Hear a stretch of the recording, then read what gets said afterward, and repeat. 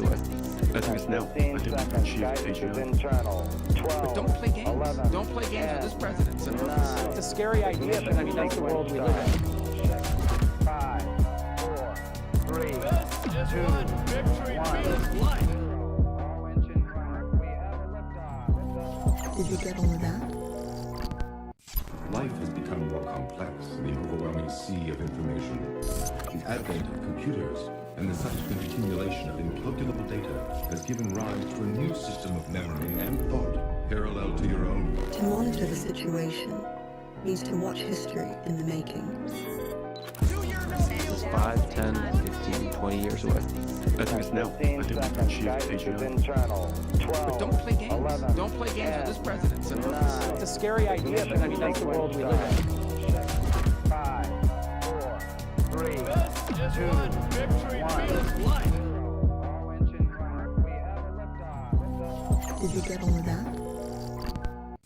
Life has become more complex in the overwhelming sea of information. The advent of computers and the subsequent accumulation of incalculable data has given rise to a new system of memory and thought parallel to your own. To monitor the situation means to watch history in the making. 5, 10, 15, 20 years away. I think it's now. I think we can achieve HANSON. But don't play games. 11, don't play games 10, with this president. So 9, it's a scary idea, but I mean, that's the world we live in. 5, 4, 3, 2, 1. Victory feels life. All engine running. We have a liftoff. Did you get all of that? Life has become more complex in the overwhelming sea of information.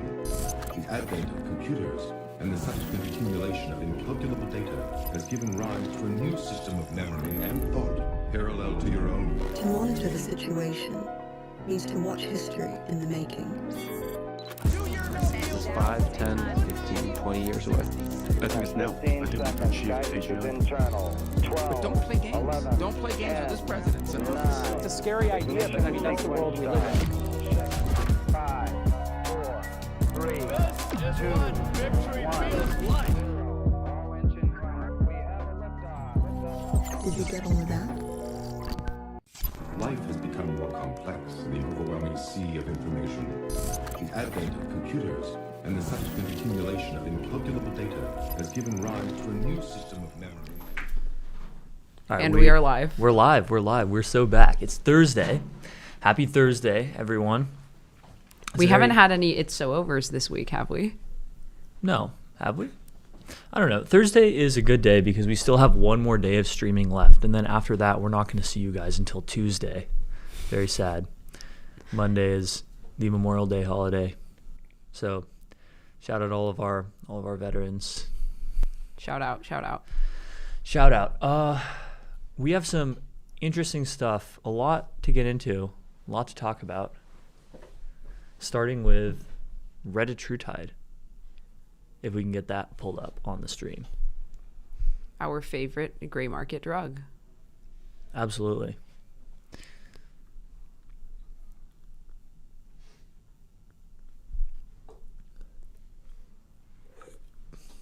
Okay, it's up.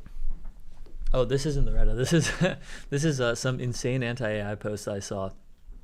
It says, on the tube in London, yes, we built a machine that tells teenagers to kill themselves, but it might also help them with their homework. ChatGPT. I guess this is just like a poster that people just threw up on there. On the tube. On the tube. I think it's so funny that on the tube in London, you take the Piccadilly line to Cockfosters. Seriously, this is like a real thing. Yeah, that makes me wonder if like the AI sentiment is so bad in the US, then what do we have going on in the UK? I would actually like to know this. AI sentiment. It's probably I think it's so bad. similarly bad. AI sentiment in the UK. Because, you know, like they don't even have, like all they have is like DeepMind. No, they have recursive superintelligence. Oh, right. I forgot. Yeah. How could I forget?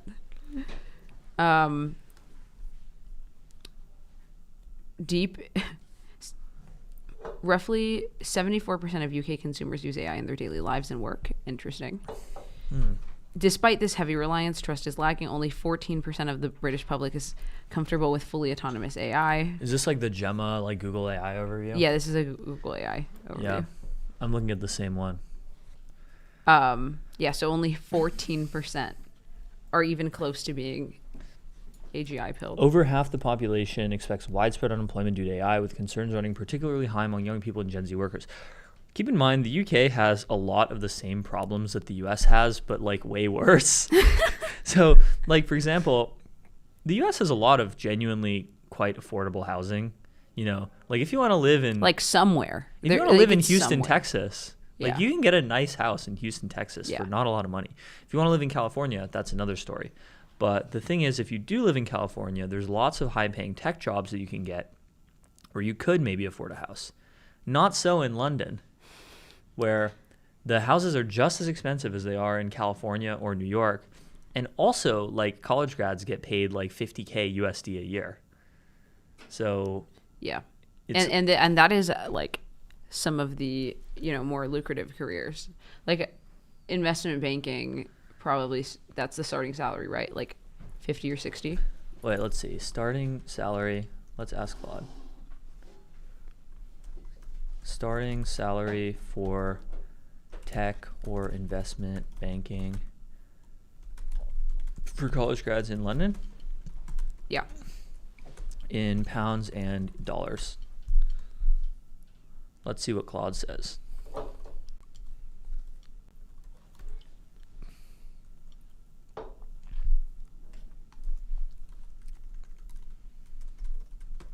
What does Claude say? It's working on it. Graduate software engineer starting salary in London. It's pretty bad, by the way. Has to be expected. I guess they do have like publicly funded healthcare, right? I don't know any of the like intricate details, but All right, so if you get like a real investment banking job, you get 112 to 221K all in. That's pretty good. But for tech, a typical mid-tier company pays 44 to 67K. That's amazing. Amazon starts grads at 37K pounds, so 37. wow. That's about 50K USD. Total comp with stock and bonus is meaningfully higher, often 80 to 110K plus at Google Meta. So 100K pounds to US dollars is 134K, which is like all right in London. It's pretty good, but it's not buy a house money. Yeah. I think buying a house is out of the picture, but hey, at least you live in a nice city with great weather. Oh wait. Yeah, I don't know. London is a pretty great city. London is great. Yeah. But I think it's like all of the hustle of New York with probably zero of the upside. It's a better city than San Francisco in terms of being a city. Oh yeah, well it's like the quintessential But city. that's a pretty low bar. But anyway, we were talking about everyone's favorite drug. Speaking of San Francisco, everyone's favorite drug, retatrutide. We just have new phase 3 clinical trial results that just came out today on retatrutide. Our friend Max Marchioni, friend of the show. Why do I not follow him? There we go. So-called friend of the show. So-called friend of the show. Retatrutide phase 3 obesity trial just came out, and the results are genuinely insane. So I believe that the GLP-1 drugs were supposed to be for like diabetes only in certain conditions. And now they're for obesity as well. So 28.3% body weight lost on 12 milligram dose over 80 weeks. That's a lot. 70.3 pounds on average, or so if 70.3 pounds was 28%, Wait, 28.3% body weight, then the average person was 250 pounds. yeah. Wow. American moment. Yeah. Almost half of patients hit 30+% or more weight loss, which is bariatric surgery territory. I think it would be more useful to do like percent of like fat mass lost and percent of lean mass lost. Oh, definitely.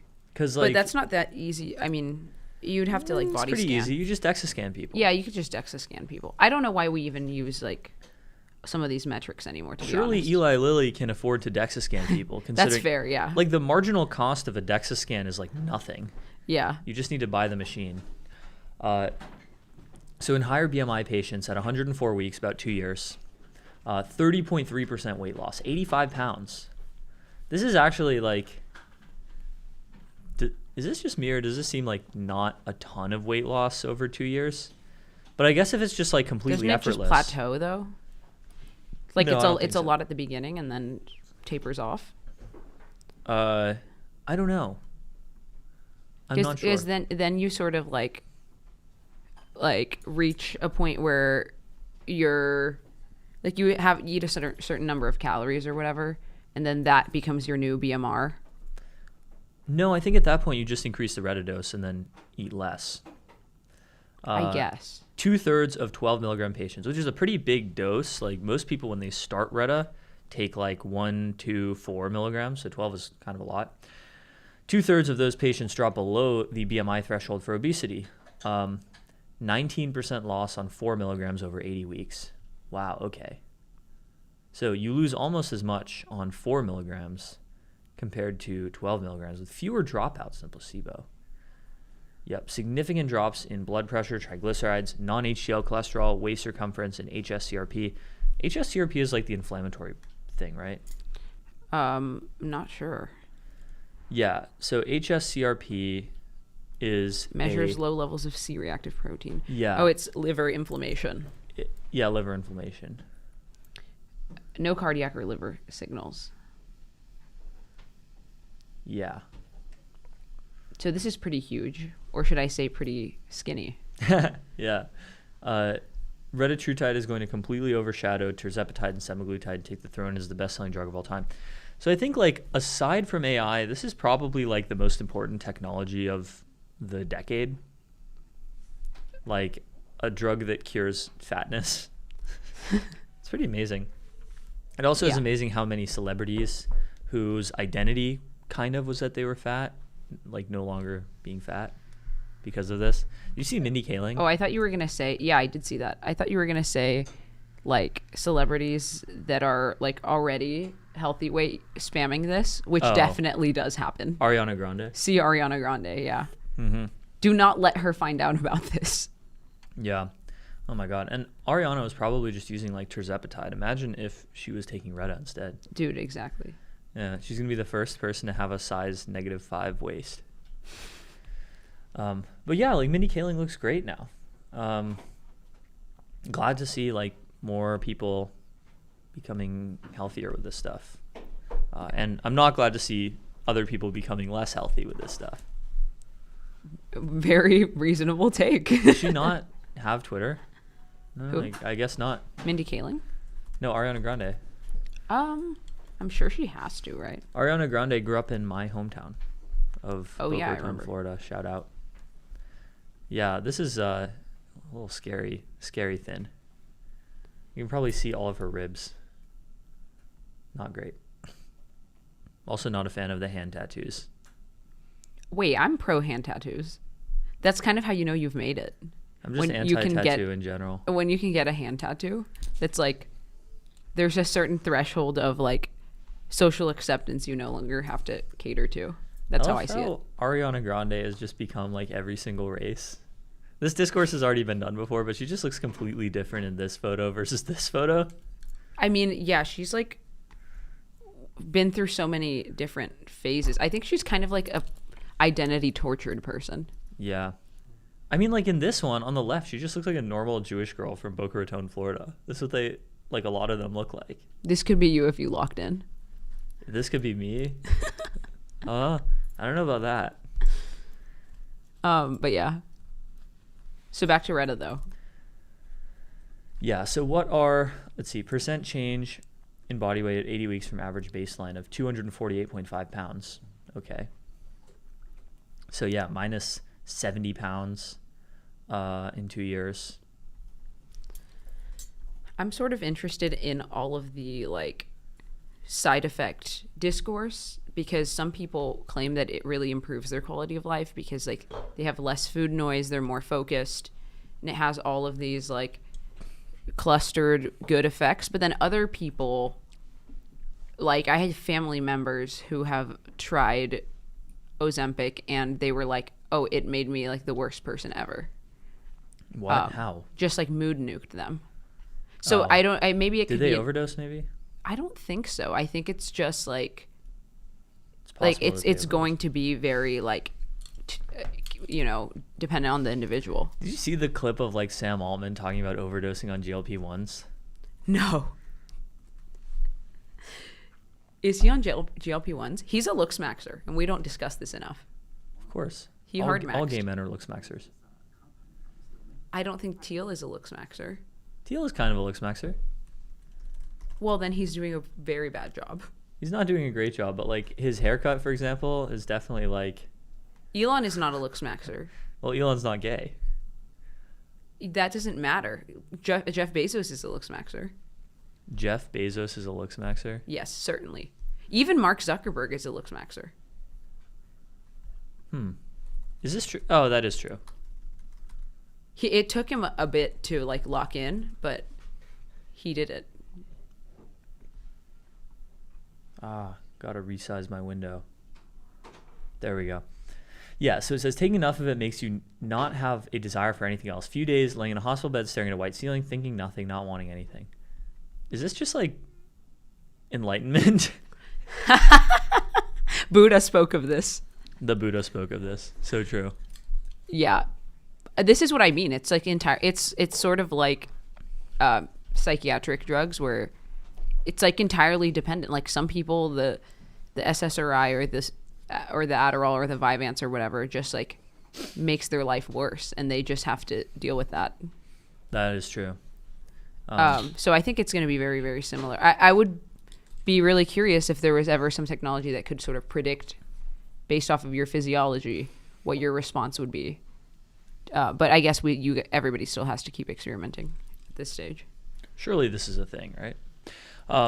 So looking at tech news, we have some tech news. This is a tech show, right? We were just talking about Ozempic, but there's Ozempic is tech. Ozempic is tech, but sort of more digital tech. Yeah. So President Trump plans to sign the executive order granting oversight of AI models today.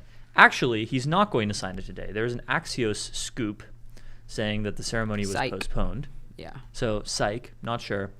Per the note, the event has been postponed to a later date. The White House didn't immediately respond to a request for comment. So this thing is not going to happen today, but it is going to happen eventually. In the meantime, let's see. The order will give the Office of the National Cyber Director and other agencies 2 months to develop the process. Okay, so there's going to be a process for the government to evaluate AI models before they are released. This is a big deal for the Trump administration, which up until now has been very laissez-faire.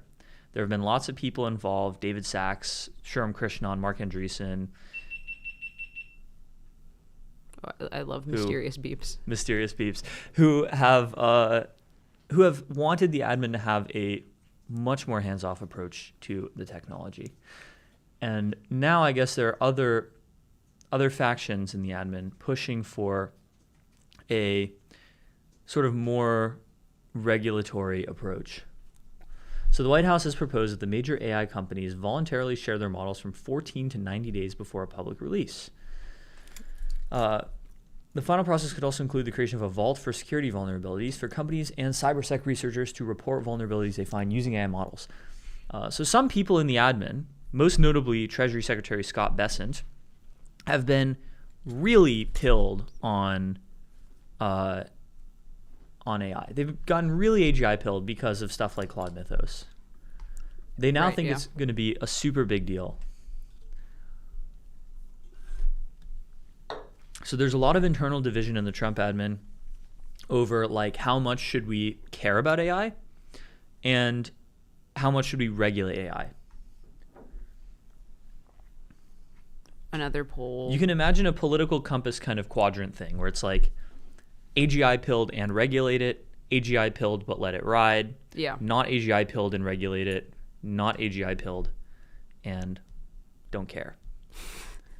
It's kind of the dream. That's kind of the dream place to be. Don't care. Don't care. Haven't even heard of AI. What even is that? Unbothered, in my lane. Yeah. Flourishing, moisturized, you know. Exactly. I'm a 97-year-old congressman, and all I care about is corn subsidies and Exactly. and Iran. It's like based in gerontocracy pilled. Meanwhile, 99-year-old Henry Kissinger was on this stuff 3 years ago. Exactly. Literally 100-year-old Henry Kissinger was more AGI pilled than most like 20-year-olds He was like co-authoring papers.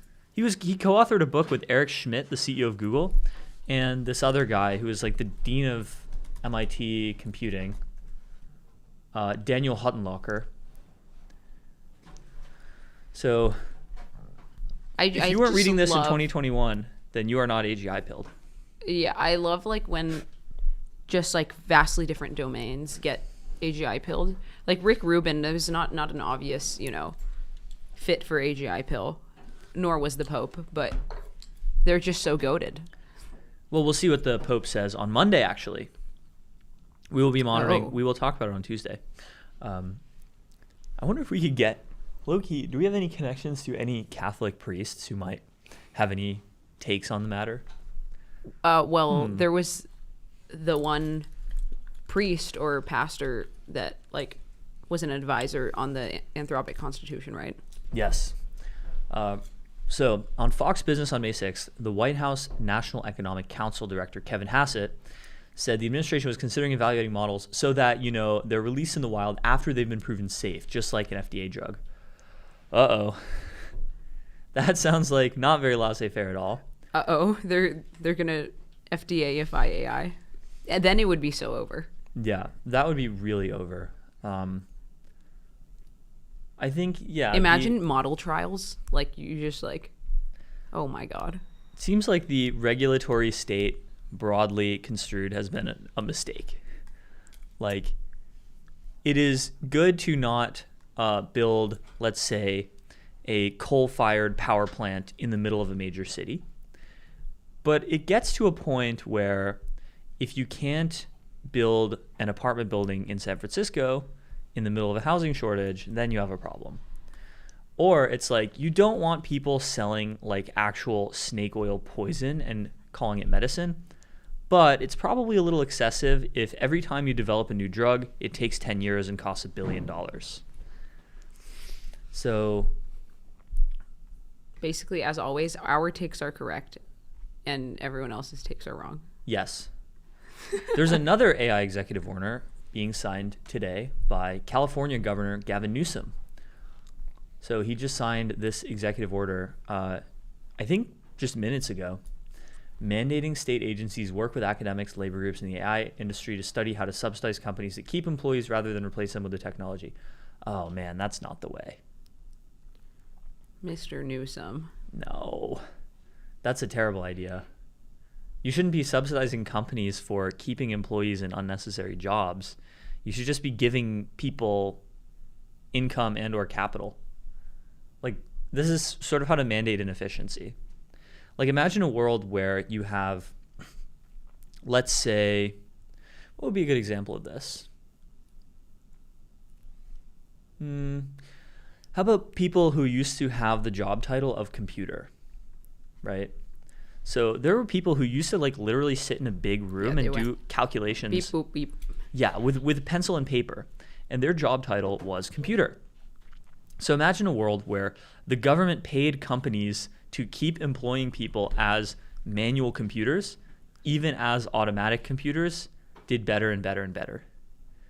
It would just be tremendously inefficient, and we would end up just spending enormous amounts of money on like vastly subpar results compared to what we could get if we laid all these people off, replaced them with computers, and then made sure that they were okay after the fact with unemployment insurance, with job retraining, with some universal basic income, or a share in a sovereign wealth fund. Yes. I think if there is one thing that I could show to sort of the socialists of today who are not super pro-tech, who are very in favor of like keeping people in their jobs, protecting jobs, protectionism, I would show them this essay by Scott Alexander called Universal, or it's called Basic Income, Not Basic Jobs. against yes. hijacking utopia. It basically says... Is this the one that Sam Altman was obsessed with? Maybe. This was posted in 2018, though. Yeah. It was like an early one. Jobs. So he writes all of these like very good reasons for Yes. why you want to give people income rather than keeping them in their job. Even if, for example, let's say a computer in 1960 made $50,000 a year. If you were to pay them $60,000 a year in basic income while replacing them in their actual job with a computer, we would have a much, much more productive world today. Yeah, I mean, I think like in general, I'm more in favor of giving people specialized income. Like if everybody had like a universal basic rent credit or something, I think that that's like a lot softer and it alleviates a lot of people's concerns that it would be like spent unwisely or something. Well, you need to combine that with like more housing. Oh, definitely. Yeah, you know, the basic rent credit doesn't help very much if like there's literally just a finite number of places to live. No, I mean, this is like, that's the number one issue, but as we've established via our discourse. But I think like, you know, unions are important in the context of like a lot of jobs that are prone to exploitation or whatever, but we need to do everything in our power to make sure that those jobs are not being like necessarily like, you know, done manually if they could just be automated. Yeah. Like unions, for example, have made American ports like incredibly inefficient. Yeah. The US actually has among the least efficient ports in the world. There's like a crazy statistic. That said, on like this. those types of workers are probably really prone to exploitation. So I understand why like such a union exists. But then maybe it's Certainly. like we need to AGI pill union workers or talk to them directly or something. I think it's kind of a status thing, right? Like if you're a unionized dock worker in the port of Los Angeles, you probably make like $250K. Yeah. So people don't want to trade that away for like welfare. Yeah, that's right. So in the 2024 rankings released, all right. So in the 2024 rankings, let's see if we can find it.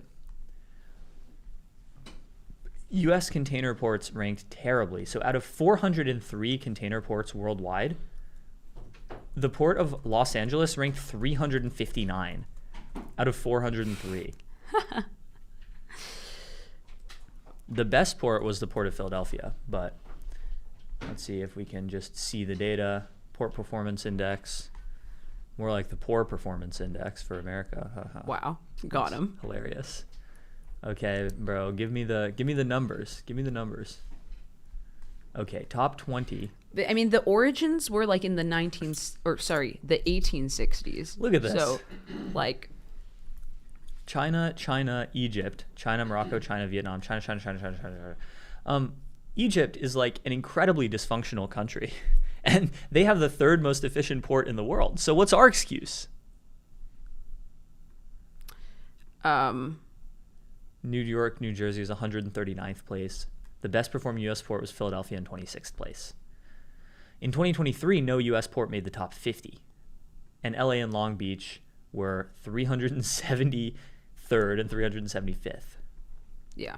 I mean, this is what I'm saying. Like, why are there no forward deployed? I don't know. We need a general manager for port efficiency. Why are there no forward deployed process engineers working closely with union workers?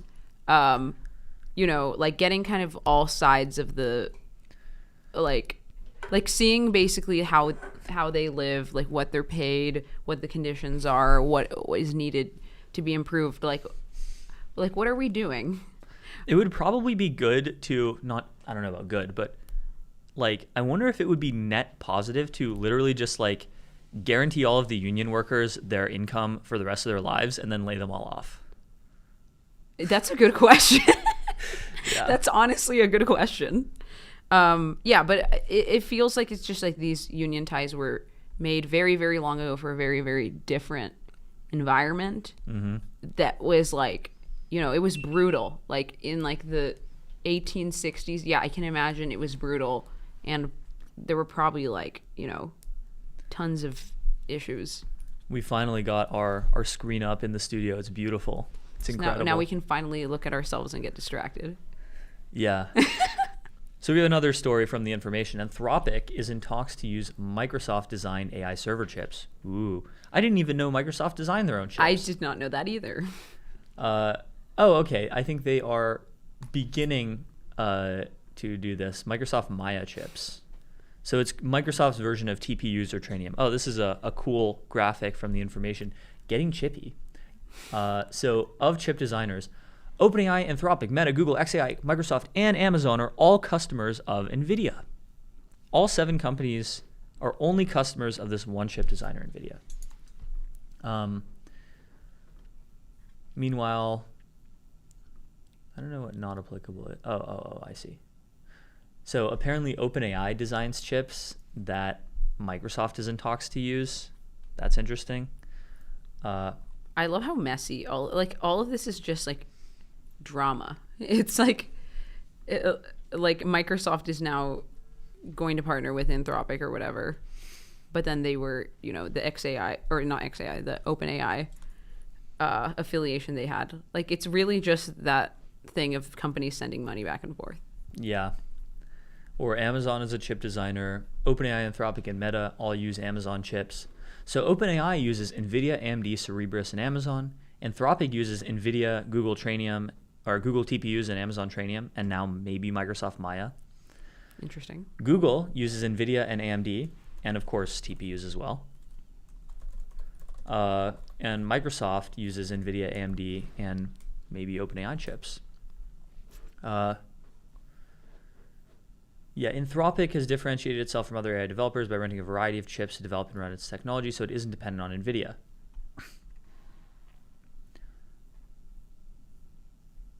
Oh yeah, Anthropic is now going to be profitable for the first time this quarter, most likely, as it generates nearly $11 billion in revenue. Happy profitability to all Holy who crap, celebrate. bro. Yeah. You're never buying a house in San Francisco, by the way. Not after these IPOs. Microsoft and Anthropic have deepened their relationship over the past year. Aw. That's nice. Anthropic has been steadily increasing its Azure usage. Notice this comes at the same time that Microsoft and OpenAI are having a little bit of a falling out. Something Exactly. of a cooler period. So here are OpenAI and Anthropic spending commitments. Somebody needs to make like an anime about all of this. Yeah. So there's $627 billion of spending committed from Microsoft, of which about half is OpenAI, $280 billion, and Anthropic, $30 billion. Same thing with Oracle, $553 billion of spending, about half of which, $300 billion, is OpenAI. Same thing with Google. $200 billion of Google spending is Anthropic. Google is also an investor in Anthropic. I think, yeah, Google has a big, like 10-15% stake in Anthropic. It's kind of a lot. We also have Cursor competing with GitHub, according to the information. Wow, we have blocks of code with Cursor logos on them for our illustration. So GitHub has had some problems recently. There have been a lot of outages. There's a lot of downtime. They were hacked. And they, remember, GitHub was like the first company in the market for coding agents all the way back in like 2020. They made GitHub Copilot. I think, let's see, when did GitHub Copilot come out? Back when agents were called copilots. That's right. June 29th, 2021. GitHub Copilot first launched as a technical preview. I remember this, actually. When did OpenAI Codex come out in 2021? The original Codex. August 10th, 2021. So GitHub was first. I remember using GitHub Copilot in like 2021. It was sort of like slightly smarter autocomplete in an IDE. So you would be actually writing the code, and it would be suggesting things for you to do. And you could, in theory, like tab, autocomplete it. But it would be like very, very simple stuff that it could make. Like it could maybe only make like a snake game or something, and it would fail at that half the time. Obviously, models have since gotten way better, but GitHub's first mover advantage didn't help them out very much. Yeah. They got eaten by OpenAI and Anthropic. The Cursor effort codenamed Origin will provide repositories that GitHub hosts for storing software projects, as well as features including security reviews, scheduled testing, update management, and software integrations. So they're really just like gunning for GitHub's core business model here. Why don't they just buy each other? This is always my question. Well, GitHub's owned by Microsoft. Yeah, so I guess now XAI is the one that might buy Cursor or whatever, but perhaps. We don't know. We have no idea. I don't know what that company is that you said. I don't even. What did I even say? A company? I don't think so. No, Microsoft and EY to spend $1 billion to help clients adopt AI. So there's an EY ad here that's obviously AI generated on the side of this Bloomberg article. That's interesting. Yeah. So I love how like cyberpunk everything is. It's like ads everywhere. They're AI generated.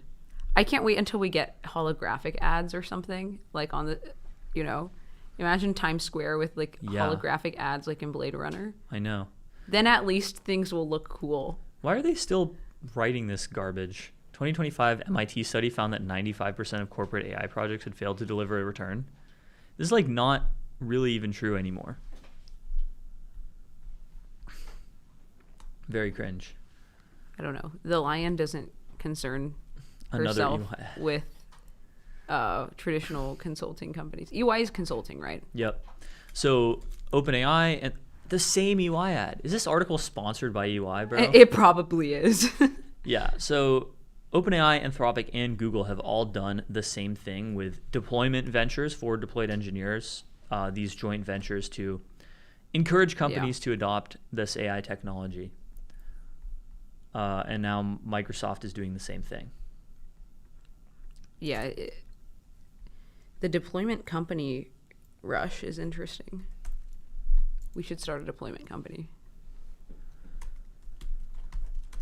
Let's see if we can find this bill on. There it is. So the state of Massachusetts has approved, or the state house of Massachusetts has passed a bill to ban weaponized robots. Oh, yeah. We are living in the cyberpunk future. That's crazy. Similar legislation has been filed every session since 2017. But there was just one like sci-fi ass MF in in the administration. Like, guys, we have to worry about this. Yeah. Since 2017. I'm not super pilled on like, imminent danger from robot weapons. I'm much more concerned about like the medium-term future where we get stuff like targeted bioweapons or like mosquito assassination drones. I mean, I'm more worried about all of that being like a quasi-accident, Like, yeah. I'm not worried about... Honestly, I'm not too worried about intentional human, like, AI-assisted terrorism or whatever. Like, I'm more concerned about, like, lab leaks of somebody developing this technology. Or like, I don't know. You have some more breaking news on the health section. Aura filed confidentially to IPO. Oh my God, represent. I have my ring right here. That's amazing. I don't even wear one. I just have my Apple Watch. Represent. Aura Health OI. What does OY mean? OI? OY meaning company title. Oh, Finnish company. That's interesting. Osakesio. Finnish is famously one of the hardest languages to learn because it has almost no linguistic relatives. One of the only languages that's related to Finnish is Hungarian, interestingly. Aura is working with Goldman Sachs, Morgan Stanley, JP Morgan Chase, Allen & Co, Jefferies on the IPO. What's the valuation going to be? Wow, okay, it's going to be pretty big. That's amazing. So Cerebrus's IPO valuation was like 50 billion. Aura is not going to be that far from that. Yeah, it's pretty crazy. It's in the same order of magnitude. Do they have any products other than the ring? Do they only just sell the ring? Largely, yes. They should call it one ring to rule them all. So true. It's $350? Yeah. And a subscription. Oh my god. How much is a subscription? It's not much. It's probably less than $10 a month. Mm. Mine has actually, I lost my charger. So mine is purely like an accessory right now. I haven't charged it in like a month. Oh, it's just dead? Yeah. So like what does it do? What can it track? So it tracks your sleep, and then it can kind of track, like it's not tracking your cortisol or anything, but it can kind of track your stress based off of things like your heart rate.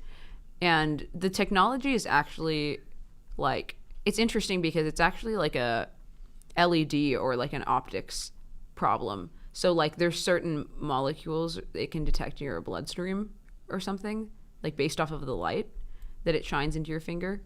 And so theoretically, like if this technology gets good enough, it can start detecting more and more things. And so this is the idea behind like a hypothetical non-invasive like glucose monitor that would be able to just like detect your bloodstream. And that would be huge. I think it's like pretty difficult. Like Theranos, technology. but real? Yeah. Yeah. Or a ring. Understand. All you have to do is sleep. The rest will follow. Yeah. Sleep is so important. Oh my god. I mean, they speak of this, right? Like, I think like the two highest levers in health are like, don't be obese, overweight, or whatever, and then like sleep well.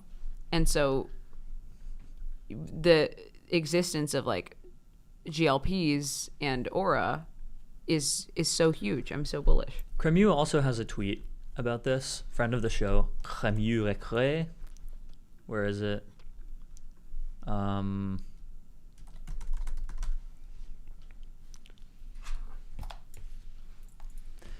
Practically the only rigorously proven things you can do for life extension right now are don't be fat, be fit, control your blood sugar, control your blood pressure, Right. have low cholesterol, and don't poison yourself.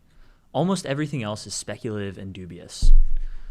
So people ask about like other things here, like, yeah, no motorcycles, very solid advice. That is another thing, actually. Like, avoid things that will probably kill you if you do them enough. So, like, if you ride on a motorcycle... Yeah, it's only increasing odds of dying as a motorcycle owner. And you're a motorcycle owner? No. Oh. I'm just saying, like, if you are. I have been on a motorcycle before. Have I've you? never been on a motorcycle. I saw this, it's kind of like death culty, actually. I saw this Instagram reel of, like, some girl talking about... oh, like, this is what, like, it used to be like, and it was, like, her riding on a motorcycle, versus, like, this is what it's like now, and it's her in, like, intense physical therapy because she, like, probably broke her spine or something. Yeah, horrible. The motorcycles should be redesigned. I actually have an idea for this. Like, my very, like, Palmer Luckey, like, crazy idea. You know, Palmer Luckey, like, collects motorcycles, because likely thing for him to do. Yeah, of course. But I want to design like an ultra safe autonomous motorcycle in my lifetime. This is like something that I want to start. So guys, invest. Just like simulator. You could probably make a decent, like, probably pretty solid motorcycle simulator, right? Simulator? Yeah. No, I want it to be a real motorcycle. What about a real motorcycle you can put on the simulator? So you can ride the motorcycle and it feels like you're riding the motorcycle, but if you fall, it doesn't kill you. You just land on a pillow. I mean, ideally this would be designed such that it could go high speed. Search up Tron Light Cycle. This is my view. I know the Tron Light Cycle. Like, it would be designed so that you would like have some sort of protection over your head. It would be autonomous and you could go high speeds. Yeah. Get all of the VCs to watch this right now. Totally. What was I saying about... Oh, anyway. yeah, this Instagram reel, it was like this girl was a motorcyclist, and she looked super cool with the helmet on the motorcycle, and now she's in like intense physical therapy, and all the comments are like, OMG girl, you got this. Like, I know someone who like fell off the motorcycle and broke their spine, and then like 2 years later they were back riding the motorcycle again. And it's like, really? You haven't learned your lesson about the motorcycle? No, well, the thing about motorcycles though, it's a lifestyle. Because like, my ex-situationship was like a motorcycle person. Like apparently the general like high that you get from riding a motorcycle compares to few things.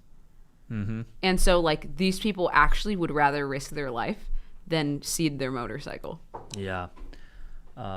They point out some other things in the comments. Don't go caving, have friends, sleep, take childhood vaccines, don't get infections. That's a big one. True. Cumulative immune activation is bad for you. Regularly attend church. Don't smoke. That's one of the poisons, yeah. Castrate yourself. That is advice in the Cremu comment section. I'd have to see the evidence. Yeah. I don't know about that one. Link the trials, yeah. Yeah. Is this true at Brian Johnson? Be fit is not proved. There's no robust evidence that physical exercise increases longevity. Yeah, what? Wait, do we have an exercise denier in the comment section? What am I watching? I'm an exercise denier, yeah. Exercise truther. I'm actually a Ray Peat fan, so I believe that exercise is bad, and I sit in the sun eating ice cream all day. Dude, Ray Peat has to be a psyop. Yeah. Like, there's some things of his that are probably valid. Like, I actually think polyunsaturated fats in general, I'm not, like, I believe that they could be dubious, but man, what is he saying? Yep. Let's do some banger review, shall we? For like 5 minutes? Yeah. Okay. Looking for some bangers. Yeah, so napkin math on how long the OpenAI math result took. We're going to be back shortly to talk about the OpenAI math result with a very cool math guy. If this is true, using the best public estimates we have of LLM resource use, solving this errors problem, meaning solving a math problem that had never been solved before, took 0.6 to 6.3 kilowatt hours of electricity and about 3 to 31 liters of water. God damn. So that is less than 3 almonds worth of water and the electricity equivalent of 2 to 20 miles of EV driving. I love how they're measuring almond use or water use in almonds. Like, this is the unit of water use. Almonds use a disgusting amount of water, and the way like the water industry works is that a lot of extreme water uses get like big subsidies. So if you're growing alfalfa in the desert, if you're growing almonds in California, which gets no rain. Yeah. So why are the AI doomers mad at AI and not almonds? Because they're innumerate. That's why. We need to raise awareness to this issue. Yeah. I think it's because almonds are a thing that have always existed, and people think like, oh, almonds are like food, so it's good, it's natural. They're not even that good for you. They have tons of oxalates. Oh, you're oxalate pilled? Like in certain, Do you, like if spinach? there's too many, then it's like, okay, you probably shouldn't eat them or you'll get kidney stones. What about spinach? Same thing? I feel like if you cook it, it is better. Maybe you can substantiate that. I'm not sure. Yeah. So I'm kind of anti-raw spinach. we have someone dunking on Taylor Lorenz. The younger and poorer the generation, the more they eat out in DoorDash. We talked about this yesterday. Friend of the show, Taylor Lorenz, says this is because they don't have the time or capacity to create home-cooked meals.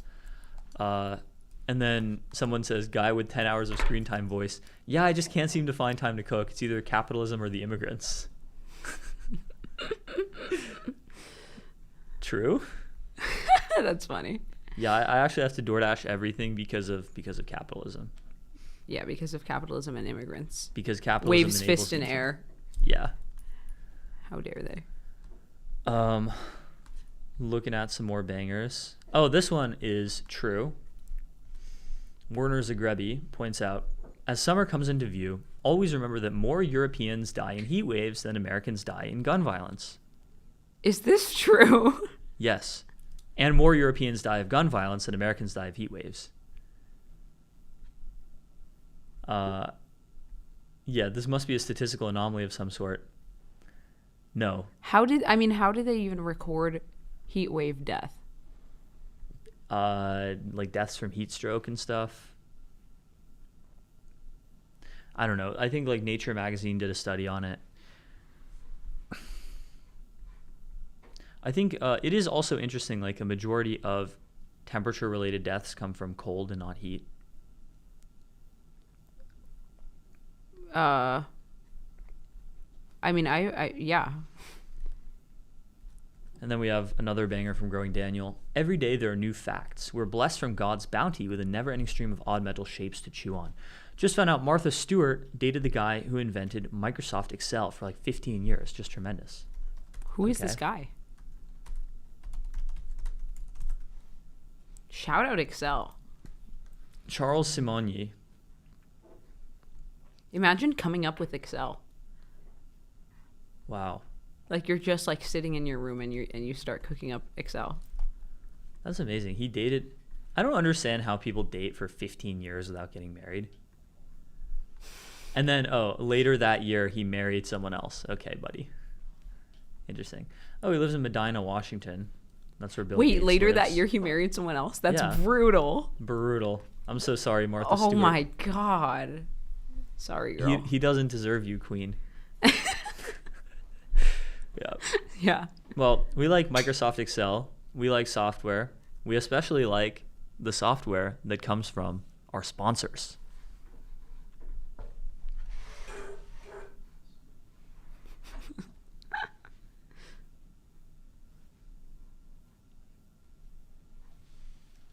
Ahem. You're in back-to-back meetings all day. You're trying to monitor the situation. You're nodding like you're following along. That's where Granola comes in. Granola is an AI-powered notepad for meetings. You jot down whatever messy notes you take anyway, and in the background, Granola is quietly turning it all into something a real adult would write. No bots crashing your calls, just a clean little notepad that does the heavy lifting so you can focus. During or after the call, you can actually chat with your notes. Ask Granola to pull out action items, help you negotiate your next raise, draft a follow-up email, or coach you. Try it once and going back to your old system feels deranged. Head to granola.ai/MTS and get 3 months free with the code granola.ai/MTS. That's granola.ai/MTS. At every founder dinner in SF, everyone's talking about models and data. Nobody's talking about the real bottleneck in AI adoption. It's the connective tissue, the layer between your models, agents, APIs, and context. Kong gives you the platform to power and govern that connectivity. The control tower that governs your traffic, cuts your costs, and sets guardrails for agent-to-agent interactions. Without it, you're not monitoring the situation. The situation is monitoring you. The info decisions you make in the next 12 months decide whether you're shipping in the agentic era or posting through it from the sidelines. Because when AI traffic scales 100x, the companies without proper connectivity and governance don't just slow down, they break. Kong manages all of your AI traffic in motion, giving you the full picture regardless of traffic type and adding a governance layer regardless of model, agent, or architecture. Fortune 500s run on it, AI native startups ship on it. If you're serious about AI, visit konghq.com. If you're monitoring the situation in enterprise engineering, here's the question worth asking. Want to accelerate enterprise software development velocity by 5x? You need Blitzy, the only autonomous software development platform built for enterprise code bases. Your engineers declare their intent and define the project, a new feature, refactor, or greenfield build. Blitzy agents first ingest and map your entire code base, then the platform generates a bespoke agent action plan for your team to review and approve. Once approved, Blitzy gets to work, autonomously generating hundreds of thousands of lines of validated end-to-end tested code. More than 80% of the work completed in a single run. Blitzy is not generating code, it is developing software at the speed of compute. Your engineers review, refine, and ship.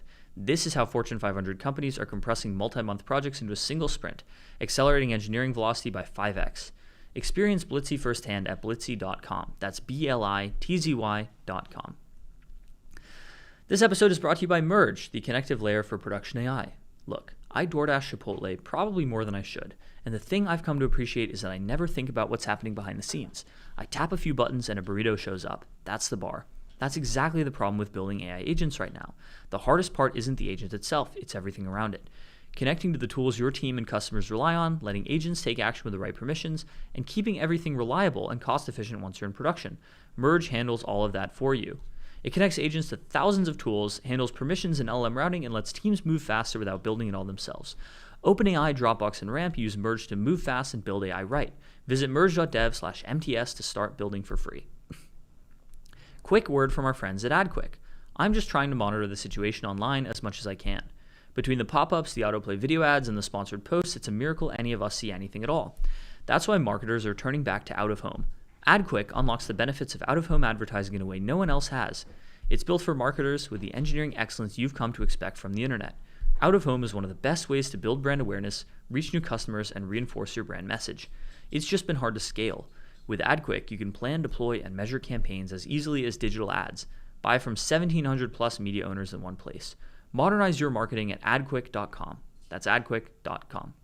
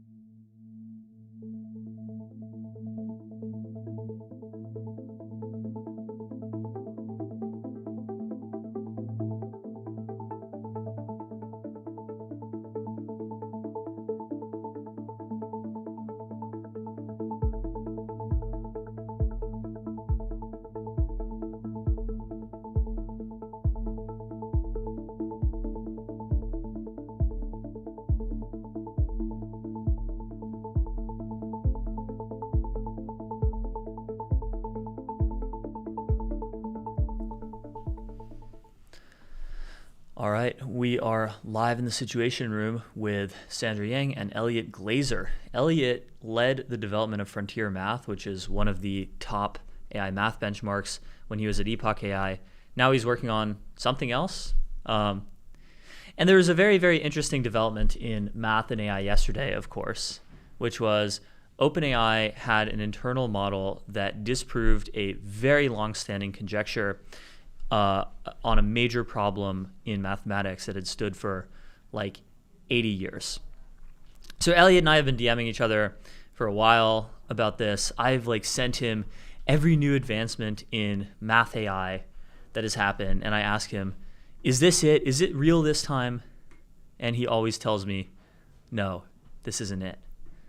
But I think this time it might be a little bit different. So Elliot, welcome to MTS. He might be a little frozen at the moment.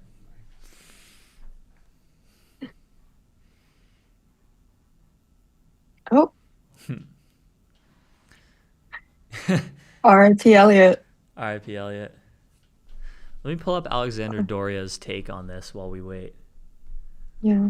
I guess while we're here, how much of the unit distance conjecture do you think our audience has read about? None. All right. So, yeah, wait, it's actually super interesting. I was reading through the proof yesterday. And it's really cool. So like I asked my friend this question and he was like, why can't you just put a bunch of points in a circle? And like the key thing here is back up. What is the unit distance conjecture for the audience? Oh, okay. So for the audience, the unit distance conjecture is, here, let me pull up my notes on this. The unit distance conjecture is essentially we have n finite points in a plane. How many pairs are exactly one unit apart from each other? And so for a really long time, like the obvious answer is just like, oh, put them all in a circle. But the problem is that as n scales up, because n has to stay finite, it's actually provable that like a grid or a lattice-like construction is more efficient. And essentially, like this is less of a question of like the total magnitude and more of a question of growth. So as like say that number of pairs that is one unit away from each other is a function u of n, how fast can u of n scale as n scales? Also, I thought it wasn't a circle. I thought it was like a square lattice type thing. Yeah. So lattice is like the most effective, or at least humans, that was the most effective conjecture that humans were able to come up with. What does the AI discovered shape actually look like? So no one can actually quite figure it out. So it's like a interesting kind of proof. It's constructive. So it's essentially it's like disproving that the upper bound. I see. Erdos essentially conjectured that there was an upper bound. The model proved that that's not actually true. So it's actually very difficult to visualize. Mm-hmm. Yeah, super interesting. Paul Erdos, for the audience, is like one of the most famous mathematicians ever. He made an incredible amount of contributions to mathematics. Let's see. He was one of the most prolific mathematicians and producers of mathematical conjectures of the 20th century. And mathematicians have this thing called the Erdos number, which counts like how close you are to Paul Erdos. Or like if you co-authored a paper with him, your Erdos number is 1.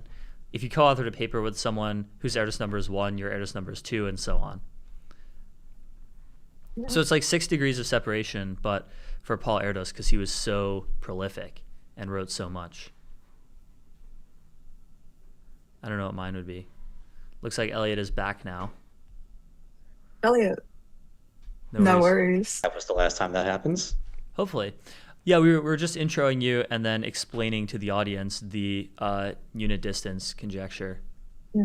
And then some casual Erdos glaze thrown in there. And some casual Erdos glaze, as usual. So my first question... Always deserved. Totally. My first question to you would be, like, how significant is this result? You know, we've talked about AI math results in the past, and every time you say it's not real yet, is this real? Definitely real. This is one of the most famous problems in combinatorial geometry. I've seen arguably the most famous one. The only caveat I would give is that it tends to be, it's usually more exciting when a theorem or when a conjecture is proved in the affirmative rather than disproven. So in this case, Earth's conjecture had been wrong, and what the model did was found a family of counterexamples. So it fully resolved a very famous problem. It's just in the slightly less interesting case, but still very interesting. So, like, what would the next math milestone look like?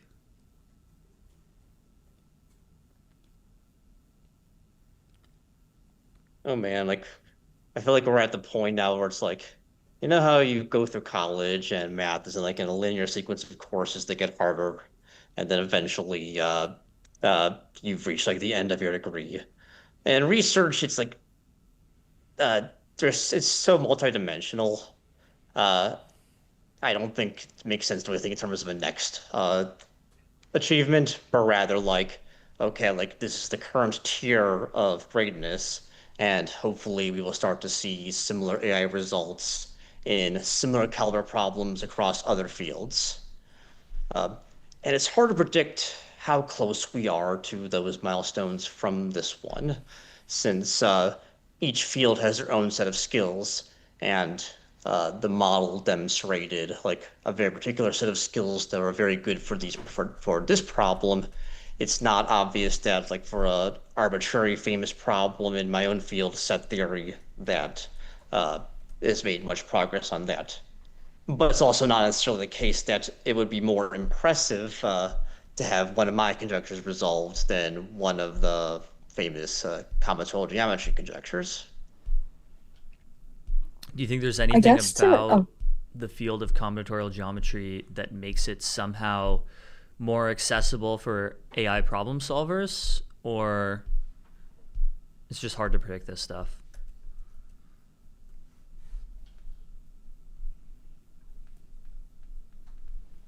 So let's go back to the fact that this problem was a counterexample.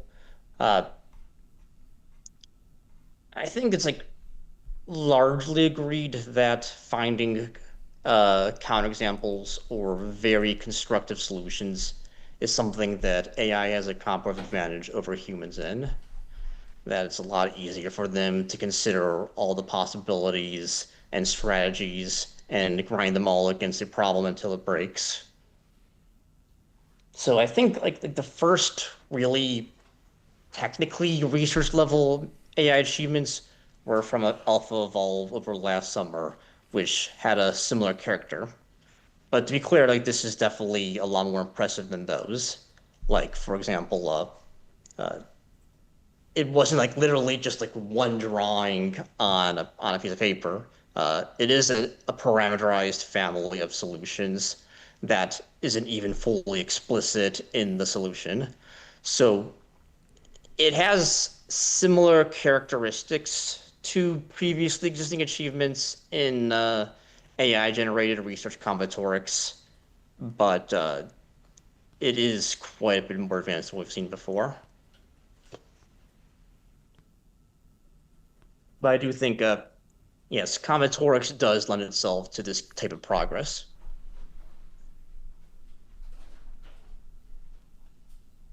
I guess to kind of focus a little bit more on like the problem of it. I think like a quote that really stood out to me from the chain of thought was that OpenAI ended up publishing was when it was talking about like the algebraic like degrees of systems. It said at least a model reasoned that maybe that enormous degree is not just an annoyance but a source of possible counterexamples. Do you feel like that's like a realization that a human couldn't have had, or like do you feel like that's a counterintuitive realization, or do you think the breakthrough here is like more prosaic, like it's more of a diversity of like having a diversity of knowledge across different mathematical subfields? Sure. So yeah, I guess it's a good time to start getting into the specifics of the problem. So when my internet was out, did you go over like the statement of the conjecture? Yep. Yeah. So something that might not be obvious from the statement of the conjecture, and this might give some context of why algebraic techniques were very relevant to solving it, is that The problem is actually completely equivalent to the reformulation over the algebraic numbers. That we don't actually need to look at the entire uncountable continuum of points on the plane to think about this class of problem. It's always, if any solution that exists will necessarily involve algebraic numbers. So indeed, when Erdős found decades ago the previously existing lower bound for this problem, it was based around methods of algebraic number theory, based around basically the square grid. And clearly that method wasn't good enough to achieve the exponential lower bound, which he just conjectured did not exist, and most people attempting this problem seem to have continued that belief. But I don't know, like if you threw a bunch of mathematicians in a room and told them at gunpoint to try disproving it, I think the natural thing to look at would be, okay, what would be a better version of Erdős's argument? Well, he used this field approach, and we know the solution will have to be some large algebraic system, so maybe it makes sense to consider other class fields and let the degree get larger. So I think that combination of insights wasn't like completely alien to humans, and I would even guess that multiple researchers had some version of this insight before. If you look at Melanie's quote, I think you actually listed this quote on your tweet yesterday, where she talks about how if you had thrown, if you'd gotten the people who had wrote this companion paper and had them instead work together to try disproving this conjecture over the same period of time, they would have probably gone over very roughly a similar sequence of steps. And I agree with that prediction.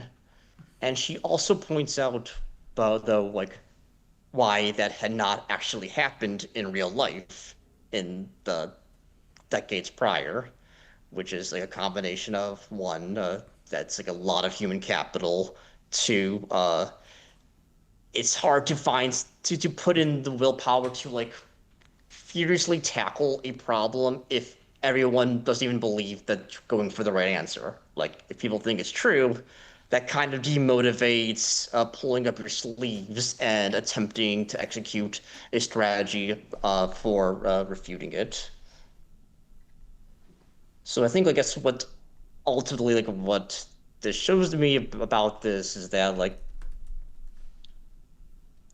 well before AI is truly and utterly superhuman in every area of mathematics, just if it can catch up to top experts, then the ability to have, like, every expertise together under one belt, ready to go, and tackling both the affirmative and negative, any given conjecture you throw at it, with arbitrary amounts of resources, we're going to get more success stories like this. Things that would have, should have been done by humans, but there's only so many mathematicians, and we're doing our best to allocate our resources in a way that we think is most likely to lead to some sort of near-term success.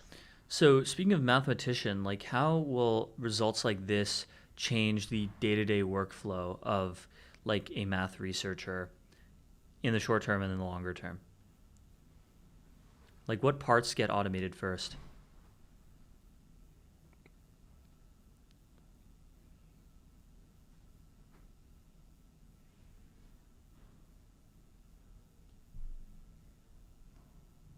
Interesting question, considering that in this case, this problem wasn't a combination effort. It was just a model one-shotting this problem. Now, something that people have been talking about is this hope for like very good centaur collaborations between humans interacting back and forth with models. I think it's a very promising approach, but it can also be sort of difficult where if a person and the model don't really have the right complementary skills, it doesn't get very far. But I think in like a large number of fields, especially fields of number theory and combinatorics, it makes sense to one, uh, if you're going to begin a problem, ask the model for relevant literature, ask the model to try solving the problem itself. Maybe the problem isn't actually that hard at all. If you have a strategy for solving the problem, but it's like, I'm like only like 5% sure it'll work. Hey model, can you at least try to execute the strategy yourself before I waste the next 2 weeks trying to see that this probably futile strategy works? That kind of interaction, I think, we're going to be seeing a lot of. Interesting. And in your opinion, does this kind of imply a bitter lesson for mathematics? Like general reasoning is obviously really important, but like what are your thoughts on like fine-tuning models specifically for mathematics? And like also just like does this seem like a problem where we should just throw more compute into it and see what the models end up generating?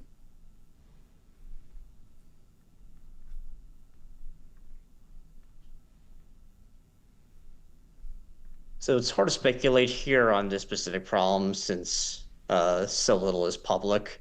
The only information we have to go off of is like the rough description from a few open employees that, yeah, that this is a general reasoning model and that, I mean, we can look at the reasoning trace. It's 125 pages, so we can assume a very large number of tokens was thrown at it. I think Will Depew had like an estimate on this where it was like not a huge amount of tokens. Published chain of thought was 101,000 tokens long. So he's estimating that there's a 3 to 20x reduction in tokens. So it was in like the hundreds of thousands to like low millions range. But it wasn't like a billion tokens.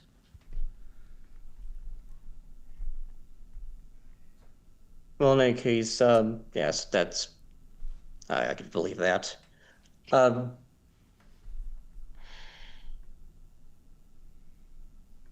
I'm not sure if like the quality, I don't know if this is a really phrase, but quality per token didn't seem like it was unusually high, like compared to the things I have seen on publicly available models on smaller scale problems. I feel like I was seeing roughly the same process, and this just got to have the process taken to its natural conclusion. So I trying to see how this fits in with the bitter lesson. I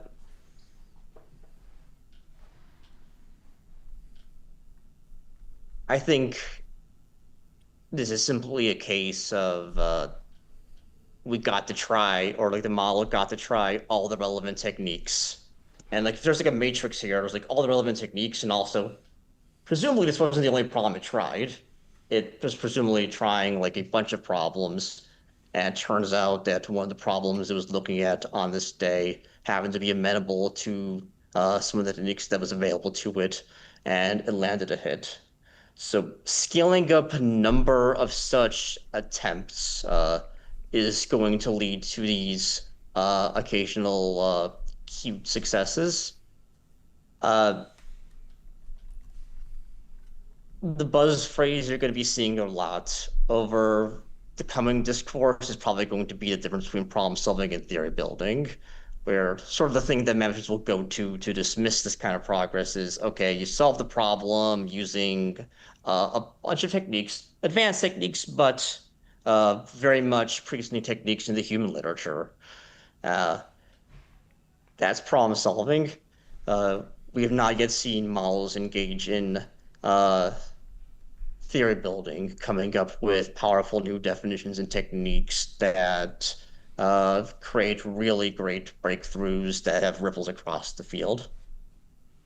So to get from here to models that can do that, that's where I think it'll be more interesting to see if it's simply a matter of scaling existing models, or if actually doing more fine-tuning specifically on mathematics is the key to be able to achieve that. When have these capabilities ever not just come out of more scaling? Like there are techniques that you can use to make it happen faster. if you do post-training improvements, you don't have to pre-train as large a model. But like, in theory, could you not just get a model that can make novel contributions in math by just scaling enough?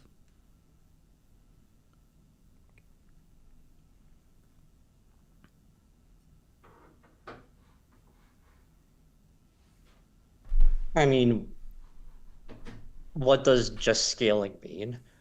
We first started to see big progress in mathematics, like it was about a year and a half ago with OpenAI's a 103 series of models, which aren't just a bigger scaled version of reasoning LLMs. There was definitely reasoning models had a very different architecture to them. Like, yeah, like obviously we need a lot of scale to get models to be very good at math, but finding the right ways to make use of it is still an open question. Are there any sort of speculative things we can say about how the labs could achieve models that can like actually produce novel theories in math?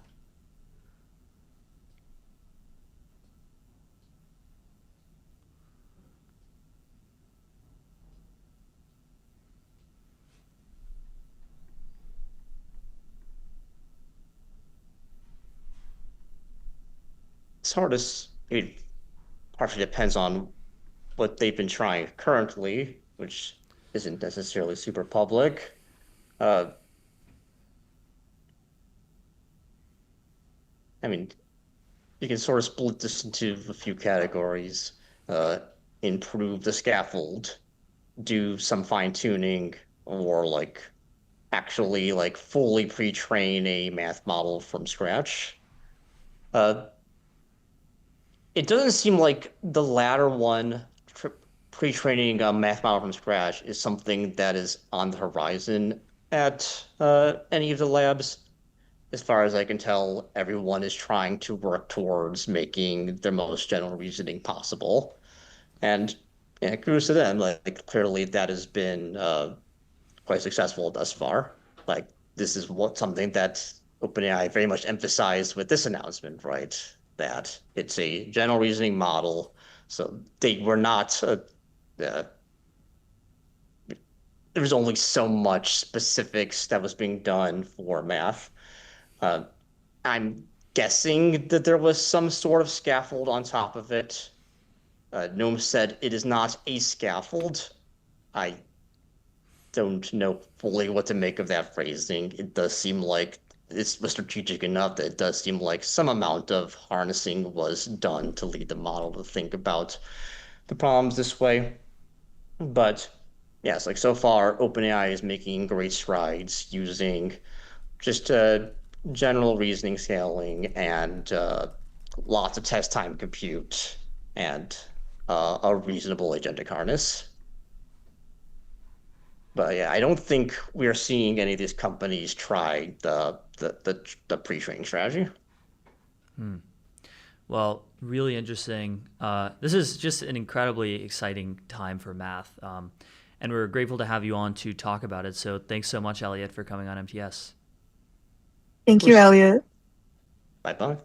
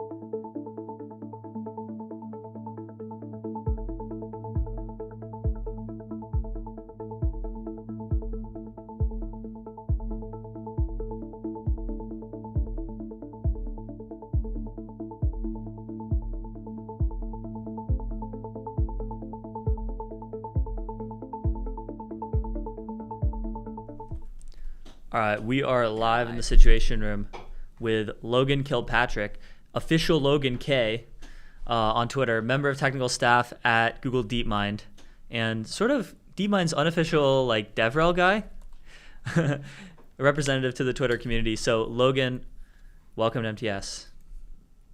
Thank you. Excited to be here. First time on MTS. Feels like a pleasure. Awesome. Great. So what were your personal favorite parts of Google I/O this week? That's a great question. I think Omni was obviously super interesting. I feel like first time, I feel like we've been, for folks who have been following closely, a bunch of different gen media models coming from Google for a long time. The sort of launch of VO last year with sort of native audio output as part of video, I think was really, really exciting. Nano Banana, obviously, within the last like 6 to 8 months has been incredible to see. And we have a whole slew of audio models that sort of do a bunch of different stuff, from music generation to audio generation to real-time live experiences. And so I think Omni sort of is an attempt to bring a bunch of those things together into a single model. One, because you get a bunch of really interesting capability transfer when you bring it all into a single model. But two, also, we don't need to go and train 9 different models and don't need to bring 9 different models to the ecosystem and have them actually use those models and sort of take on the infrastructure work of sort of enabling all those different things. So we just landed sort of the first iteration of this available across a bunch of Google products, soon actually available to developers as well, which will be awesome to see what product experiences people build. And the initial thing, the model can technically take in any input and produce any output, texts, audio, video, image, etc. But the thing that it like works specifically well for right now, and so it's where we're sort of leaning in, is this video editing use case. It's state-of-the-art at video editing, and sort of you can do these like Nano Banana-esque edits with a video model, which is just, it blows my mind every time I see it. It's crazy. It's like having a VFX studio on demand to be able to make these changes for cents or dollars instead of thousands of dollars and many hours. Amazing. So why wasn't OpenAI able to do this like 2 years ago? They did their whole Omni push, like GPT-4o, the O in GPT-4o was supposed to be Omni. It was supposed to be an omnimodal model, and all we got was advanced voice mode that was like all right, and then text to text and text to image and image to text. There's no audio really native. There's no audio generation. There's no video editing. So what happened there? Yeah, that's a good question. I don't know. We'll get some people from OpenAI on and we'll find out where the gaps are. My sense is like it's actually a really hard research and engineering problem. Like the models, there's some positive capability transfer, but actually there's a lot of like negative capability transfer as you sort of like add in new things. The other things that you wanted to work don't actually work as well anymore. And I think there's a lot of tension in that of like, how do you find the right way to sort of like boost the performance of these things? Also, in some cases, like architecturally, a lot of these things were like different models. And so it's just like difficult to train in. The nice thing was like for us, even between, VO and Gemini, the architecture between those two things was actually like really, really similar even last year. So like the number of hops that it took us to sort of like continue to converge some of these things together, like wasn't potentially as significant. I have no idea what's sort of the challenges that OpenAI ran into internally on this, but at least for us, sort of wasn't sort of a insurmountable hill to climb, which is awesome. Interesting. I'm curious, what is sort of the hardest problem with embedding like a physics intuition into a model like this? Yeah, it's a good question. I think a lot of it is that the model is not, I think we sort of framed it this year sort of like as a world model because of the knowledge that it actually has embedded in it. A lot of the real world knowledge actually that comes from Gemini itself. I think the challenge is like it's not a physics simulator. It's not a traditional world model in the sense of like how those previous world models actually work. So like I think like again structurally it's actually very different. You see, and maybe actually this is an example of like one of the positive capability transfers. You see the capability transfer of like world knowledge and some of the the realistic physics simulations that you actually got out of VO, and then you bring those two things together in a model like Omni, and I think it actually looks and feels and probably is an actual world model. So very cool to see the transfer actually happen in that way. Great. Another thing I'm really curious about is, so we were all there for the Google Glass. Maybe Theo and I were a little younger, but I remember. So obviously that maybe didn't go as expected. What is the difference with the approach from the Google Glass? What were your kind of like viewpoints on like why that didn't take off versus what you're doing this time around with the glasses? Yeah, that's a great question.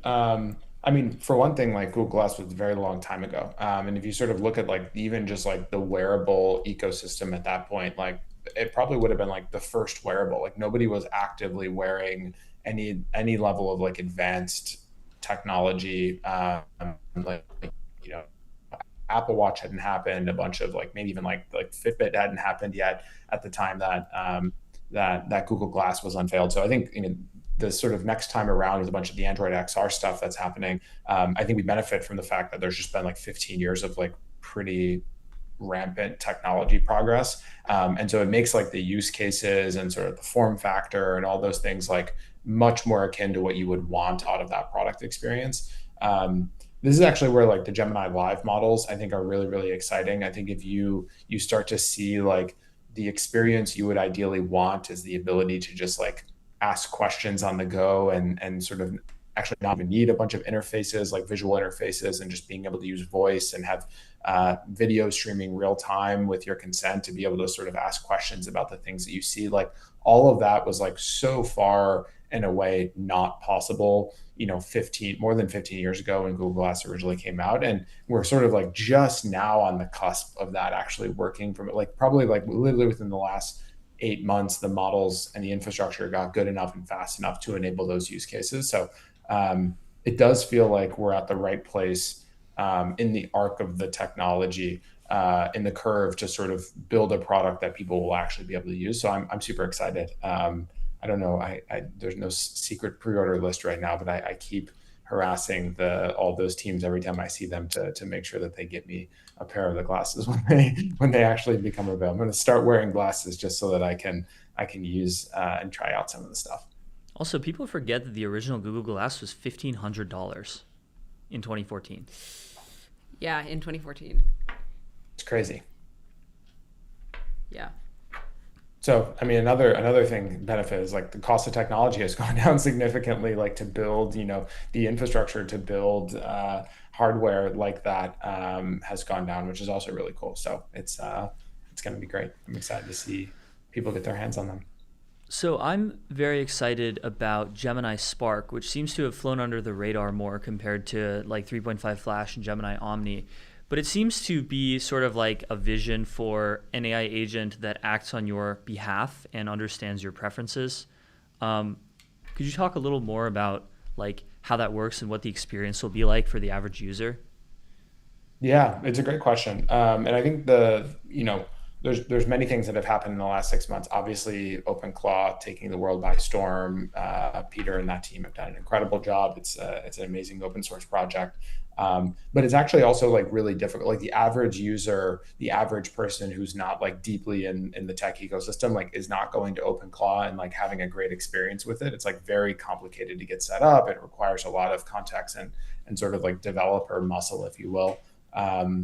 And so I think the Gemini app team had taken a bunch of shots on goal for agent stuff. You know, literally, I think 12 months ago, actually for I/O, they announced some of this stuff. I think we had things in December as well with agent mode. And Gemini Spark is really sort of came together inspired by what was happening with OpenClaw, but also just based on like where the technology was.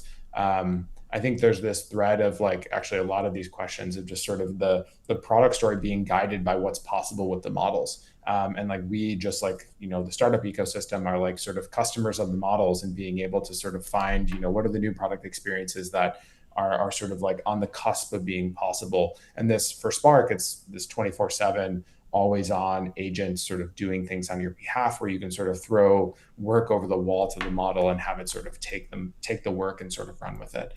So I think it's been cool to see the internal excitement. It's actually also based on there's some internal versions of this that sort of were going, viral, if you will, inside of Google and teams and individuals using them, which is really cool. And it's now rolling out to trusted testers, and will be hopefully as early as next week rolling out to Gemini Ultra subscribers in the Gemini app, and seeing people do work with the model in like a secure container environment is actually really cool to see. Cool. Can you tell us a little bit more about the sort of creative tools rollout? I feel like, from the POV of a creative, you want like a company that has the creation process in mind, So with like Google Flow Music, what's the thought behind that?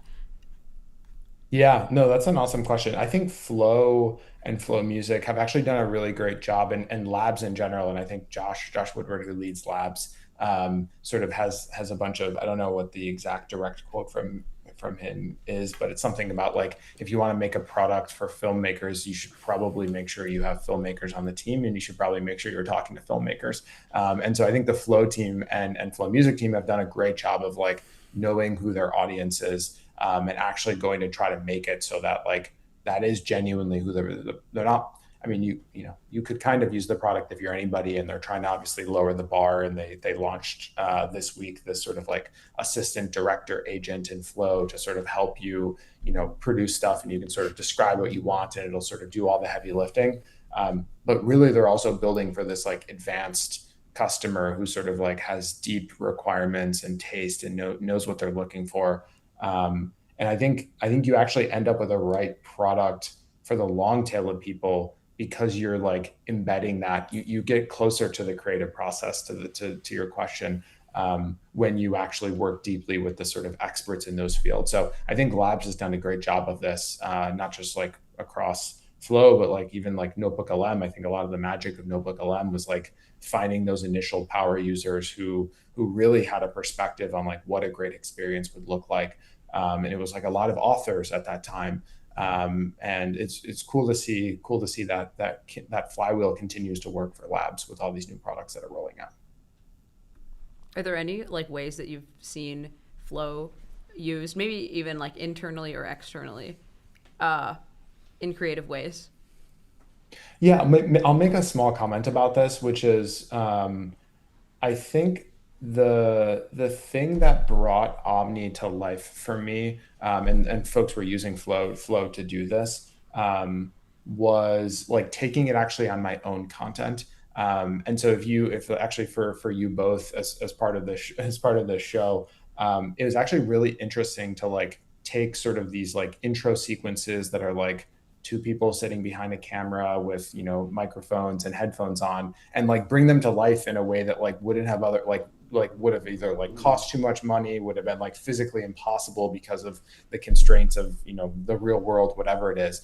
And I saw that for some of my own content, and it like immediately clicked. I was like, okay, I understand why this could potentially be useful to me, is like Nano Banana-esque style transfers and VFX edits, et cetera, in my own content, without actually the like most interesting thing, again, similar to Nano Banana, is like the consistency of the content itself, the meat of the content not changing. It's still the conversation that you're having. It's still sort of your words. It's still the people, the humans who are there, but it's just like, sort of a little bit of flair to it. And I think we're actually going to see this. I think this will be predominantly like one of the most interesting use cases from a content perspective. I think there'll be a huge amount of alpha actually for like, the whole sort of new media arc that's happening, and people being able to like it's like not AI slop. It's the content that you actually wanted to produce, just like with a little bit of, magnification to it. It's not the sort of like, I need to watch Subway Surfer and Temple Run while somebody's talking. You can actually like do that in a much more, that's like the like cheap, dirty, hacky way of doing it. You can actually like make it more interesting without having to go in that direction. So I'm very interested to see how it like ends up permeating, and like once people get their hands like more deeply on the Omni model and using Flow, being able to do that. So I'd love to see some content from you all with that in mind. Totally. We should get on that. We should. I'm curious about anti-gravity, which has been out for like a few months now, but it seems to have not gotten the same like mass developer adoption as Claude Code or Codex or even Cursor. So what would it take to make anti-gravity competitive in this realm? Yeah, it's a good question. I mean, I think there's a lot of dimensions to this.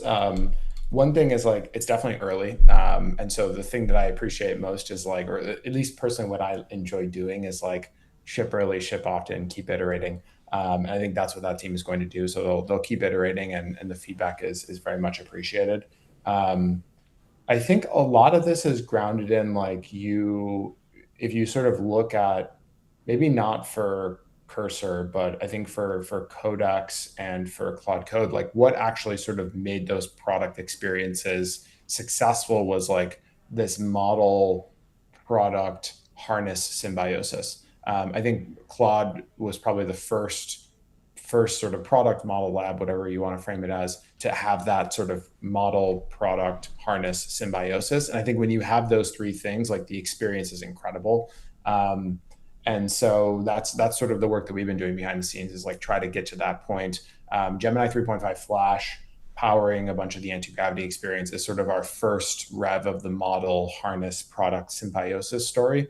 And it's of course not perfect.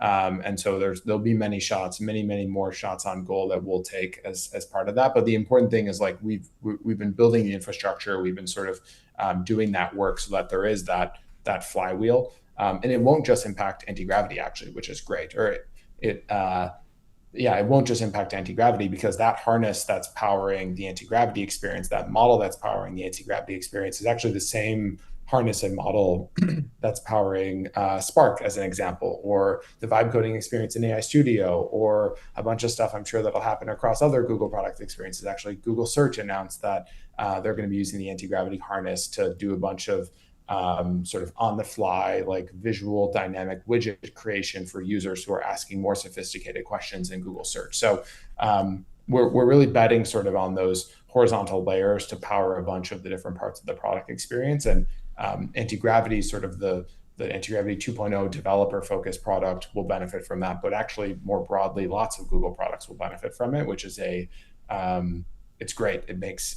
the investment even easier to make and focus on.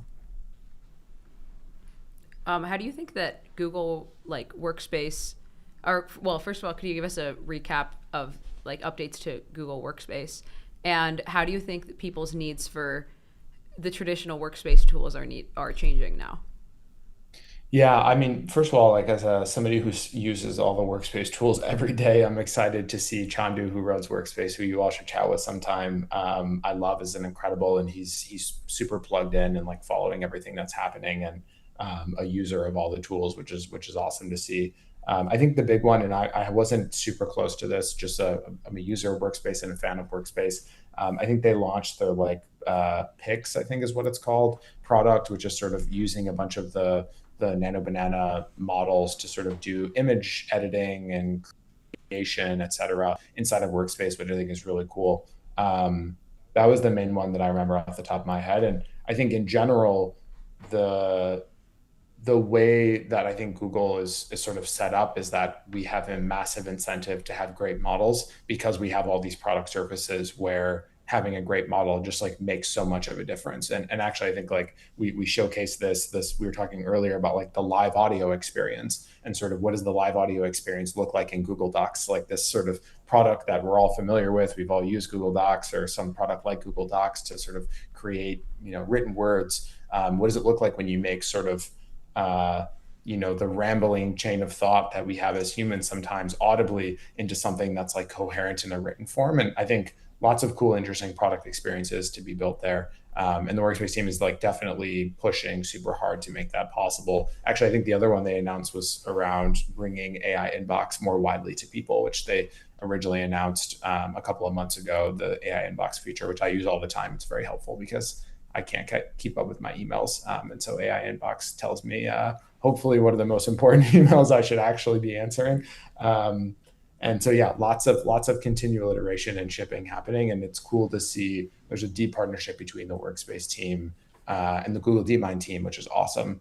And so it's like all of their use cases, what is success for them is very much top of mind from a model perspective.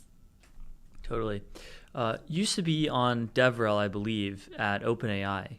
Is this correct? What do you think are some of the big cultural differences between OpenAI and Google? It's a good question. I think at least at the time that I was at OpenAI, OpenAI had this like very focused mindset. It was like sort of there was two things, or maybe three things. There was the model, there was ChatGPT, and there was the API. And sort of those were the three things that everybody was focused on.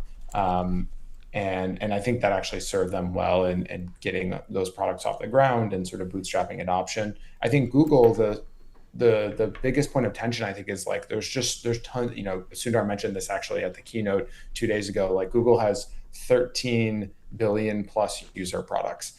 We have, I think it's like 3 products or 4 products that have more than 2.5 billion monthly active users. And so like the inherently that comes with a set of constraints that actually no other company in the world has. And I think as we think about like, how do we build this technology, like thinking about like, we have to do the thing in a lot of cases to make it so that the thing that we create actually scales to those 13 different billion plus user products. And actually not just the billion plus user products. There's all these very small, when we talk about Flow is nowhere close to a billion user product. And yet it's a very frontier AI product experience. And so it matters, and we need to make sure we build a great model that works for the team at Flow. And so I think OpenAI or maybe in the previous era, I don't know about now, but OpenAI in the previous era and actually like every startup, the like core advantage that you have is the ability to focus. And I think once you become a big company, the challenge is you have a lot of different things that you have to focus on. I think other than that, like the focus on the mission and building AGI and all that stuff, like it's all of the OpenAI stuff came from the DeepMind stuff. Themis and the DeepMind team like came up with all the ideas, sort of seeded the ecosystem, built all the initial models, et cetera, and sort of inspired OpenAI and Anthropic and everyone else to be created. So I think from that perspective, like, the feel, the AGI vibes, very similar. And the pace is also very similar. I think it's one of the things I appreciate most is Google has a bunch of like incredible infrastructure and incredible people that make it so that we can move super, super fast. But I think that focus bit is a sort of, it's a double-edged sword. It's amazing to be able to bring AI to so many people across the world in all different product experiences, but there's definitely a cost to doing that as well. What's the future of Google search going to be like? Forever it was just like you search it and you get a bunch of blue links that point you hopefully to what you're trying to find on the internet. Now it's you still get the blue links, but there's also a like Gemma AI overview on top of it. What is Google search going to look like in the future? Like, where is this product going?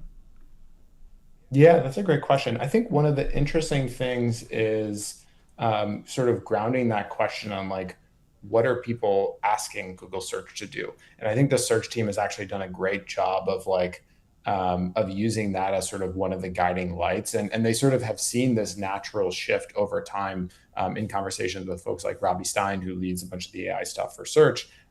Like users are like asking more multimodal queries. They're like showing, images and saying, tell me about this. And they're using Circle to search. And they're actually asking longer questions. It's not just like a sort of keyword-based search query. Like users are now sort of describing in plain English, asking the question that they want. And sort of, I think as you sort of naturally play out like some of the ways that people want search to evolve, I think they're going to go do a bunch of like the very natural things that sort of go and get the answers for the users that they're looking for. And I think you'll see the product experience sort of change. And obviously AI mode has done a great job of sort of giving people the ability to go deeper in a lot of the queries that they're asking when they don't want to just like have keyword search, when they want to sort of get into a deep nitty gritty conversation. So I think it's been cool to follow and cool to see sort of the progress that the search team is making with AI modes, with AI overviews. And now actually like seeing potentially even the search like go take actions on your behalf. Like search has all this really interesting like data from like a travel perspective, from a shopping perspective, and they have these catalogs of all these products that are updated, billions of times a day. And so it's really interesting to see like what type of like agentic product experiences you could see created in search. And so as a somebody who uses search every day, I'm excited to see what they do with everything. So in the future, is it going to be like you have some kind of singular thing that you ask questions to? Or is it going to be more like, I have a question, I have to decide whether it's kind of like right now, I have a question, I have to decide whether it's the right fit for Google search or for Gemini or for like a separate agent or for anti-gravity? Are these things going to merge into a super app? Yeah, that's a good question. I mean, there's lots of hype about super apps these days. I'm not sure how much the super app story is grounded in what users really want, or whether it's just like a good, if it's a good marketing story. It's not super clear to me. I think it'll depend when we actually start getting some of these super apps and get to react to them as users. I do think like search is definitely like answering more queries, and is like actually in a lot of cases like connected to a lot of the same personal intelligence that the Gemini app is able to do. Yeah, it'll be interesting to see how it shakes out. I don't know if I have a good answer. I think we'll sort of see. One of the questions that I was actually asking a bunch of folks at Google over the last few days for I/O is just taking a moment of reflection, is like whether or not Google in sort of 5 years is going to end up with 3 products or 10,000 products. And so I think it'll be very interesting to see, like, as the cost of creating software goes down, as we can sort of, and again, not just for us, but for the ecosystem, as like the barrier to entry in a lot of these markets changes. Do you want to go and actually build products in there for these like smaller niche markets? Or do you stay sort of focused on this super app story? And so I don't know. I don't think anyone has the actual answer. People have lots of opinions. So it'll be cool to see how it shakes out. How will Omni affect YouTube? Like, you have these very powerful models that are capable of doing like video generation, audio generation. Like, how will the YouTube product be different after a couple of years of this? Yeah, that's a great question. I think YouTube, I think of as, and this is, I don't work on YouTube, but my personal take is like, it's very much like an ecosystem.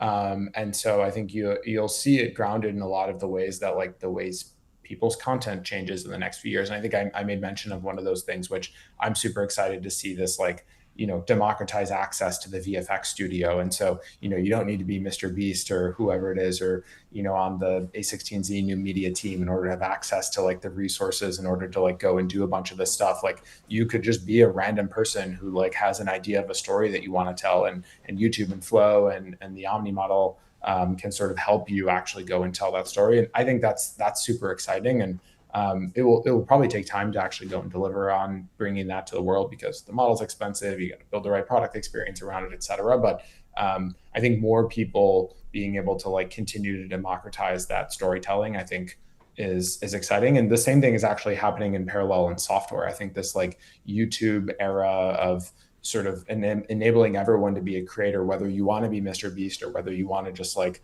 share a video with a few friends. The exact same trend is happening in software. And I think it'll be interesting to see like how that sort of plays out for YouTube as well. And we're focused on that for AI Studio, which is exciting. So lots of interesting things for that sort of expansionary creator market. And actually, one other comment, which is I had a conversation as I was leaving Shoreline, where we do I/O yesterday, and the comment was, we were hosting a bunch of folks who we were hosting them at I/O as sort of in this like builder creator space that we had. And someone was telling me, some of these folks were saying like, oh, how did you find me? Like, I just started doing content, et cetera, et cetera. And they had, hundreds of thousands of followers across these different platforms. And I was like, this is like the best success case for these different ecosystems, is that like, what are we, like 15 years into this like social media era? And there's like brand new people who are like still blowing up and like making new content and like telling stories in different ways and like, becoming creators. And like, that is like the most successful ecosystem thing that you could possibly hope for. And so I think it'll be a real, like, it's a despite all the sentiment about social media, like it will be really interesting to see some of the current sort of trends of things that are happening, and like how how durable are they, and like do we see in 15 years like the just a random person able to like build the $1 billion company that sort of everyone talks about in the zeitgeist. So my hope is yes. And I think like you can look at this arc of what's happened in social media sort of as an example of like, again, like 15 years in, and we're still seeing people blow up who sort of didn't have an audience and a following before, which is super healthy. Yeah, I feel like it's becoming like a true battleground of ideas, whereas before there was some sort of like learning curve that you had to do to get your ideas in motion and like in video form. And now it's true like democratized, just like flat, let the best idea win. That's kind of how I see it. I like marketplace of ideas better than Battlefield. Yeah. Yeah, I actually interned at Google last year and I was on Chrome. And what was interesting is that was like the agentic browser wars era. And this sort of ties back into like what we were talking about earlier, which is do you like as a consumer find it more easy to ask a question into your browser and then maybe discern yourself like, okay, is this like a question for Gemini, or is this a question for Gemini in Google Docs or whatever? And I feel like my personal stance on it is like if we solve sort of like memory and continuity, the user would still have to make that decision of like which version am I going to ask it for, but it still has all the context that it needs on me, so it can sort of answer. Yeah, no, it's a good push. I think there's, I actually use Ask Gemini in Chrome all the time now. And it took a little bit of muscle memory because I sort of had gotten used to like taking my thing and then bringing it to the Gemini app or whatever I was trying to do, or asking my question in AI mode in search. But Ask Gemini has been really helpful sort of as I look at a bunch of like random, like I just moved from Chicago to the Bay Area and sort of all these random websites that I never visited before and looking at documents and doing research and all this stuff. And being able to just like do that on the page that I was looking at and not needing to like go and open up another tab and sort of copy and paste a bunch of stuff over and sort of do that context transfer has been really helpful. And I feel like it's cemented to me like what is the value of having this experience like built right into Chrome itself, is like you don't need to do the context switching. I can just click one button and it just pops up. I ask my question and then it can sort of keep running while I keep doing a bunch of other work. So yeah, it's very it'll be interesting to see how that continues to evolve over time too. Great. Well, I think we'll wrap here. Thank you so much, Logan. Thank you, Yeah, Logan. this was great. Thank you for having me on. We love Google. We love Gemini. We love Google. We love Gemini. I was a day one Bard user. I love it. Oh my gosh, I love throwback it. to Bard. Yeah. Throwback to Bard. I entirely It's forgot. the product. It's gotten very good over time relative to sort of where we started, and it's been cool to see the arc. So thank you for having me on, and thanks for being day one users. Absolutely.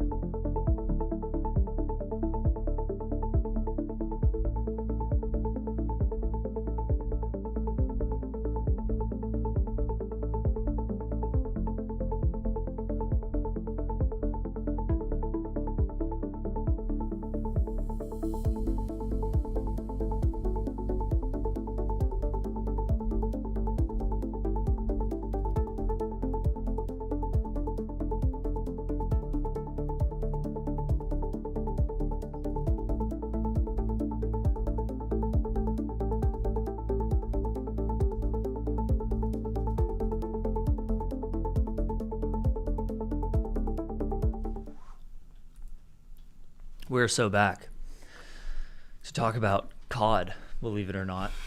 David Protein. Not Claude. Not Claude, but cod. But rather cod. Yeah, we need to launch cod code. Yeah. Yeah, our marine intelligence model. Marine intelligence model. So David, the protein bar company that has the famous 150 calorie, 20 gram protein bar, which is incredibly good macros, even though the bar itself tastes eh. Yeah, look at this. 28 grams, 150 calories of protein. That's unbelievable macros. Yeah. There was some controversy recently where people claimed to had third-party tested the David bars and said that they actually had like 280 calories. Let's see. David bar protein fraud. Imagine protein frauding in the big Well, 26. you're allowed to like macro fraud to a certain margin. Maybe I think it's like with calories it's like plus minus 10 calories. It might be more. Okay, but this is way more than that. It said David bars had 80% more calories than the products advertised. So 150 calories times 1.8 is 270 calories. That's too much. They are kind of good though. They're very dry. I dare not many try protein them. products. You've never tried them? No, I'm sort of anti-protein bar. Yeah. Whereas like I know that is probably like a sizable percentage of your caloric intake is like various protein items. Me? Yeah. Right now, yes, because I'm cutting and also trying to protein max, and it's tough without. Well, now you have protein cod. items. Now you But have now David that's cod. true. I do like canned fish actually. So, wild caught Atlantic cod. Some incredible Dude, and their art. marketing just goes so hard. It does. It's very Renaissance. Superior protein for the human form. 18 grams of protein and 70 calories. That's unbelievable. Canned fish is really like incredible for protein maxing. It is. I'm partial to sardines, as I think I've said before, because they are not very like mercury filled. These are some great photos. Yeah, these are great. Look at this. Unbelievable.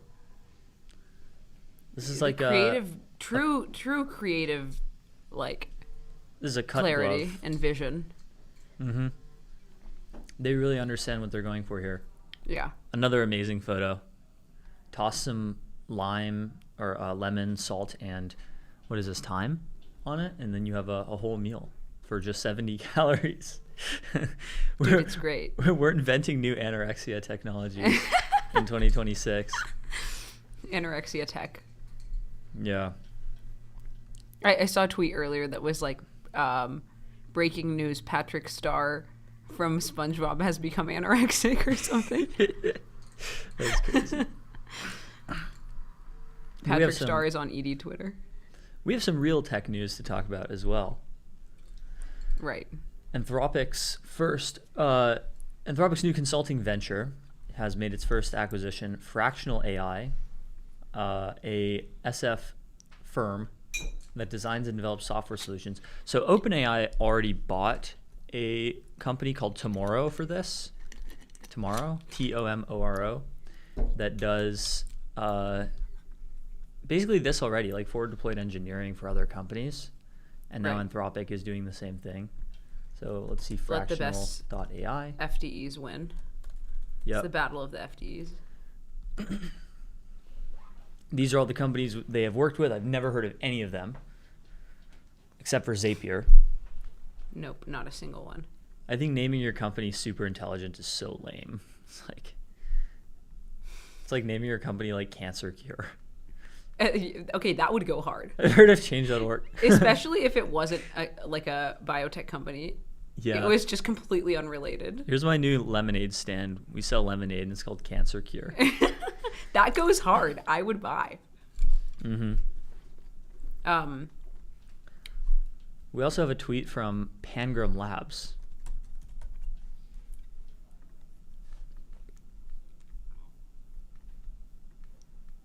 We tested every Commonwealth Short Story Prize winner since 2012. We found 3 more AI-generated stories, 2 among the 2026 winners, as well as the 2025 overall winner. So I wonder, there seem to be no false positives. They aren't flagging anyone as AI from before 2025. So it is kind of a strong signal, as this commenter points out. But I'm not sure. I'm not sure if this is totally entirely because people are just straight prompting an AI to write them a story, or if it's in part at least because humans are adapting their writing to sound more like AI. Like, accidentally? Yeah. Like the AI, like the LLM-isms are just making their way into, like, the way people write? Because I would argue it's kind of the opposite. Like, the people, trope. especially if this is this a literature prize? Like, you would imagine that people are now aware of the LLM-isms and try harder to avoid that. I think a lot of people are not as aware. I mean, people know the very obvious ones, like not X, not Y. Yeah, not X, not Y, but Z is like the new. This isn't just X dash. It's Y. the new like lorem ipsum. Like, yeah. Look at this. Not the bee's neat industry, or the clean rasp of cutlass on vine, but a belly sound, as if the earth swallows a shout and holds it there. Yeah, they talk about how polished and confident with a melodic voice that lingers long after the final line, Jamir Nazir's prose pulses with a voice of restraint and quiet authority. Okay, holy glaze. 1.5 million. Anyone who's used 4.0 for more than 5 minutes will recognize this voice. And now at noon, when the wind turns kind, the hum sounds less like hunger and more like the earth clearing its throat to speak the names of those who came back. Yeah, this is true. This is like kind of slop, even if it wasn't written by AI. Yeah, I mean, I took a lot of creative writing classes in college, and almost throughout the entirety of it, like, LLMs were fully available. Mm-hmm. And there were at least like 2 students who like very obviously would use them, which is crazy because why are you like taking a creative writing class? But I think that I think that writing will just get better, like actual writing that is like fully like writers are good at what they do, and I don't think that talent is just going to like disappear. Yeah, certainly not. But in the meantime, it's like Amazon, like online book marketplaces are going to get completely flooded. They already have. Yeah, they got flooded in like 2023. Yeah, like before the models were actually that good at writing at all. Yeah, like it was very easy to tell straight GPT 3.5 writing. Oh yeah. So Rune says, not sure how to feel about this.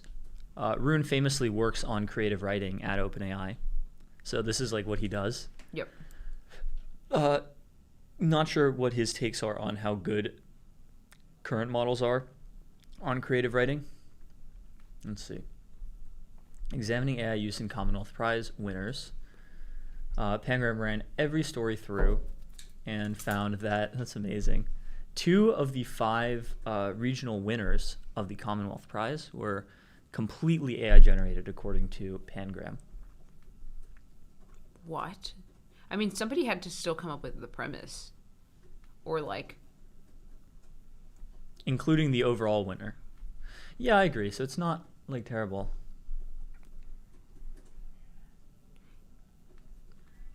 Yeah, I mean, that's interesting. Yeah, like, it's not just like write me a story.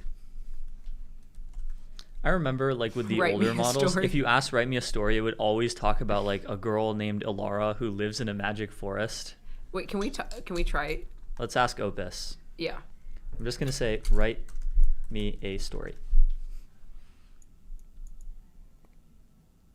Mira, of course. That's another one of those AI names. Yeah. Had been the keeper of Storm's End Light for 11 years before she found the I'm going to letter. try one at the same time.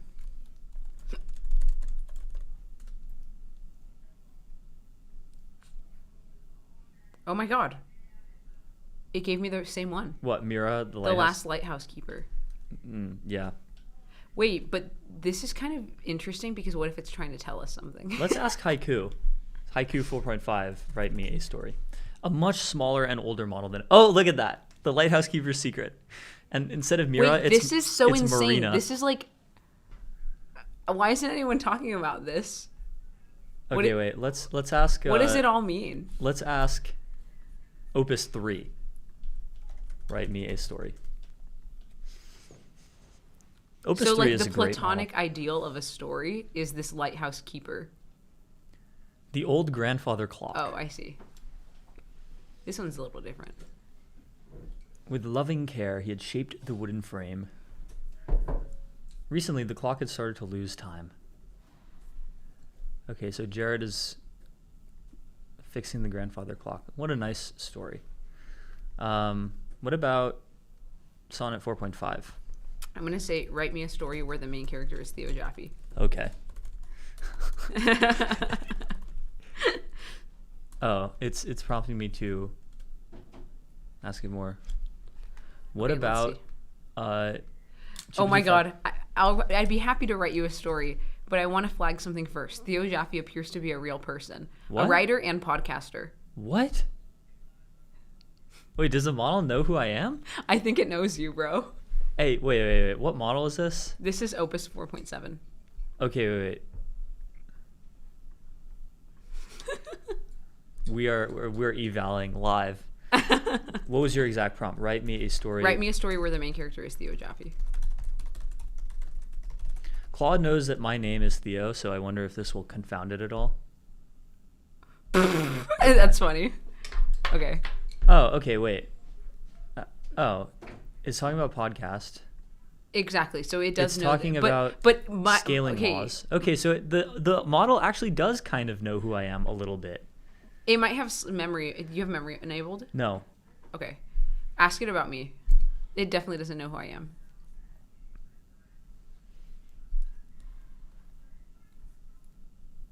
Whoa, that's crazy. Okay, so the model knows who I am. Wow. There is like a latent space embedding of Theo Jaffe in the model. The Lemon Grove. Oh, it doesn't know me, bro. Italian. Sorrento. You're 73 years old. God She was damn it. 73 years old. You haven't made it. This and is her like a hands new hurt every morning. This now. is an eval for like making it. Yeah. Like if Opus 4.7 That's crazy. knows who you are. You're like a grandmother. God damn it. Signora Puccini. That's so good. Yeah, this true story, by the way. All of this happened. All of this happened. Sophia's actually 73 years old. I am.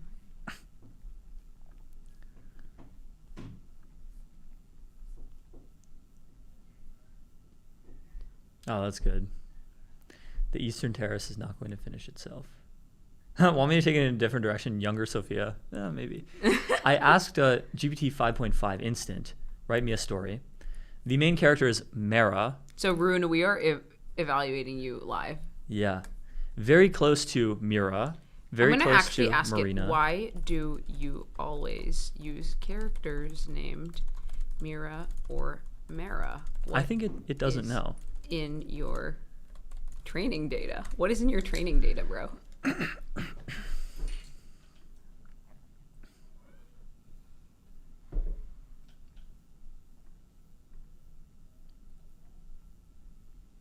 What's it saying?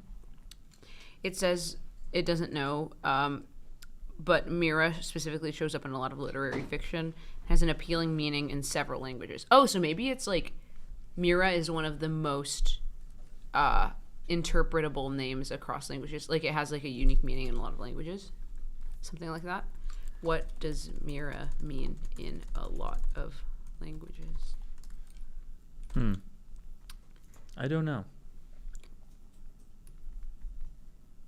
So Mira means, it means look in Spanish. In Sanskrit, it means sea or ocean. In Slavic languages, it means peace or world.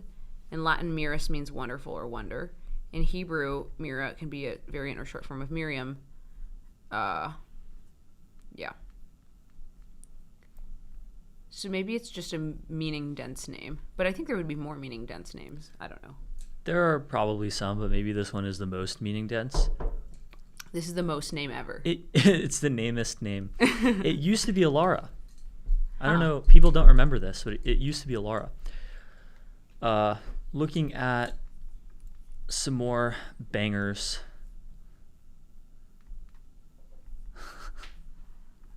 This one's so dumb. Just, they don't make countries like this anymore. And this is like the Frankish Middle Kingdom. This one is Wallachia or Romania in like the early 1900s. This one, I'm not sure, is like Trebizond or something. And this one is like ancient Egypt. Yeah. People forget Chile. Yeah, the Gambia. Yeah.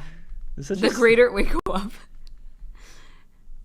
The Greater Chilean Empire. The Greater Chilean Just Empire. like So true. the entire global coastline. Yeah.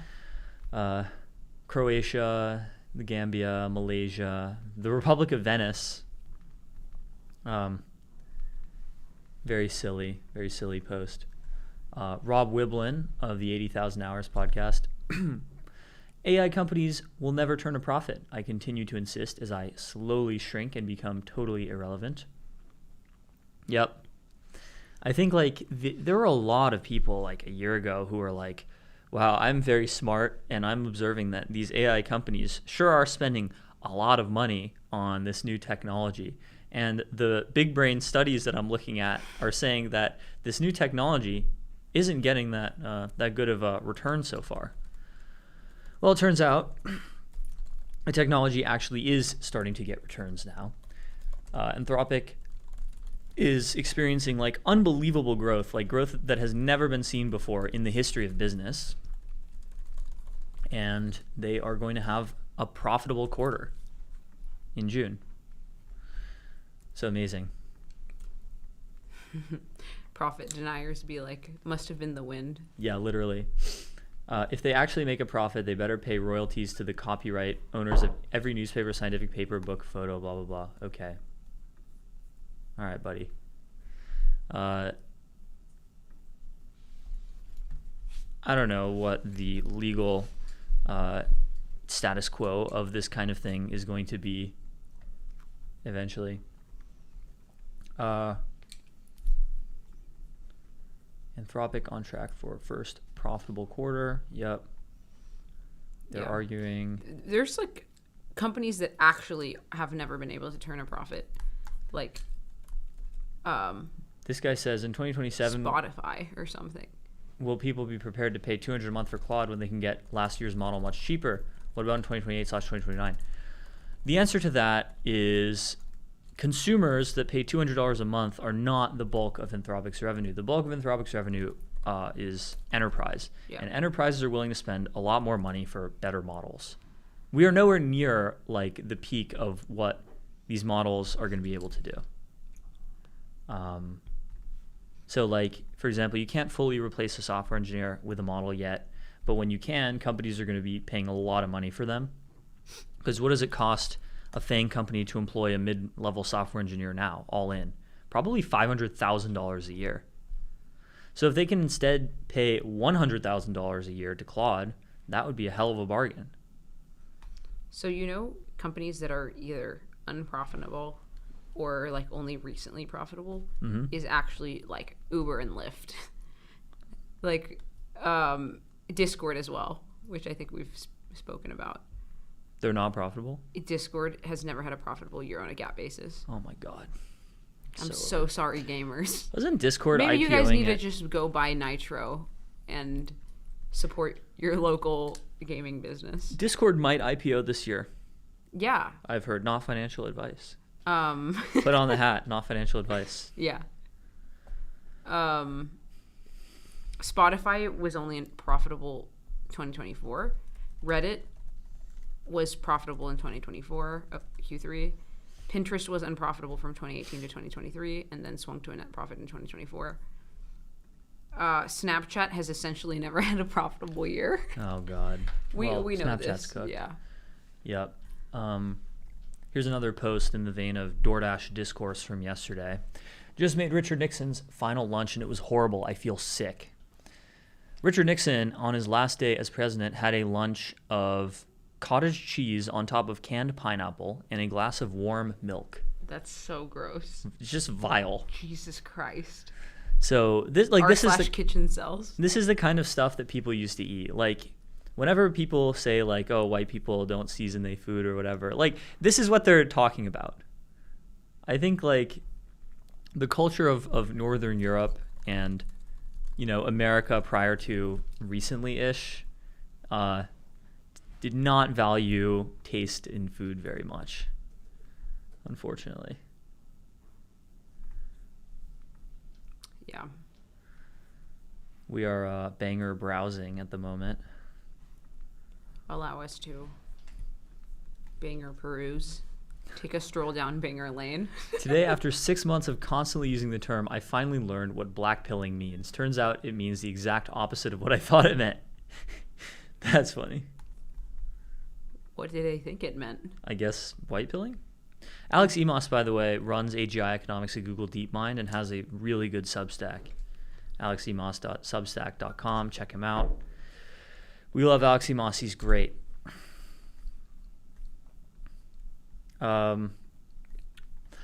Here's one. The AI resist list. So Karen Howe, the author of Empire of AI, is writing the AI resist list, a new project that documents examples of resistance to the AI empires around the world. Actions against the empire of AI. These systems consume an unfathomable amount of data, land, energy, labor, and water. They consume a fathomable amount of these things. Profoundly disturbing ideologies that flatten the world into a one-size-fits-all. Yeah. I don't like this wording of unfathomable amount, because like all of these things can be given a number. They can be fathomed. They use large-scale AI development as cover to consolidate resources, destroy ecosystems, centralize information, hollow out institutions, and gain paramount economic and political power. This is just like it's just like a very sort of negative, unfavorable view of the whole thing. The empire of AI. Not an impartial view at all. Radical alternatives that center communities, celebrate human agency, honor local context and history, and rejuvenate the planet. It's really funny that like these people would not call themselves conservatives, even though their whole ideology is just like conserving local culture, conserving the environment, conserving the current state of human labor and technology. There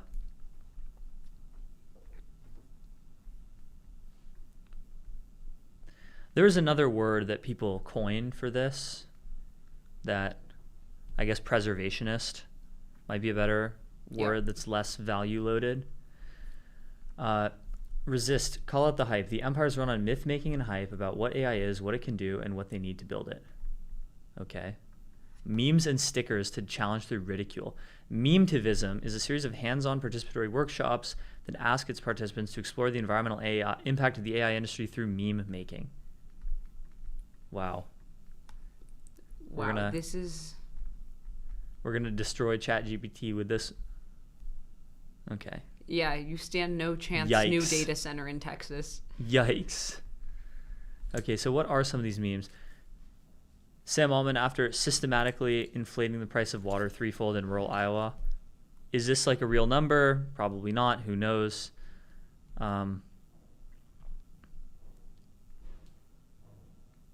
Carbon footprint of ML training, carbon footprint of ML inference. I don't get it. It's just not that much energy. It's not that much. It's almost no water, and it's not that much energy. Like, I don't understand why these people, like, they have legitimate environmental concerns. Why don't they direct them in the right place? It's very weird. Where do you think is the most productive place to, like, do environmental activism these days? I don't know. Golf courses, almonds. Almonds. Yeah. That's Instead of true. being anti-AI, you guys should be anti-almond. Yeah, you guys need to be anti-almond. Yeah. It's fucked up what the almonds do. Or like the meat industry, for example. use an enormous amount of water and research. I think one of the weirdest like leftist terminally online leftist arguments I've seen is like, I actually can't be vegan because my indigenous ancestors ate meat. Me. Yeah, I mean, like, yeah, this is me too, but I'm not claiming that, like, you have to be vegan for the climate, right? If you seriously care about the climate to the extent that you wouldn't use ChatGPT, I feel like you definitely just should not be working meat. in the, in the solar industry or something. Like, or that, yeah. Like, I feel like if you have environmental concerns, you should put all of your brain power, like we need bright minds working on all of these alternate forms of energy. Nuclear, like I think this is the way to direct your energy. Mm-hmm. It's like bring some new renewable form of energy into the world.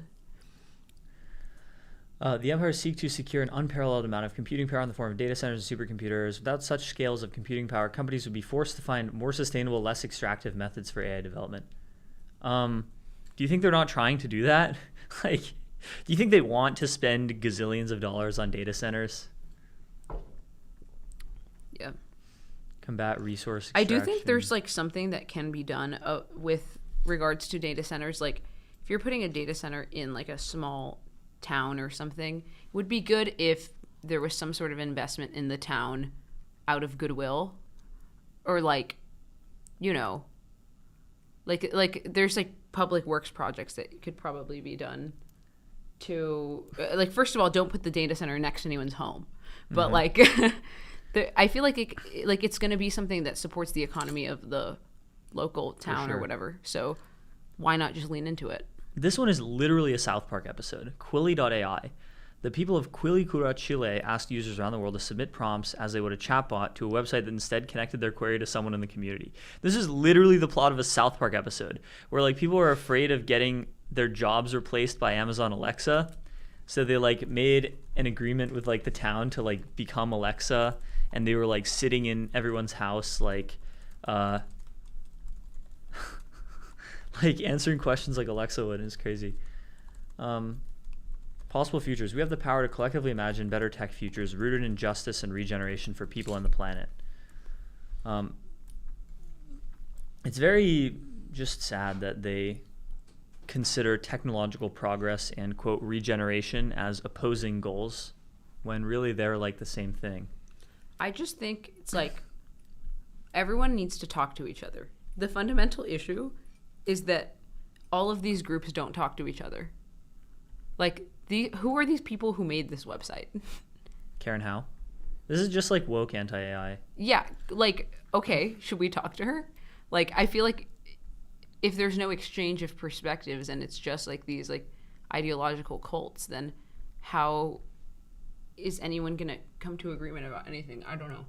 We should. Karen Howe, come on MTS. Karen Howe, come on MTS. Yeah. We would love to radicalize you on almonds. We're gonna Taylor Lorenz pill you. So true. Yeah. Yeah.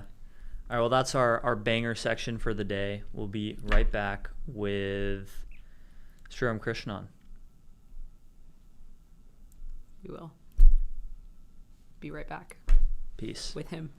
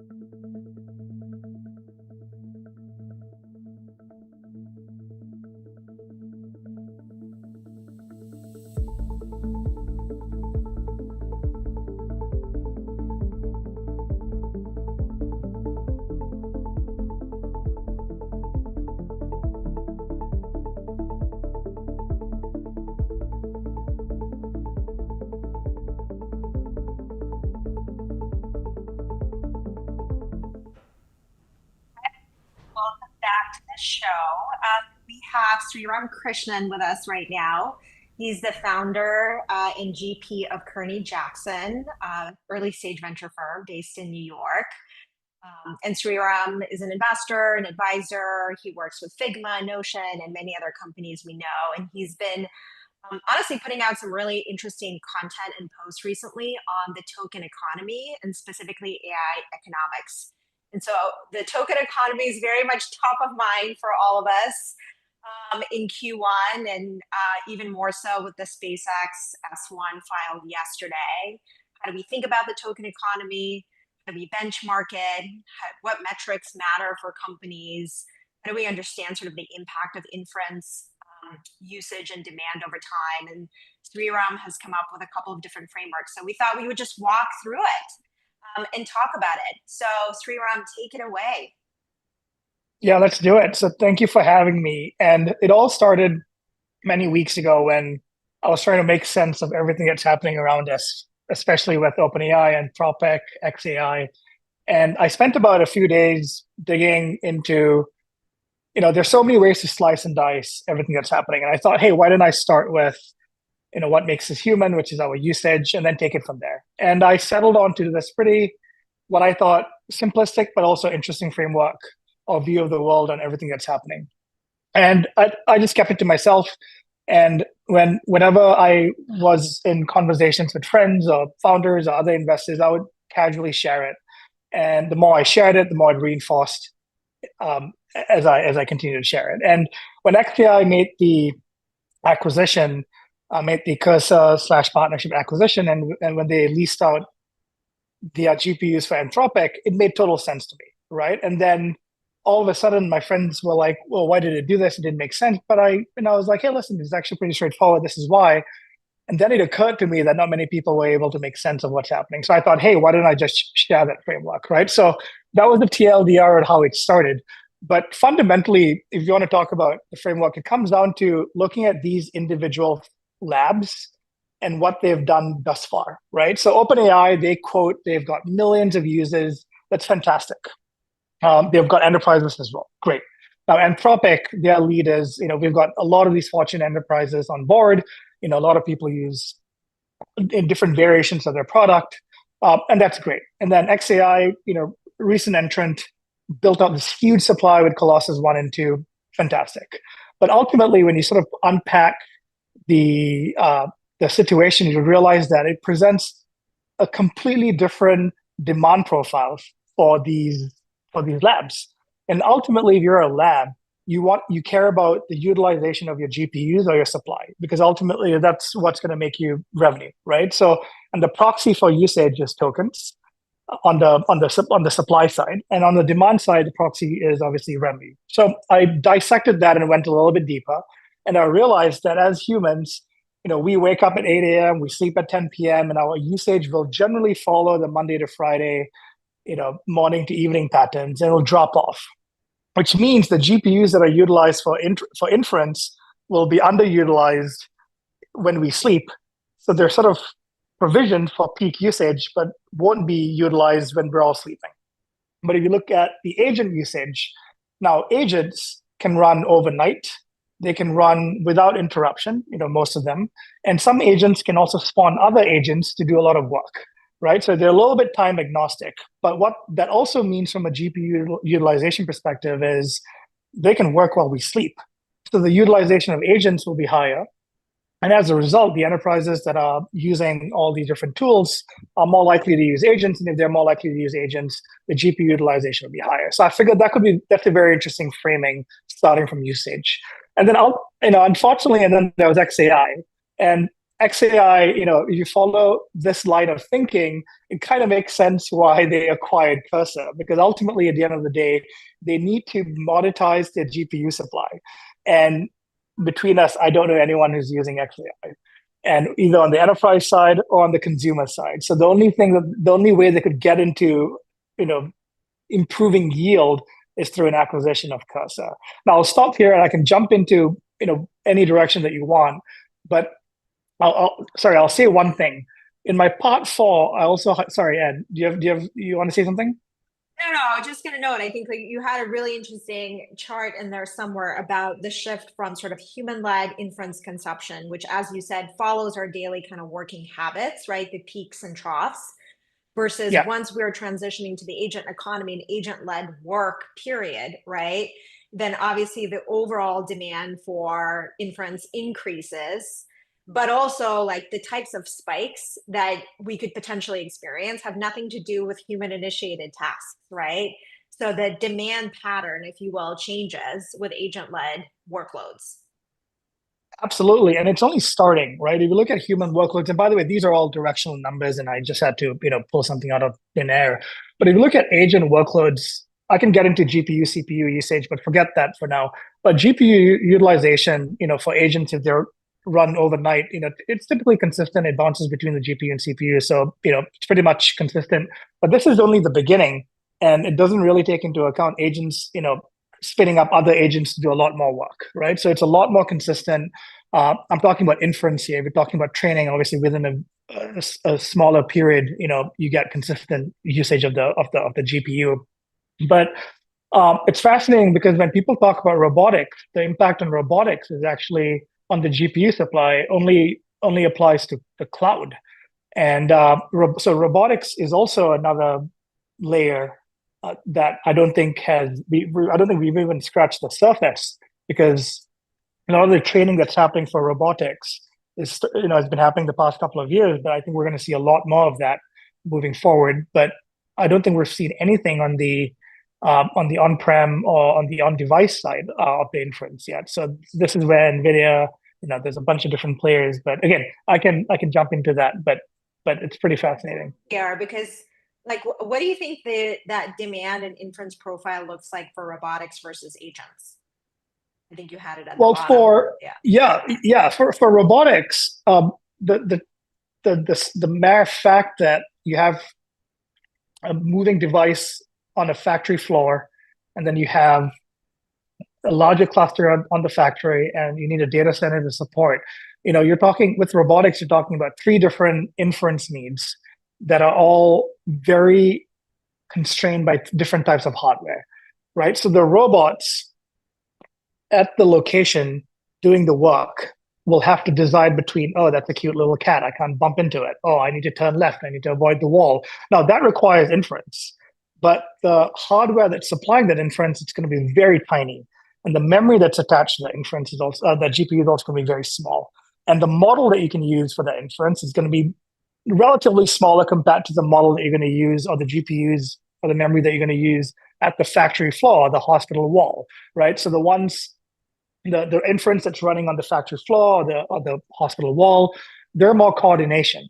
So it's a different type of inference with different hardware constraints. And then the last one is the one that we are familiar with, which is the data center inference. So it's 3 different inference needs based on the work or the decisions that they have to make. And I summarize it with this one here. There's fast reflexive decisions or inference. There's a medium tactical one, and there's a slower strategic learning type ones. And then maybe just to wrap us up here, because we're toward the end of this segment, what is the correct metric then to measure performance of companies that are heavily token based? Is it revenue per token? Is it something else? How do you think about the top metrics to measure going forward? Yeah, I think it comes down to, it depends on who you're talking about. If you're talking about people like the labs, then they are very, very focused on supply, which is number of tokens they can create or yield per watt year, which is something that they think about every time. How can I maximize this, extract the most amount of tokens? You can use cooling for that, diamond cooling, air cooling. And then on the revenue side for these labs, they care about how do I monetize inference? And that comes down to price per token, and the fundamental set. Now, if you look at applications, now the price per token for the labs will be the cost per token for the application layer, right? Because that's their cost. And so for them, how much outcome work and jobs they can get done, and how much, and that is either cost savings, revenue expansion, or time savings, and how much can they assign value, like dollar value to that to justify the delta between their cost per token and the revenue per token they get. So ultimately, in this token economy, one person's revenue is the other person's cost. So I would say cost per token, revenue per token would be fundamentally the way how either the app layer or the labs will have to start looking at. What's your prediction for the token economy? You know what? I'm a big Elon fanboy, but I have, a little bit of sympathy for what's happening at XAI, to be really honest with you. If you look at the S1, XAI is dragging everything down. I pity the people at SpaceX and Starlink because now they're saddled with this enormous asset that isn't making any money. It makes sense for Elon to lease out Colossus, parts of it, because they aren't able to monetize that. But if you look at this chart, I'll zoom in a little bit. Wait, I'm sorry. We got to wrap it up. Something around XAI. Right. Thanks for coming on the show. XAI, we appreciate you. Thank you for your time. Thanks, everybody. Bye.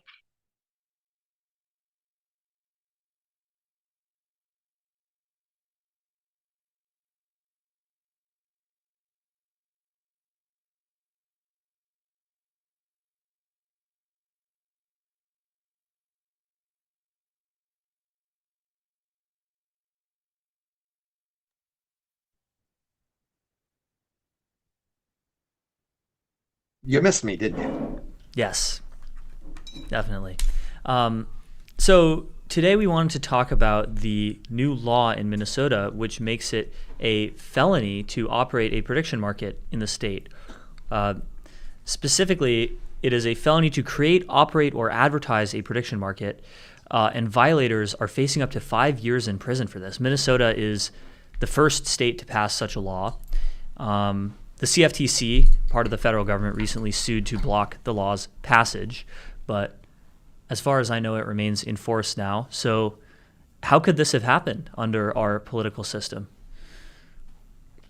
Well, so as you may know, for a long time, many key political questions in our country and elsewhere have been about at what level do we make decisions?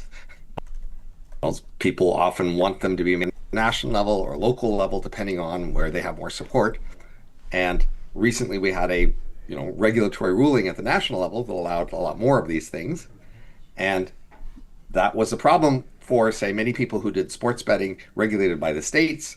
This regulation was displaced, and now they allowed these national competitors, and they didn't like that. So, there's economic interests that would like state regulation instead of national regulation. And then there's just, people looking for a political hotball, something to fight about. And many people didn't like this change at the national level, and they want to show their opposition to it by trying to push for state regulation to displace national regulation. How do you start to convince the public more broadly that this technology is actually useful? Because there seems to be this very persistent conception of prediction markets as something between like wasteful gambling nonsense or immorally making money off of tragedy. Those are sort of the two attack angles I see. The history of all financial markets is that they were pretty much all once illegal as gambling or usury or something. And then we carved out exceptions over the period. And the main reason people came to accept exceptions is just that, the world seemed to keep going and somebody wanted them and saw them as valuable. So, the usual proof is just somebody somewhere sees something as valuable. Other people accept the legitimacy of that, saying, okay, you seem to find value in it, so I guess you should be able to continue. But that requires that somebody find value and that they are seen as legitimate. So, most stocks, options, commodities, insurance, all of these things exist in our world. There is a sense in which they are all gambling. And the question is that okay? And the reason it's okay is because, we've seen long enough years of people doing it that other people seem to be okay. But some of these things, when people look at them, they just go, oh, well, that couldn't be serious. And some of these don't look very serious. They look more like they're being done for fun. And that's more vulnerable to people saying, oh, well, if you're just having fun, then I don't approve. Right. So you wrote an article a few months ago called Prediction Markets Now. What do I think of Kalshi and Poly markets specifically? And you said you're mostly interested in the potential of stuff today to enable and cause that future vision, and said, interestingly at the end, of course, if these systems induce a backlash that gets them outlawed or drastically shrunk, that may plausibly block or at least long delay my vision, which seems to be happening right now. I see many people complaining about these things, and I fear a new prudish temperance movement may shut them down, and as a side effect, shut down the more promising markets that I've envisioned. So how does your ultimate vision for this stuff differ from what we have today on Polymarket and Kalshi? Well, so start at the beginning. The basic vision is that we could have speculative markets on more topics and therefore know more about more topics. That is, speculative markets are shown to be a unmatched mechanism for aggregating information and telling us about stuff. And the promise then is we could just learn about more topics if only we would have markets on more topics. So that's the promise I'm hoping for. And initially, most people who come to this area think, yeah, that's great. And then they initially think about, let's have markets on the big topics in public conversation, in the news, in politician speeches, in policy wonk, reports. And that's what you're seeing initially here with Kalshi and Polymarket as well. They're just going for whatever topics people are talking a lot about and maybe wanting to trade. And so that it makes sense that they're doing that. But I think most of the value is actually advising decisions for individuals and organizations, not in the big public conversation topics. And so that's where my longer term hope is, that we will get to those. But these markets today are helping us move in the direction, at least if they don't get too big of a backlash, because they're making, lowering infrastructure costs, they're creating legal precedents, customer familiarity, all of those things, if they can accumulate, will in fact enable all the other things I want to do. So how would a market become large and liquid enough to be useful if its purpose is just to advise a single individual? Like, it seems like only a few individuals would be able to have that pull. An organization. So for example, we have stock markets now, and those do tell you which ventures are more promising. When a stock price is higher, that says this venture could use some more money and that it should do more stuff. But we could advise business ventures like that with conditional stock markets. So for example, we could have a stock market in a company that says, what's the price of this company if the CEO stays in power past the end of the quarter, and another, what happens if the CEO leaves by the end of the quarter. Those would give you two different stock prices. The higher one would be the advice about what to do. That's giving advice to a company about keeping the CEO. That's actually there aren't any decisions companies make much bigger than that. And so that's a high value decision being advised by a market.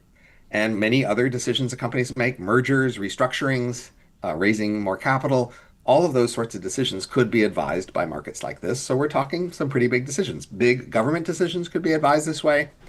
And yes, eventually we could get down to personal decisions. But if we can lower these costs of these markets, then it'll make sense to apply them to more things. All technology starts out expensive. And initially you apply it to the biggest value things you can find. And then as you get more practice, the costs come down, and then you spread its range of application to lower value, but still higher value than cost applications. Could you tell us a little bit about decision markets? I read on your Substack the other day, but it's essentially the idea that if you have markets that are tied to personal outcomes that are attempted to mend the manager agent problem, how would that work out? So I just mentioned one for Fire the CEO. That is a decision market, and that is giving advice to the company, to the board of directors, in a way that's hard to mess with. That is, it's a very political decision whether to keep the CEO. So obviously, the CEO themselves are going to be trying to manipulate that context. They're trying to lobby other people. People on the board are going to get lobbied. If you have a report written, that report is going to be biased by who hired them, etc. How do you get objective information about whether to keep the CEO? So these markets are remarkably neutral and hard to manipulate, and they do give you well-informed, objective information that overcomes these agency problems. But we could do it not just for companies eventually. So let's have more fun. Let's, at the individual level, imagine you're not married and you have a set of people you might date, and you wonder, for each person I date, what's the chance that that will last a while? So we can make betting markets on, for each person you date, if you date them, how long would that relationship last? How many dates in the next year, whatever, would you have after that initial And that would be market advice to you about who to date. We could also, for young people, have markets on should you go to college, which college you should go to, which major should you get, or we could estimate life outcomes conditional on those choices you make. The colleges themselves could say, should they admit you? If we admit you, what's the chance you'll graduate, GPA? Again, these are big, important decisions individuals make, and they're all open in principle to this sort of market advice if we can get the costs down, get legal acceptance, get infrastructure, established, and most importantly, people familiar and comfortable with using this. So I wanted to pause on that because there actually is a real life empirical example of prediction markets applied to dating, which was Manifold Love. Yes, indeed. Manifold Markets ran Manifold Love, and it didn't work.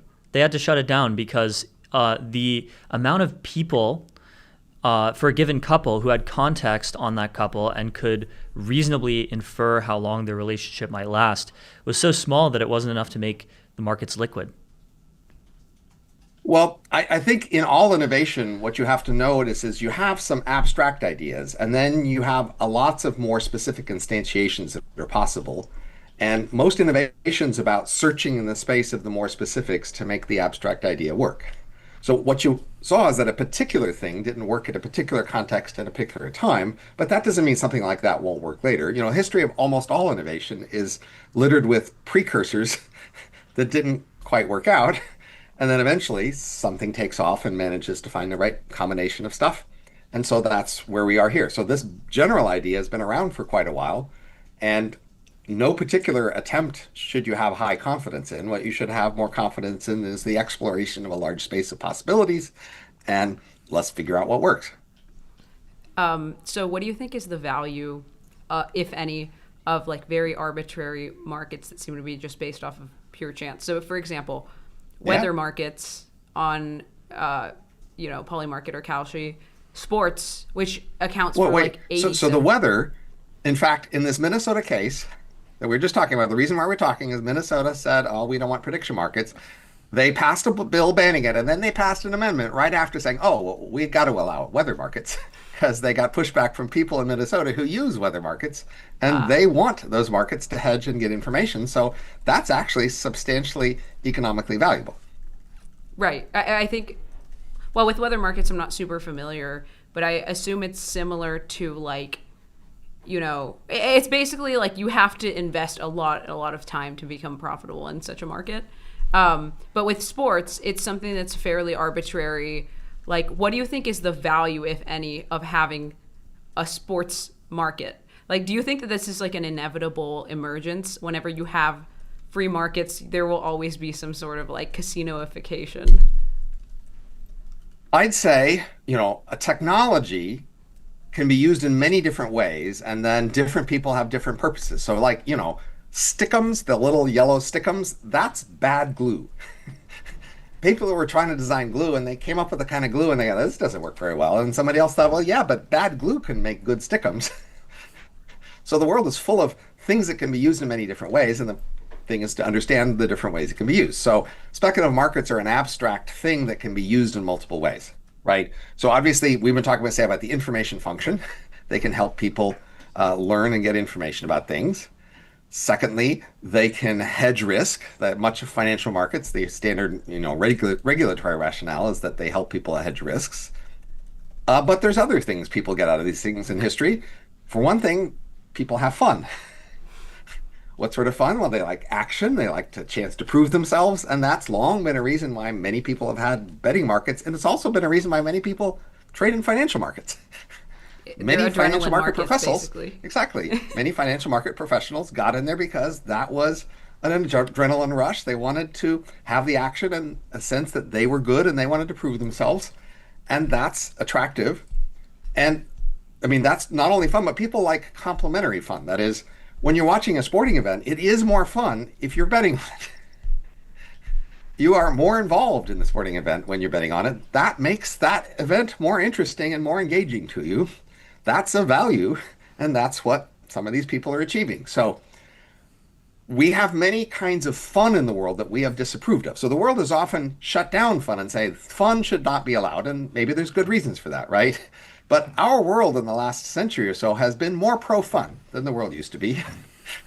We've allowed more kinds of, sexual practices and, sporting activities and all sorts of, look, we let people try to be actors, musicians, and athletes. That's pretty low odds, but people seem to have fun trying to do that, and we're now kind of okay with people, long ago, actors were not very well respected. It was not a, respectable career, and in part because the odds were low, and also, the sort of people you're hanging with, and but in our world, we tend to think fun is more okay, except I guess people are a bit prudish about gambling or betting. But again, the point is just to be honest here about the different values and then maybe the different problems and how to mitigate the problems or reduce them. But as I said, centuries ago, the typical response to the possibility of gambling was just to ban it all. And that sort of banned pretty much all financial markets. And over time, we allowed more financial markets for that rationale. Sometimes we allowed gambling just for the fun, but more limited. For example, horse racing.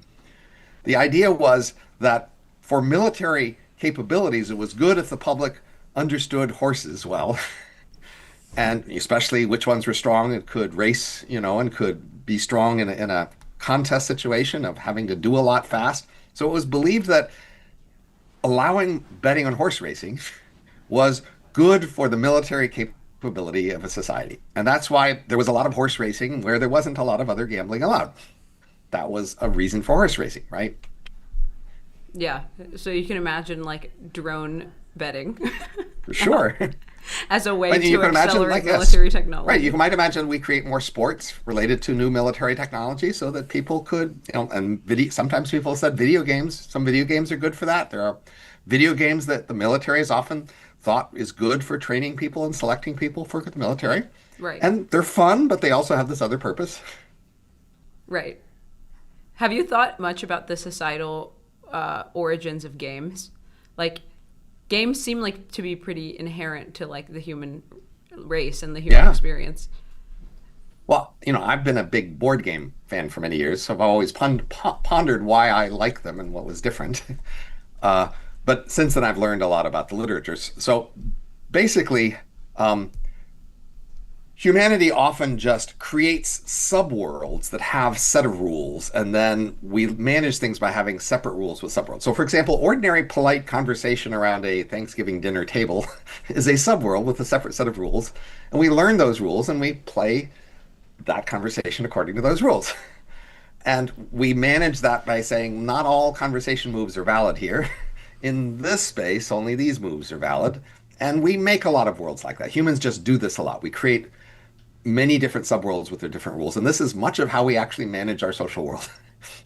And then sometimes we make separate new worlds, kind of out of fun, where they don't actually achieving anything else other than the practice of just being in a new world and going through it. But for example, many of us like to be a bit hostile and a little competitive, but most of the social worlds around us don't really let us do that with the people around us.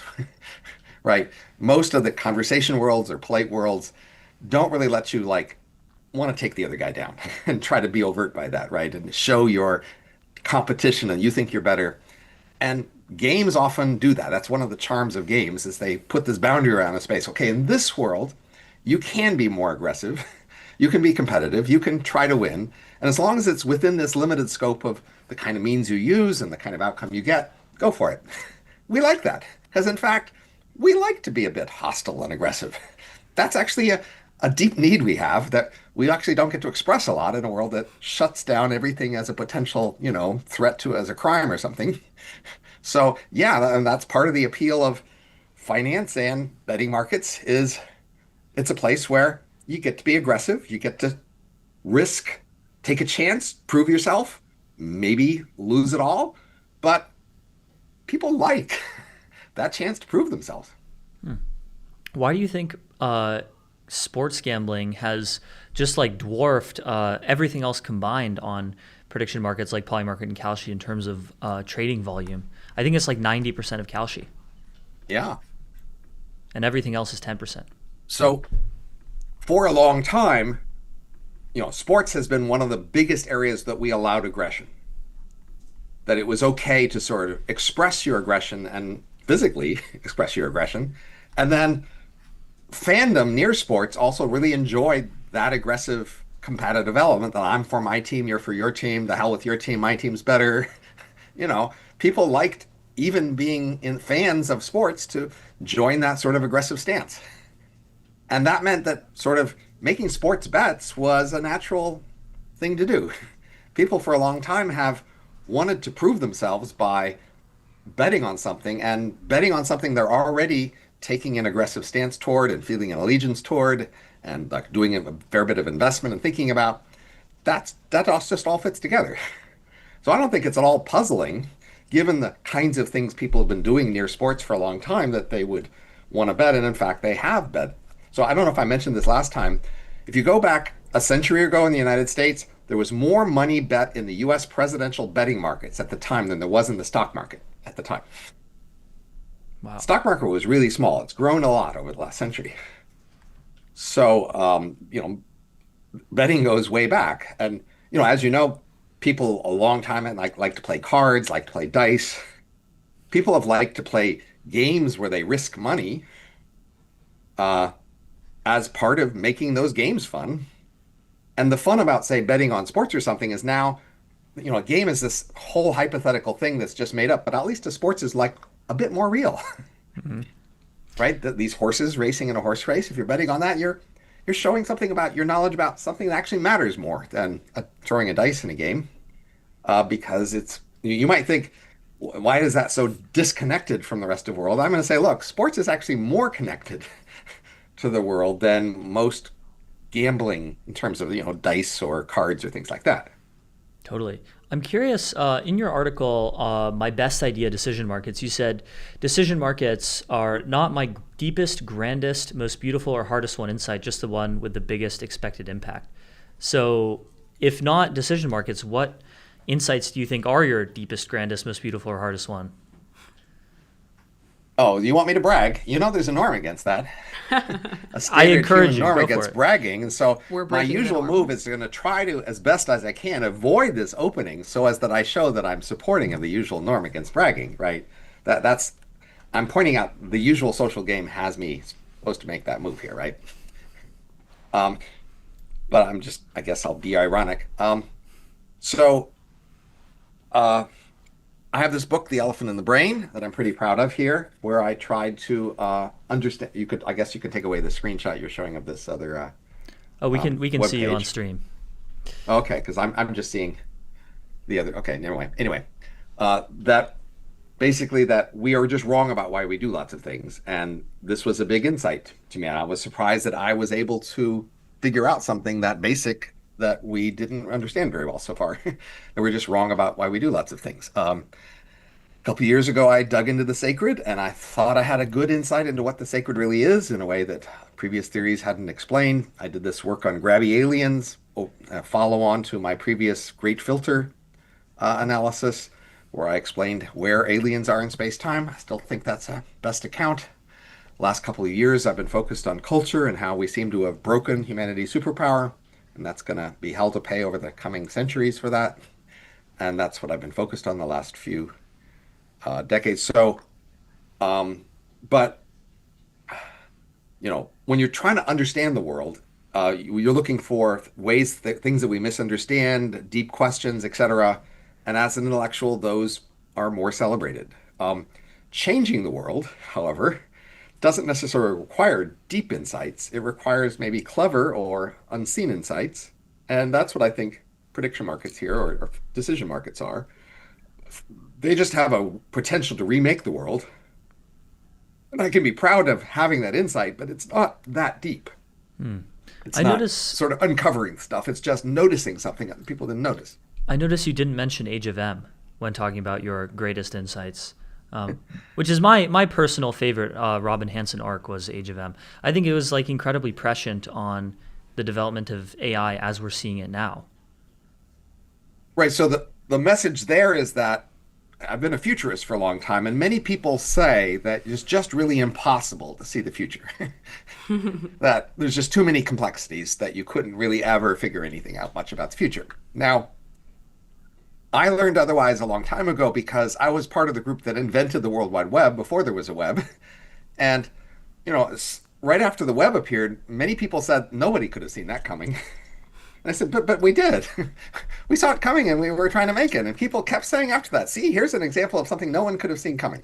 Because people just have this sense that, there's just stuff no one could possibly see coming. But the Age of M is about showing that I could take a technological premise and I could just work out a lot of detailed consequences, a lot more than most people could just by sort of, writing a science fiction novel or sketching a few things.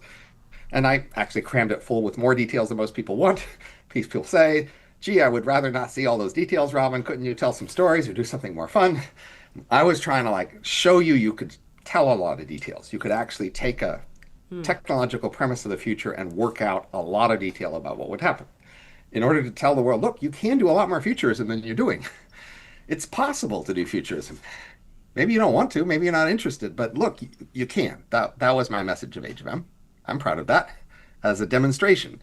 I do think it still has a substantial chance of actually happening. But even if it doesn't, I think I showed that you can just analyze a future scenario in a lot more detail than is usually done. But again, the usual social norms insist that I be uncertain about what my best contribution is because I'm supposed to be humble. I'm supposed to let the rest of the world sing my praises or make such judgments. And I'm happy to both accept these usual norms, but also poke at them by pointing them out. Right. Well, we love Age of M. We love prediction markets. We're so grateful to have you back on MTS. Thanks so much for coming on, Robin Hanson. Thank you for missing me. Absolutely. For sure. We will miss you again. Okay.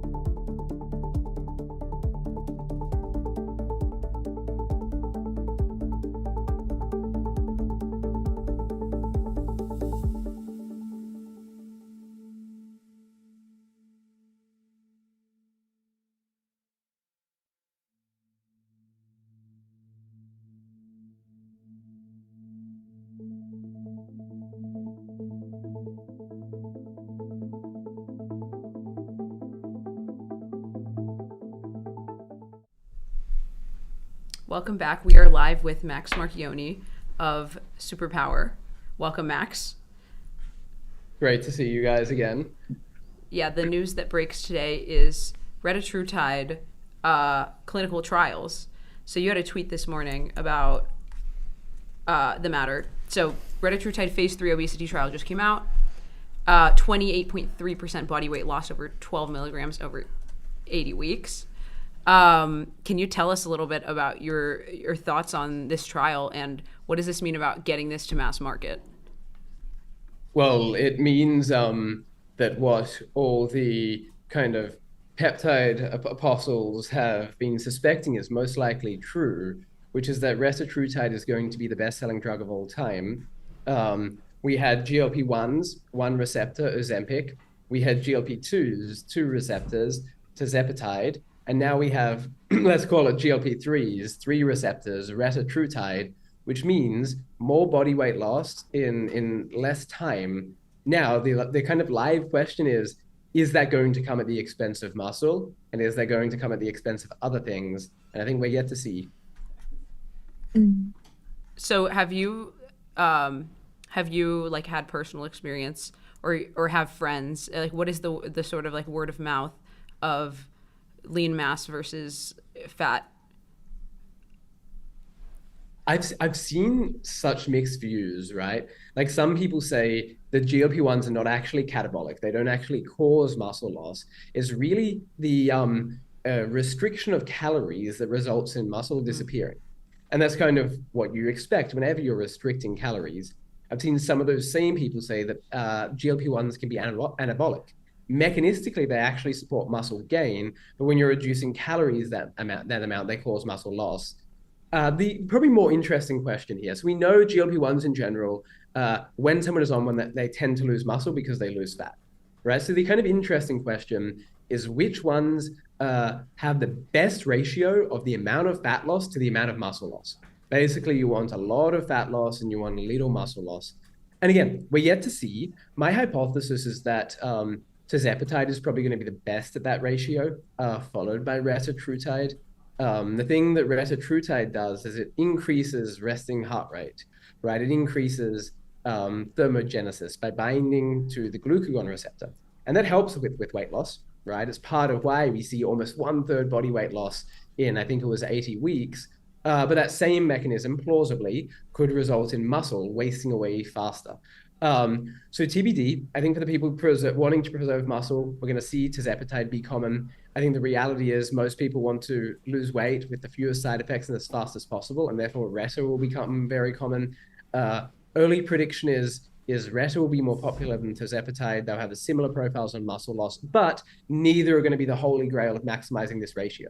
We actually have other GLP-1s in development at the moment that will cause a little bit less fat loss, but far less muscle loss, right? And I think those ones are going to be the ones that are popular for the people wanting to preserve muscle. Another way of saying this is people are going to have a menu of GLP-1s to choose from. Today, we have 2 or 3, really. We have semaglutide, Ozempic, we have tirzepatide, Mounjaro, Zepbound, and then we have retatrutide. Fast forward 5 years, we're going to have dozens. And I think people are literally going to say, here's exactly what I want. Here's my GLP-1 of choice, elastin onwards. So let's say that like we solve obesity, right? What is the like peptides and GLP-1s and GLP-3s onwards just like solve this issue? What would be next? Like what would be the next sort of worst like public health crisis that we have to battle? Oh gosh.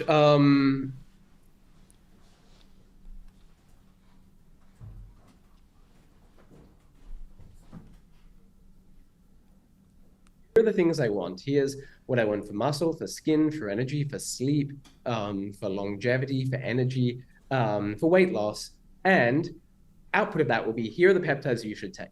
And what I kind of want to see is someone develop a machine that has multiple vials in it that basically makes your peptide for the day. So I think that's where we go. To your question around what is going to be the next big public health crisis post-obesity, we still have all of the things that cause aging, right? We haven't really been able to slow aging. Aging is very systemic. we'll have people who develop aging therapeutics to target maybe one hallmark of aging, or that target perhaps one organ, but no one has been able to like systematically reverse aging. Today, even if you take the throw the kitchen sink approach to aging, you take the Brian Johnson approach to aging, you maybe only add an extra 10 years to life, which is not an awful amount, right? And I think what we're going to need to see is something that can systematically reverse aging, and we're at least a little bit off that. And then I think what's also going to be interesting is genomic medicine. I think the next 5 years, maybe 5 to 10 years, are going to be characterized by peptide therapeutics. We're going to have the peptide for everything. We have the miracle peptide for weight loss. We have the probably miracle peptide for many other health goals someone might have. But I think the kind of 10-year plus primary therapeutic modality is likely going to be genomic medicine. Because if you can modify the genome, you can actually modify how DNA encodes for RNA, which produces proteins and peptides. So you can actually change the proteins and peptides your body produces by modifying DNA. Now, we're a little bit far off, but I think that's kind of where we're going. I'm wondering, what do you think, like societally? I think like we've seen a lot of like anecdotal evidence about the side effects of GLPs. And like as we broaden access to these kinds of treatments and therapies, what do you think there's like the long-term unexpected effects societally? What do you think that's going to like post obesity? What do you think society is going to look like? Do you think there's going to be like any unexpected macro scale changes in the culture? Oh yeah, well, there's all of the kind of second order effects to big food and maybe big pharma and big hospital and airlines and all sorts of different industries. And I think they're not actually awfully interesting to consider. I think there may be more interesting ones to consider, like what are the cultural implications once everyone is kind of slim on demand? I'll give you like maybe one thought experiment. 80 years ago when, or maybe 300 years ago, when it was hard to have enough food to put on weight, obesity was seen as attractive. It was a sign you were wealthy, right? And like, what does that mean for like what is considered attractive in a post kind of peptide or post GLP-1 world?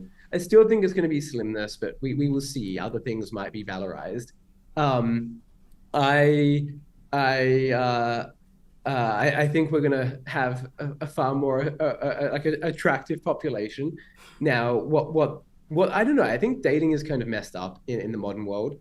I think we're seeing this dynamic where because of dating apps, there are a minority of men with access to the majority of women. And I think that's really fucked up. We basically have this like incel culture. And then at the same time, we have this like rise of AI, which provides the kind of virtual girlfriend to this group of men who are struggling to match with people on dating apps.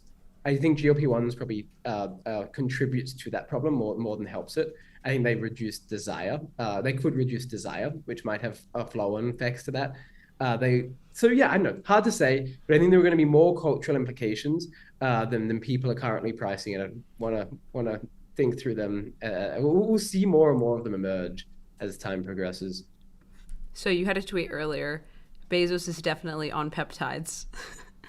Do you think that I find it really interesting, like, you know, given access to so much capital, like who decides to looks max and who doesn't? Where do you think the urge to looks max comes from? Because I think it's like kind of like downstream from real health concerns in a way. Like, I think it's half like really, really like, you know, superficial and vain, and then half like, no, there's actually like an aspect of health that's informing this. So probably three things there. Who decides to looks max, why people looks max, and then the whole Bezos thing. Who decides to look, why people looks max, I think, is Darwinistic at its core. If you look at what Darwinism is, it's survival selection and sexual selection. Survival selection is, are you fit enough to actually survive? The catch is in the modern world, most people are fit enough to survive because we don't have animals hunting us down. So then we get to the other part of Darwinism, which is sexual selection. And I think peptides play into that theme, or looks maxing plays into that theme, and therefore it's very like primitive and robust. The other thing that looks maxing, I think, plays into is the kind of message to the kind of incel culture that has emerged as a result of what as a result of dating apps, right? And the internet and social media. The majority of men in today's world struggle to find partners because dating apps have like fucked up essentially supply demand dynamics, right? You have a we see this, you can see the stats.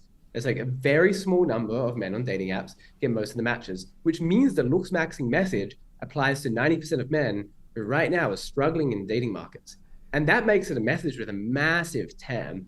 Now, it starts in smaller groups. It starts with young people. It starts as something that is more polarizing. But I think it's actually going to be a theme that really that is robust. I don't think it's a transitory trend. I actually think it sits on really strong structural foundations. And we're just in the early innings of this looks maxing theme. It's not a bubble. Why? Then who decides to do it with that kind of answers? And then it's like the question of which billionaires use peptides. And I contend like most people, once they're truly post-economic, get into some sort of looks maxing bender. We kind of saw this with Pavel Durov. We saw this with Elon. There's this photo circulating the internet of Tom Brady in 2003 versus Tom Brady now. And he is objectively better looking and arguably younger looking despite 23 years having passed. We see this with Bezos. The kind of facetious way I've heard people put this is you're not ugly, you're just poor. Right, and I think that kind of characterizes the way the world is going, where so much of our kind of so much of what was formerly genetically predetermined can be modified using the technology, be it biological technology like peptides or otherwise, that people now have at their fingertips. Right. Well, thanks so much, Max. I think we have to wrap there. But thanks so much for joining. This is like your third or fourth appearance on the show. So I know, no, fun real to see friend you of the guys show again. status achieved. Yeah, totally. Well, there's more and more situations in the world of peptides. Yes, so, yes. See you again soon. Thanks for being our peptide correspondent. Catch you. Thank you, Max.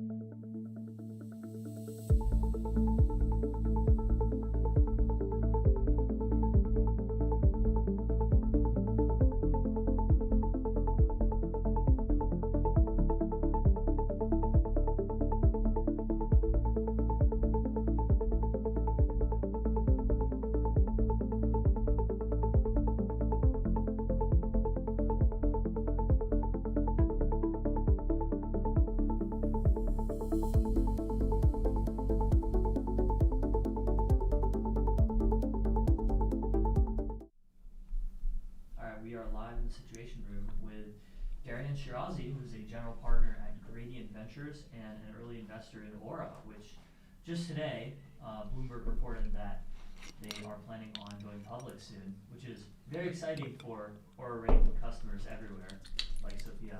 Oh, yeah. Represent. I've got mine on. Nice. Yeah, we're tracking that sleep. So, Darian, welcome to MTS. Yeah, it's my first time on the show. Thanks for having me.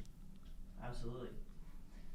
So, how did you get into Aura in the first place? Isn't this small startup based out of Finland doing wearables? Yeah, it was an interesting story. We actually had an investment associate at Gradient, this guy named Rish, who MIT grad, very smart individual. He was wearing one. And I was like, "What's that on your finger?" And it was actually much larger at the time. And he was like, "Oh, it's this thing Aura." And we decided to engage and reach out to the company. And the company was actually struggling to raise money. They had raised money from a series of celebrities. They'd also raised a little bit of money from Michael Dell. And we were seriously looking at leading a pretty large round, especially for the size of our fund. So I flew to Finland, spent a week there, diligencing the company inside and out, sitting with the CTO, who at the time was really, really actually generous with his time. And we looked at retention metrics, the accuracy of sensors, investigated the battery technology. And then we went and did a sauna and jumped into the Baltic, which was also a little bit of a new experience for me. We ultimately decided to co-lead the round with Forerunner, and the business has continued to scale ever since. It's also quite interesting to see that at the time, hardware was very much not an interesting place to invest, and we have always been an AI specific fund. But the interesting thing about Aura is the amount of technology that went into the ring, even today, is quite significant. It was hard to copy the battery, getting the battery to sort of curve in the right way, ensuring quality control of the ring manufacturing, getting all the sensors in that form factor. It was not something that could easily be copied. There was another company that had raised, I think, over 100 million from Kleiner at the time that went bust, and actually I think went bankrupt, that was a competitor, but it just didn't feel right on your finger. The sensors weren't all that accurate.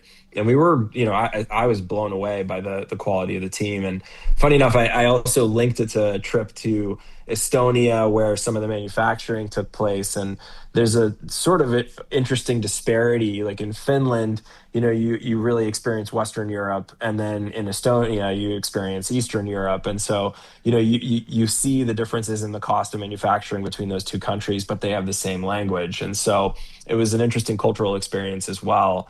Did I expect them to be over $1 billion in sales or whatever the reported number is? No, it's amazing to see how the company has grown and how far they've come. Could you give us like a state of wearables market recap? So wearables feels like a hard market, right? Because you have to solve for obviously like the engineering of something that is so small and lightweight, and then you have to solve for like prestige. Like you want it to be something, and then you have to solve for functionality. So what other wearable companies are you invested in, if any, and how do you see the sort of overall market? None. We've actually looked at a number of them, but in general, it's just not a great space to invest in because the revenue multiples are usually not that high. In Aura's case, I think that the business will do well because the quality of the data that they have, the app experience, and the brand itself is significantly more coveted than any other brand I've seen in the wearables market, besides maybe Apple Watch, but they have an infinite marketing budget to really boost that. And I think one of the things that the company did was by co-leading, allowing us to co-lead the round with Forerunner, they were really the experts on the brand building and the marketing side because they had done a lot of investments in companies like Away and others. And we were sort of the technical AI nerds that were able to underwrite the quality of the tech, help them with recruiting, things along those lines. And the management team has definitely changed since we invested, but the quality of people that are running that business now is exceptional. And I think that they'll continue to compound on that brand. We're also seeing them launch products that I don't think other wearables companies have launched, like the portable rechargeable compact thing that goes in your backpack where you can recharge your ring on the go. Like none of the other manufacturers have built that. Also, like the Echo Ring, the Amazon competitor, that didn't really seem to get much uptake. So in general, I mean, it's been just amazing to see the execution there, and it seems as though the company is in great shape right now. Yeah. What about other forms of consumer hardware? Are there any that you guys are invested in? How do you see that market? Yeah, we haven't invested in any other consumer hardware products, but we have invested in recently we seeded a company called Una, which is still kind of in beta, OUNA. If you can figure out a way to get an invite, I highly recommend it. But this is something that you can give to your parents that allows them to tell their life story. It prompts them with questions using AI as to, hey, tell us about this time in your past or that time in your past. And it creates sort of a living diary of people in your life. And if you get enough of your family members to do it, it sort of becomes this like living record of your family. And that's something that I think people are really going to want, is that people are going to want to record and track not just their health, but they're also going to want to record and track experiences in their lives. And they're going to want to share that across generations. I actually think we're going to enter sort of a new era. If you have grandparents, you'll be able to talk to them. You'll be able to create a digital representation of them. There are companies like Delphi that kind of do this for experts, but I'm much more interested in the consumer side of this. And the founder of Una has actually built the entire company with agents. He has it's just him and one other person. The product is fully usable. It tracks your life and links it to your other family members' lives to create this living record or sort of digital twin of your family. And that to me is really where the future of consumer is, because yes, you'll have your social network and other things like that, but what's more interesting is being able to talk to people that are really important that maybe aren't with us anymore. And that is something that's really emblematic to the vision of Una. As far as the hardware component, there are a few companies that are trying to couple this idea of historical record of your family with consumer hardware, but we haven't invested in any yet. But I do think that hardware is going to start having a little bit more of a moment, because you're going to want customized products that are specific for a use case. And with AI, you can generate these products pretty easily, send a spec to a factory, and produce it for relatively cheap. So there may be an explosion of personalized hardware that will be more interesting than the previous generation. Absolutely. I guess my next question about Aura would be what do you think they're going to expand into next? They have health wearable functionality. Will we have a Ring device that is capable of doing more than just that? Like my Apple Watch, it does health, but it also tells me notifications. I can talk to Siri. Yeah, I don't know really. I mean, I think it would be a fantastic payment medium. I don't know if that's on the roadmap. I'm not that closely connected to the company anymore now that they've raised so much more money and have of an expansive board. That's one of the things about being a seed investor, is that we're actively engaged as much as we can on the early days. But once a company becomes a decacorn, you sort of lose touch with it.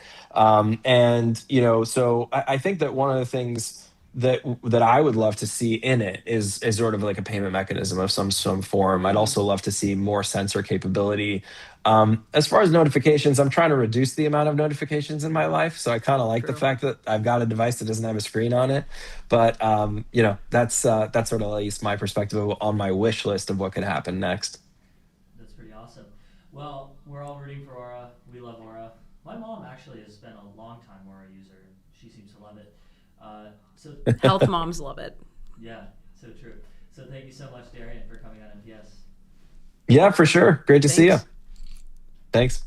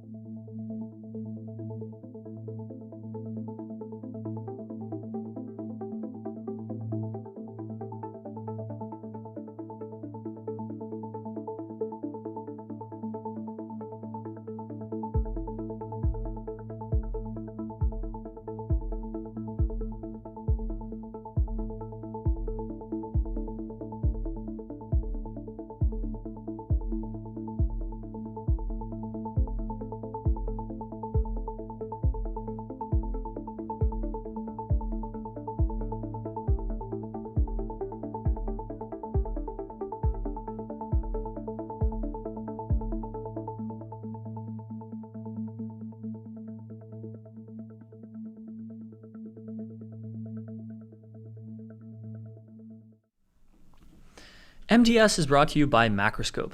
Here's a fun thought experiment. If I asked your CTO right now what every engineer on the team is working on this week, could they tell me? Probably not. Could they tell me what the agents on the team are shipping? Definitely not. Turns out most engineering leaders aren't actually monitoring the situation on their own team. Macroscope is the AI codebase understanding company built to fix that. 3 core products. 1, status. The best way to understand what's happening at your company and what all your engineers and agents are shipping. Delete all the meetings and just get real-time visibility from the ground truth, the code. 2, code review. All this extra code being shipped needs a robust defense layer. Macroscope is the highest signal code reviewer with the least noise. 3, agent. A single layer of intelligence that synthesizes all the tools in your stack, issue management systems, code, docs, logs, and more, to answer questions, take actions, and automate workflows for your team. Like an omniscient, always-on, uber-capable senior engineer plus PM plus TPM plus ops person that helps your team be 10x more productive. Start monitoring the situation in your code base. Head to macroscope.com to get started. That's macroscope.com/MTS. You're in back-to-back meetings all day. You're trying to monitor the situation. You're nodding like you're following along. That's where Granola comes in. Granola is an AI-powered notepad for meetings. You jot down whatever messy notes you take anyway, and in the background, Granola is quietly turning it all into something a real adult would write. No bots crashing your calls, just a clean little notepad that does the heavy lifting so you can focus. During or after the call, you can actually chat with your notes. Ask Granola to pull out action items, help you negotiate your next raise, draft a follow-up email, or coach you. Try it once and going back to your old system feels deranged. Head to granola.ai/MTS and get 3 months free with the code granola.ai/MTS. That's granola.ai/MTS. At every founder dinner in SF, everyone's talking about models and data. Nobody's talking about the real bottleneck in AI adoption. It's the connective tissue, the layer between your models, agents, APIs, and context. Kong gives you the platform to power and govern that connectivity. The control tower that governs your traffic, cuts your costs, and sets guardrails for agent-to-agent interactions. Without it, you're not monitoring the situation. The situation is monitoring you. The infra decisions you make in the next 12 months decide whether you're shipping in the agentic era or posting through it from the sidelines. Because when AI traffic scales 100x, the companies without proper connectivity and governance don't just slow down, they break. Kong manages all of your AI traffic in motion, giving you the full picture regardless of traffic type and adding a governance layer regardless of model, agent, or architecture. Fortune 500s run on it, AI native startups ship on it. If you're serious about AI, visit konghq.com. If you're monitoring the situation in enterprise engineering, here's a question worth asking. Want to accelerate enterprise software development velocity by 5x? You need Blitzy, the only autonomous software development platform built for enterprise code bases. Your engineers declare their intent and define the project, a new feature, refactor, or greenfield build. Blitzy agents first ingest and map your entire code base, then the platform generates a bespoke agent action plan for your team to review and approve. Once approved, Blitzy gets to work, autonomously generating hundreds of thousands of lines of validated end-to-end tested code. More than 80% of the work completed in a single run. Blitzy is not generating code, it is developing software at the speed of compute. Your engineers review, refine, and ship. This is how Fortune 500 companies are compressing multi-month projects into a single sprint, accelerating engineering velocity by 5x. Experience Blitzy firsthand at blitzy.com. That's blitzy.com. And now back to Monetary Matters with Jack and Max.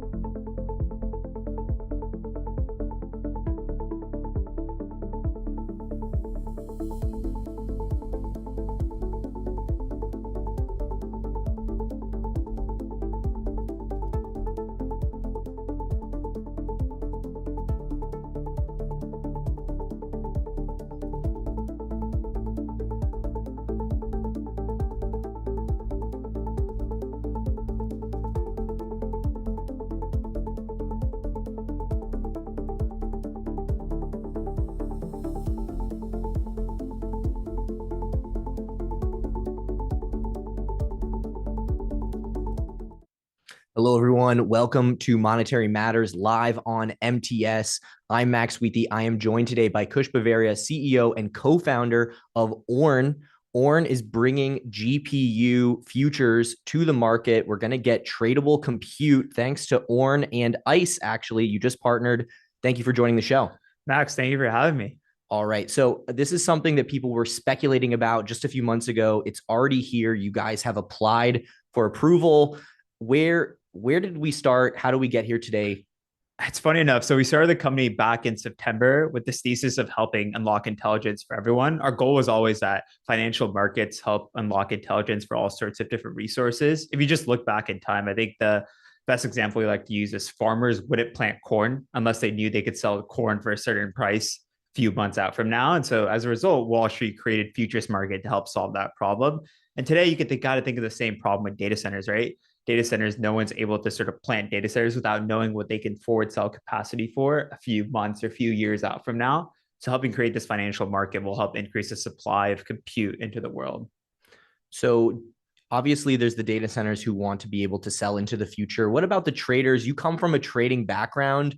Are the quants, the market makers, are they itching to start trading compute? They love it. I mean, it's definitely a nascent market and it's definitely coming to fruition now. So we're excited about that, especially some of the hedge funds hedging macro risk. If you think about it, how do I hedge the risk of China invading Taiwan? What happens then? Price of compute go up. There's no semiconductor fabs anymore to produce these high level chips. And so you can sort of hedge macro risks as well with these commodities. All right. Now, where we talked about ICE, that contracts are going to be offered there. With commodity contracts, there's physically settled, cash settled. What is it going to look like? And in a physically settled world, what would that be? So a physically settled world, same way you do oil contracts, right? Today, where if you buy the WTI crude oil and for some reason you're on Robinhood, you keep it long enough, you actually get the physical barrel of oil delivered to a warehouse. And so we're definitely working on that as a platform too, building out the physical delivery part of compute hours, where if you buy the contract, you'll end up getting access to a GPU at the end of it. Today, all of our contracts are cash settled, and we're working towards that. So physically delivered future. Okay. Now, commodity contracts, commodity derivatives don't work unless everything is sort of uniform. Not all GPUs are the same. So you have to have different contracts for the different GPUs. We're getting new ones all the time. How many contracts are we going to see in the future? Of course. So look, we focus on NVIDIA GPUs as much as like anyone in the market would say NVIDIA is 95% of the market. Jensen says, I did not wake up a loser, and he's right. NVIDIA definitely dominates the GPU market today, and we definitely see that going forward in the future based off of what we currently experience in the market and people, what they pay for AMD chips versus NVIDIA chips.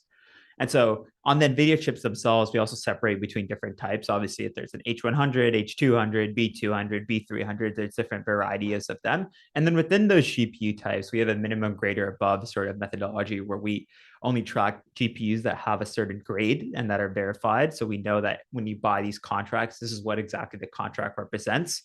And a lot of people come to us, they're like, oh, GPUs aren't fungible, even if you do this. And I tell them like, look, do you think a barrel of oil from El Paso is the same as the barrel of oil that you'll get from Pecos, Texas? And the answer is like, no, there's a bushel of corn that you get from one area in the Midwest, the same as you get from like Wisconsin, for example. And the answer is like, no, yet they both trade on the same exact financial market. And that's because people have different specifications and grades on the contract that you're buying.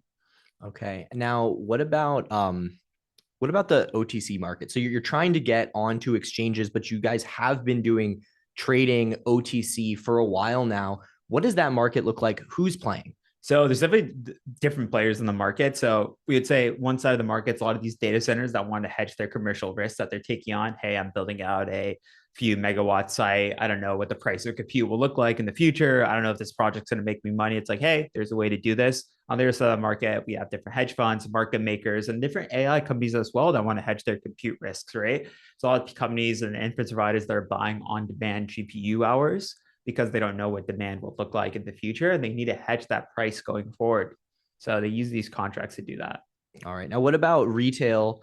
Like, if we could share the screen right now, we've got Kalshi here. So we have price of NVIDIA H100 compute by the end of the month trading on Kalshi. And we can see here it's verified by Orn. So you are the official index that is verifying this pricing.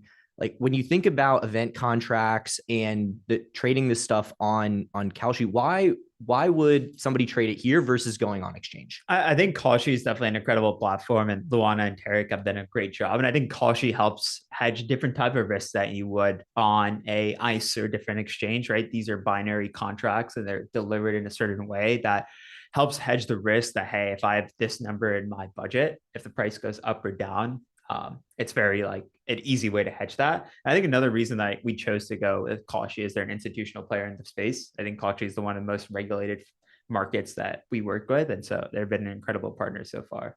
Okay. So you think that the institutional traders are going to use Kalshi as well? I'm a huge believer in prediction markets and how the world will like play out. I'm sad that we didn't think of the idea or come up or work this hard to build it out.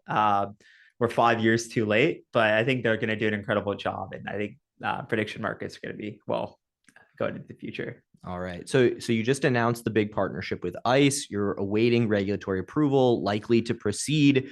What else is happening? What are the other things that you're looking to build out to grow Orn? I think definitely the physical delivery part. Like this is a very important part of the sort of compute space. Like, how do I tie in these financial contracts with physical delivery? And we've been working with numerous players in the space to get this sort of done. We work with all sorts of players from the largest data center and the neocloud companies to many of the other sides of the market as well. And you're sort of facilitating this physical delivery component. I think that helps unlock tons of more liquidity onto the platform. So how many data centers and where are they located? So I think SemiAnalysis has a great chart. Dylan does a good job at this, but I think the number is like 210, 20 like official data centers. And then there's probably 3,000, 4,000 individual people that have like GPUs that they're listing online somewhere. So I'd say around like 5,000 sort of like retail to institutional data centers. And obviously the size depends. Most of them are in the US, like we're a US based company for a reason. They do live in America. And then there's a lot also in Europe. And then I think the Middle East and Asia is growing as well on the data center side of things. China especially has been trying to build out their data center. Obviously we don't have any access to what China's doing and what's going on there, but yeah. Does the location matter to a US customer? Obviously China. But... Oh, of course. Indices we have based off of like in our data platform, we specify between different sort of indices and where they are. So we have like East, West, Central, Europe, East, Central, West. So we have different indices there, and it matters to different customers. For some customers that are training, they could care less. The inference providers usually care what's my latency between this data center and this data center. My customers here, how close can I get it? Someone asked us like, how close could I get it to SOMA and SF? And I was like, all right, this is the mileage distance. This is what the latency is going to look like. So it depends depending on who you're working with. But obviously we specify that so the customer knows upfront, like, hey, this is like what you're buying. How disjointed are the markets going to get? Like nat gas is famously not global. You have very different prices in terms of the geographies. Are we going to see that with compute based off of regulation, whether people are resistant to data center build? And is that already starting? I think somewhat, but it's very different, right? Nat gas, you have to actually transport, and that transportation creates a different sort of moat there between pricing. For at least for compute, you transfer over the internet. It's SSH key access, right? So transportation is essentially free, you could say.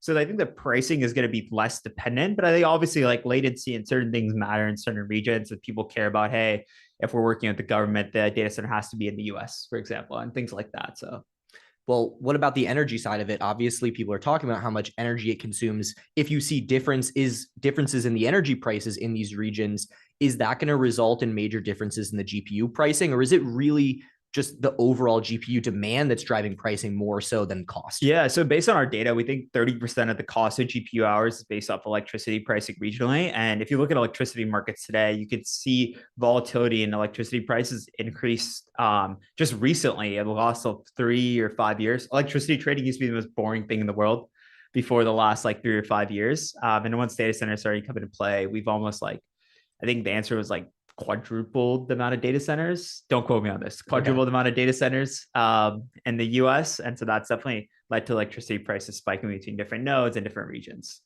Okay.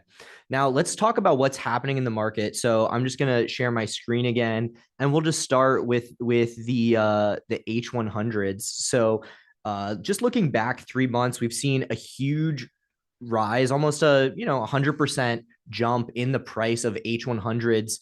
And if we go across, pretty much across the board, we're seeing pretty close little differences here and there. How much demand is there? Because that is one of the big debates right now. I think the funny thing is when we started the company in like January, February, when we launched, everyone was like, no one's going to go long the price of GPUs. These things are going to go decrease in value. And then they kind of look like fools today after telling us this. So I think the price of GPUs is definitely increasing. And if you look at availability of GPU hours, I think it's at an all-time low on most on-demand platforms and almost anywhere in the market. It's very impossible to get sort of size now.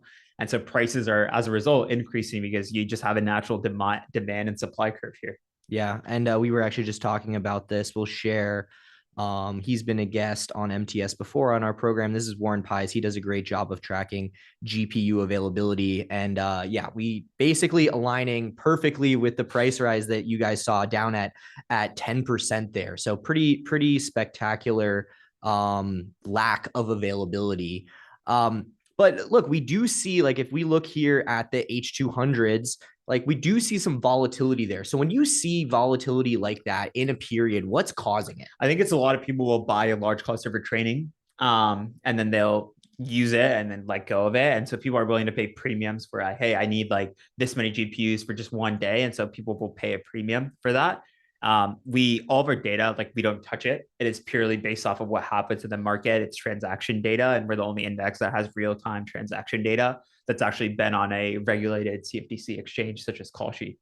Okay. And so how many, you said you've got 5,000 of them. Like, let's say I'm somebody who's bought a couple of NVIDIA GPUs, like how much influence does that person's pricing have versus these big industrial data centers? Yeah, definitely not. I think the volume at the point of the volume that we track today, it's like if you buy like a few hundred nodes or a few thousand nodes, it's not really going to move the index at all. You have to be really buying in like large amounts of supply. And it's the same as every other commodity market, right? If you really want to move oil markets, you're going to have to buy like billions of barrels of oil. And for us, it's if you want to move the compute markets, you're gonna have to buy at this point hundreds of millions of dollars of compute to be able to actually influence the price. So one of the interesting things is when you think about commodity hedging, right? You have like airlines, for instance, they're hedging jet fuel. You have commodity producers who are hedging what they produce. But if AI is truly going to be part of every major business, is every CFO in the world going to have to start thinking about hedging compute? Well, if they haven't already, I think they're behind on that. And the reason is every enterprise today, the economic output of America today is based off of compute. Literally every business relies on, if they don't already, they'll probably go out of business, but AI in some shape or form, whether they're push training a model to run on their own data, or they're using locally hosted inference. And there's different things enterprises use GPU hours for, and there's all sorts of various forms. But regardless, all of them run on a GPU. And about 90 to 95% of the time, it's an NVIDIA GPU that they're using. And so by hedging the price of compute, they're able to build stable financials going forward. So do you think this is going to be like every January when people are, or, Q4 when people are planning out their budgets, like you're going to start to see seasonal volume, or is this something that people are going to be hedging sort of throughout the year? Look, the first interest rate, we always talk about this, first interest rate swap, IBM and the World Bank was the first one, and they were hedging commercial risk. And I think in the same way, people are going to hedge compute prices the same way they were hedging interest rates back in the day. And so over time, CFOs are going to get adopted to like, hey, we need to hedge our price of compute. Because if I go to Amazon today, tomorrow their AWS is going to quote me 3x higher. Wow.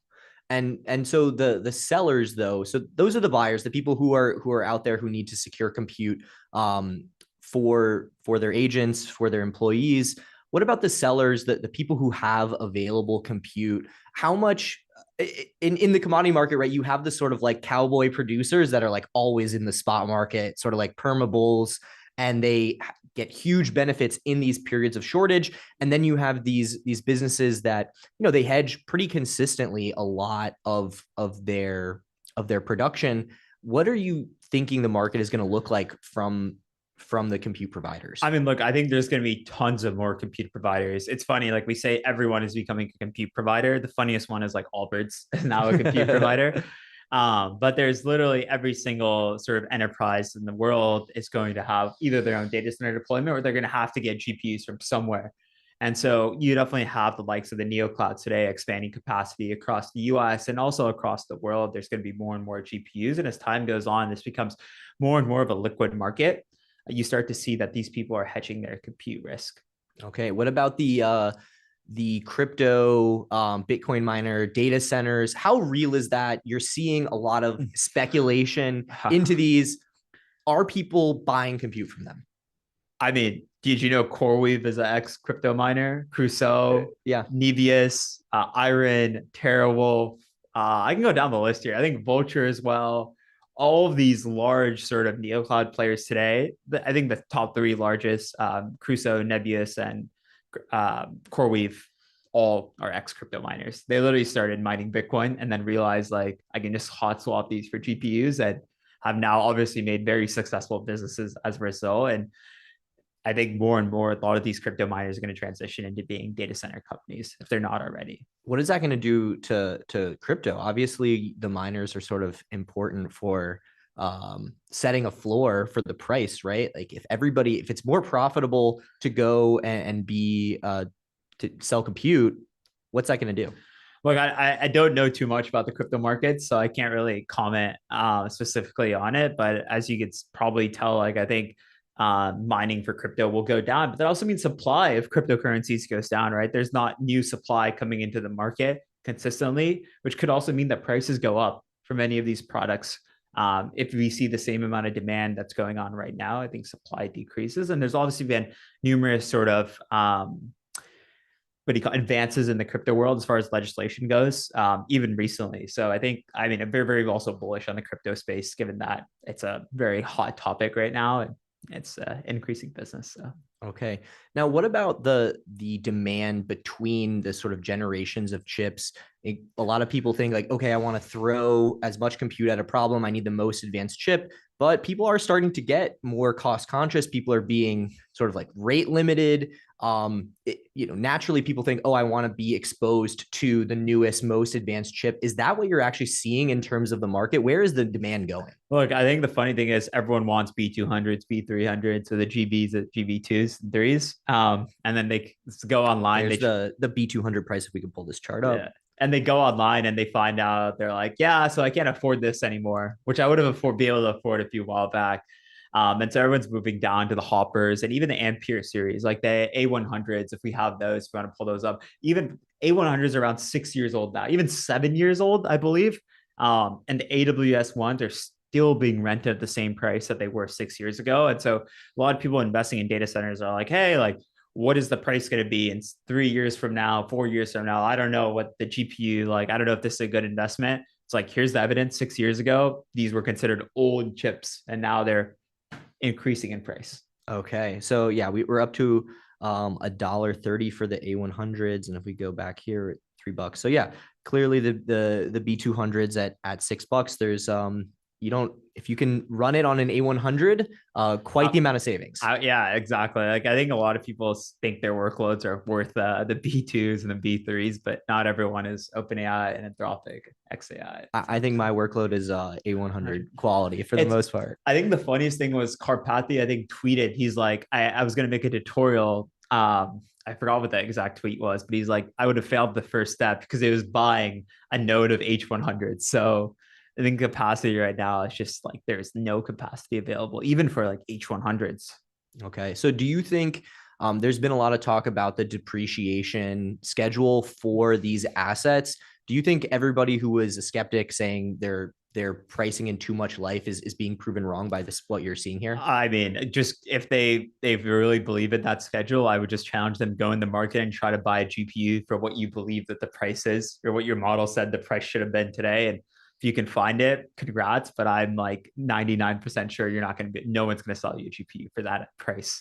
And I also think that, look, depreciation is definitely a thing to consider looking forward. And that's why this futures market exists. What the data from the futures market gives you is a futures curve of like, what is the pricing? What is this GPU hour going to be worth 3 years out from now, 4 years out from now, 5 years out from now? And that data helps underwrite more and more data center construction projects, which brings more compute into the world. That compute helps solve some of the largest problems in the world. Now, compute isn't the only thing in shortage. do you think we're going to see the financialization of other parts of the supply chain? I would look out for memory. It's coming soon. Okay, look out for memory. It's coming soon. Wink, wink, nod, nod. Let's keep it at that. Yeah. Okay. All right. Memory coming soon, maybe from who knows who. All right. So what else is happening? What am I missing here? Is there anything else really going on in the space that you think is important for people to know? I definitely think like, look, if you don't have compute capacity today, and if your plan is like, hey, when I need it 3 months from now, I'm going to be able to find it. You're not. I would like look into securing capacity as soon as possible, even if that's 3 months out, 6 months out. Like timelines are being eaten up and taken for construction projects that have like yet to even hit greenfield. So it's it's crazy right now, the market. I would just suggest to people to plan ahead. Do we have, obviously this is sort of like the spot pricing. Do we have term structure yet? We do. So we do have term structure. We saw that data, so we don't show it publicly. I get it. Yeah. Can you give a little hint at like, are we in backwardation? Are we in contango? I think the price is definitely increasing, right? People are trading futures that are higher priced today than they, at least on the 1 year schedule, and a 3 year schedule that goes down over time. But on the 1 year prices are higher. Okay. Have you done any interesting work looking at correlations between your pricing and the pricing of related equities? Oh, like okay. is GPU pricing leading the AI bull market? Like, do you think that this is a leading indicator people should be looking at? Do you want to pull up the Nebius stock price? Yeah. Pull up like H100s, Nebius probably. Okay. Honestly, CoreWeave is probably fine too, but Nebius is probably the easiest one to see. All right. What do you want? You want 6 months? 3 months, 6 months? Yeah, we'll do 6 month chart here. And you compare that to the price of the GPUs, and you can literally tell when the price goes up. Yeah, pretty. All right, so we've got bottom here. We're looking at April all the way to now. The price is at an all-time high, I believe. Yeah, I mean that's about a 100% increase there, and we saw things really starting to. I mean, we were at $1, so it was a little. It's directionally, it's the same. We like to say, But strong correlation. Sure. Who is the leading indicator? Obviously, that changes over time, right? Of course. As data gets integrated. So what about like the biggest hedge funds in the world? Like we talked about the data. Who's buying the data? We don't need you to name any names, but for those people out there, maybe the retail traders in the audience, if you don't have compute term structure in your model, are you competing against firms that do? Yeah, I mean, look, we sell to the largest market makers and hedge funds in the world. When people ask us like, oh, who do you sell to? Obviously, we can't disclose any of our customers because they like to stay private, but pick your favorite market maker and you're probably right that they have our data, or pick your favorite hedge fund that comes into head and you're also probably right that they have our data. And so we're very fortunate to work with many of the largest sort of players in the space so far. Is it going to be flowing into Claude for finance? I mean, look, I can't tell you what they do with the data. I know they ping the APIs, and I know they log into the screen, but that's like all we can sort of track and what they do with the platform. I don't know what they use the data for internally, but definitely ways to like Claude, OpenAI, all these different tools. Like you can just plug it in and see what happens. Okay, very cool. Well, that's a good segue into our next guest. Kush, we'll leave it right there. Everybody can check out orn.com. Thank you so much for joining us, and we'll be right back in just a second. Looks like we're ready to go. We've got Matt Ober, GP at Social Leverage. He is Mr. Data. He ran data for WorldQuant. So very, very timely to follow up. Kush here. Matt, thank you so much for joining us here on MTS. All right. So we got some huge announcements a couple weeks ago. Claude for Finance announcing a lot of data integrations. As I said, you have been a data buyer. You're an investor in data companies. The way that people are consuming data is rapidly changing with these AI interfaces. What do you think are the biggest changes in the way we are going to interact with data moving forward? I mean, listen, I think at this point, all of the demand is through MCP connections, right? Like if you're selling data, in the early days, it was FTP, it was API. I I remember a point when I worked at Third Point, if you weren't, delivering your data via Snowflake, we weren't going to be a buyer. I think at this point, most people are like, if you don't have an MCP connection, like, does this really make sense for us long term? I think obviously we need aggregators in the MCP space because there's just too many data vendors to connect them all. But that's where the consumption's happening. And I think data vendors are seeing, I heard even this morning from a company that I've known for a long time, they've seen 5x the amount of usage that they were seeing a year ago because everybody's, accessing it now through the MCP. Do you think people are still going to go directly to the aggregators, or is it the type of thing where, like, why wouldn't the big model companies become aggregators themselves? Why wouldn't they get into that business? I don't know if it's a big enough business for them, and I don't know if they really care to like be the ones to focus on that. I think we need consolidation. I think we've seen companies like Carbon that's, come out. They've done a lot of aggregation, especially in the financial services world. FactSet historically has been an aggregator. I don't think they really have figured that out in an MCP world. I just don't think we wake up to Claude making that easier. Maybe they do, but I feel like they probably have bigger opportunities, at least initially. Yeah, but isn't there somewhat of a UI or, user UX experience here? Like, if they are not controlling the data, making sure that it's good, there's the potential that people have a bad experience using Claude. So are you worried at all? I know you've talked about, like, we've kind of gone so far with MCP. Like, what are the problems that people are going to have trying to just put all of this data into these models? Well, I think we have the same thing that, when you were consuming, like when I worked at WorldCom, we had thousands of vendors, everything coming in through APIs, right? You have an entire team monitoring these APIs. They fail, you got to reconnect them, you're sending out messages, you're doing this entire monitoring process, right? You have the same thing that's happening across MCP, but it's even further along, right? Like, we need to control how many tokens we're using, how much we're spending. Is the MCP connected to your work computer as well as your home computer? Who can have access? So, like, we have this whole new layer of IT. I kind of think of like humans eventually becoming the IT help desk for the AI agents. MCP connections are one thing. So I think, like, if you're using a lot of MCP connections right now, you're probably already running into, having to refresh or relog in. I just think that becomes something that you can't handle once you have hundreds of these connections. Okay. How do you think that problem is going to be solved? I do think we'll have aggregation and consolidation. I think there's tooling and companies coming out to make that easier to kind of manage at an enterprise level, or make it easier for, when connections do go down, that we're kind of notified, almost like you have your data dogs and so forth through the world. You're going to be monitoring all your MCP connections and permissioning and so forth. But I think at an enterprise level, this is definitely a large conversation. No different than all of these large enterprises kind of struggling right now with, like, how much do tokens cost, and like, how do you kind of forecast and price in like what we want to spend on a per user, or per group, or per project basis. Okay. And those aggregators, do you think it's going to be the existing aggregators who win this, or do you think it's going to be new kids on the block? I think we're going to see some new kids on the block, but that's not to say that the large incumbents don't actually acquire those aggregators, right? Like, you have a couple out of the gate already. If you think about Carbon, and there's like 4 or 5 others that I've seen, but are probably a little bit earlier.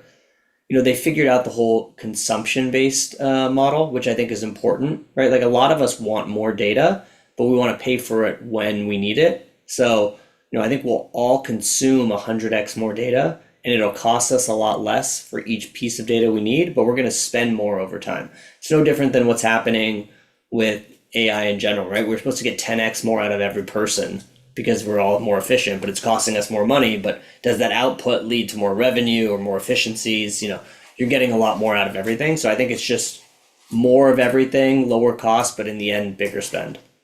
And has that move to a consumption-based model showcased itself in the form of a big pricing model change from one of the existing players yet? Like, we're hearing about consumption-based models. Certainly there are new players who are going consumption-based, but has the competition forced the hand of the seat-based, or, you get the full suite of data players at this point? I don't think we've seen it at the largest levels for data yet. Everybody's talking about it, we're fortunate enough at our fund, we're also invested in some software that sells into the CFO space. So I get to speak to a good amount of CFOs, and they're not exactly comfortable with full consumption base without some sort of minimums. It's pretty difficult to forecast. It's almost becoming like, transaction volume in the payment space. So like all these companies need to rethink things. I think if you're invested in the private markets, every startup is doing consumption based or outcome based, buying credits at some sort of floor. It's a little bit easier in the private space, right? Like you're not reporting earnings. You don't have to forecast as accurately, especially in the early days.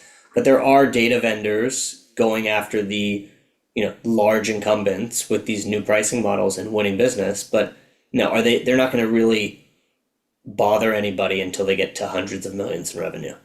Okay, so who are the buyers then at this stage who are making the switch to the consumption model, who are comfortable with that? I think on the buyer side, they're all comfortable. Oh, okay, yeah. Right, like you're seeing from hedge funds to banks to the largest, financial media companies to the AI platforms themselves, right? Perplexity and Google Finance, have been striking tons of partnerships with Fiscal AI and a whole list of others, and so they're very comfortable with like these new models. I just don't think we're waking up to Bloomberg's and FactSet's and London Stock Exchange and like the biggest firms in the world changing how they sell the data. Okay. So do you think it's going to be like a big miss, like a big quarterly miss is what it's going to take, where they say we've lost share, we lost this big customer to an upstart? That's what it's going to take to move the pricing. That's what it's going to take. I mean, if you kind of think about even the Robin Hood effect on like free trading, right? It took a while for E-Trade and everybody else to wake up and make that change, right? But I remember the day sitting in the Third Point offices when like every bank brokerage in the world came out and just decided we're going to $0 in trading. So that, it's coming. I think you think about like London Stock Exchange as an example, they have activist investors there. There's obviously probably conversations happening behind the scenes. And we can just share the screen. So I guess, around, it didn't quite start selling off with the rest of the software, but data companies have been part of the SaaS apocalypse in a sense. They've repriced quite a bit. When you talk about the fact that it hasn't really showed up in the financials, when it does, I mean, what type of price action do you think we're going to get from data providers that have not already started to think about a consumption-based model? I mean, if you look at FactSet and SimilarWeb, like these companies have gotten hit hard. FactSet is something everybody keeps going after because, they are an aggregator and they haven't been exactly the most exciting company in terms of like new product rollouts or proprietary data. Basically, so I think like cut in half in the last year. Yeah, the question becomes like, do these companies go out and start making these acquisitions? Like you can defend your territory as a public company if you're large enough by just buying some of these companies, right? Acquire the people that are disrupting you. Disrupt yourself, right? Otherwise, you really need, new management and board that's willing to take chances. And as investors in this ecosystem, is that the outcome that you're looking for, right? Would you view buyouts as success for the companies that you're backing? I mean, listen, look, we were seed stage investors investing at, the earliest of stage. So like not every company is going to go public. M&A is probably going to be the majority of our portfolio. So, we're more than happy to see, large companies make, big acquisitions and, our companies become the technology of those firms. It's always great when you see a company make it public, but, the best companies going public, it takes, Robinhood took 9 years, eToro took 13 years, I believe. It doesn't happen overnight. Okay. Now you brought up those brokerage platforms, the neo brokerages. How are they integrating data? There's so much more data out there. It's a way that regular people consume data oftentimes is through actually their brokerage app. What are they doing on the data side? They're all leaning in on the data side. I mean, eToro uses Fiscal AI. Robinhood's constantly releasing new data and integration partners. If you look at the private markets, you have companies like Alpaca, which is really the pipes for everybody to build brokerages around the world. they're becoming a rocket ship, especially with agentic investing now, where people are less interested in like another brokerage UI UX and can put in their own strategies leveraging Claude, and they're all selling data, right? And they have, whether that's data partnerships or reselling data and making margins on top of it. And I think it goes back to we all want more information, and now we can consume more information in a more intelligent way. Now, what about the risk side of it, right? If there's more data, especially for this agentic investing, agentic trading, if the data is being provided by the platform, then you're making agentic decisions on it. If we have these breakdowns that you're talking about that could happen, if we get sort of a data overloaded, it's not managed properly, there's a risk there. Because if you're a consumer and you're out there buying data directly yourself, you're agreeing to the terms and conditions and the limitations that data has. But if you're getting it through some other provider, that risk shifts somewhat. How are people thinking about how the risk is shifting with how data is being provided? I don't know if the firms have caught up to those thoughts on the risk. I'm sure in their terms and conditions, they're not liable for delays in data and data delivery. I think back to my quant days, like when data was delayed or data didn't get delivered, the strategies didn't run. We would lose or make money because of that, right? Maybe it was a good thing it didn't come, but if it didn't come in, like the execution decisions didn't happen. Obviously, that was part of the SLAs with the vendors, where it's like they've got to consistently deliver or we're not going to pay them. Some vendors agree to that. The big ones obviously don't. So it definitely is a risk, I think, that will happen over time. I think, a lot of the time when like the APIs or the MCPs go down, it's just a re-authentication, or like, you have to reconnect if something happened. It's not actually, the vendor will come back and be like, there's no issue on our end. Like, you just need to reconnect. Blame Claude, blame whatever is on your end. There was a bug in your code. So I do think we'll see that. I don't know if we'll see, there's a lot of noise out there about like fully agentic hedge funds. And I think like there's been some raises even in the venture space. I think like what people should probably realize is that the top quant funds in the world have been doing this a long time. So I don't think we're going to see an agentic hedge fund started by a non-quant that has experience, that hasn't probably been doing this underneath the hood at one of those places, just come out of nowhere. Yeah, I think I forget what his name is, but the Hudson River guy, obviously not a hedge fund, one of the prop trading firms, but they're now competing in the AI talent world. Do you think, obviously, we've seen huge amounts of money being thrown around at the big labs, at the hyperscalers. Wall Street and Silicon Valley compete for talent. A lot of times they're going for the same people at the same universities. As this becomes a bigger part of the strategies run by Wall Street, do you think they can compete from a cost of talent perspective? Listen, I think the numbers being thrown around by like the Metas and so forth of the world are like astronomical, but there's a lot of money that the Citadels and Jumps and so forth, Jane Streets of the world pay as well, right? And there's a lot more strict non-competes and so forth if you work there and then you try and leave. So can they compete on like paying people billions? No, but like millions of dollars. And like I think some people like want to work within like the financial services Wall Street world, and some people want to work more within, building products within Silicon Valley. So like I think you definitely see talent go both ways, but it's obviously a very different culture. It's a very different like process and very different day-to-day experience. So they'll compete for talent. They always have. I don't think it's changed. The hedge funds are competing with each other, right? There's probably a lawsuit every week between hedge funds stealing each other's talent. Yeah. Well, we do see, I think we've seen some $100 million payout packages to take people away, because a lot of times it's because of the deferred comp that people are leaving on the table at whatever their firm is. They have to get bought out if you want to bring them over. And then there's a lawsuit about whether they can even come over or not.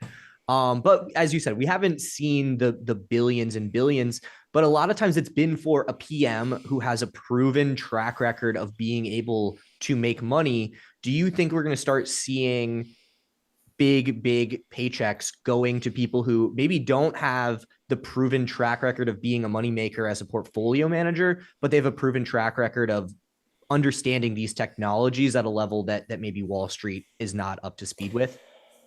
I think it's already being done. I just don't think it gets the headlines as much, right? Like you're getting the PMs that are leaving the bigger lawsuits, but there's a lot of technologists that switch hands for millions of dollars and AI researchers and quants that don't hit the Wall Street Journal front page as much. They're paid a lot and there's, fighting and bickering and, so forth and so on. And like, are they guaranteed 50 million? No, but are they guaranteed 10, 15?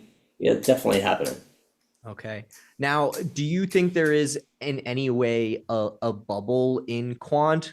Like I live on the Upper West Side, close enough to Columbia that I think I'm being geo-targeted somewhat. Like I'm getting Instagram ads to like come join Millennium, come join Citadel. People's like, I will help you ace the quant interview course for $5,000 and this is how you break in, and like people selling quant maps of like, these are, you probably heard of Jump and Jane Street, but these are the 20 quant firms that you haven't heard of that pay even more. Like that to me does seem a little crazy, the amount of advertising I'm getting for this. It happens a lot of times, right? Like if you go back to the 80s and 90s, everybody at Columbia was trying to get into Wall Street. And then in the mid 2000s, it was about working at the big FANG companies. And now quant firms are one of the top jobs you can get alongside these AI labs. How far along are we on?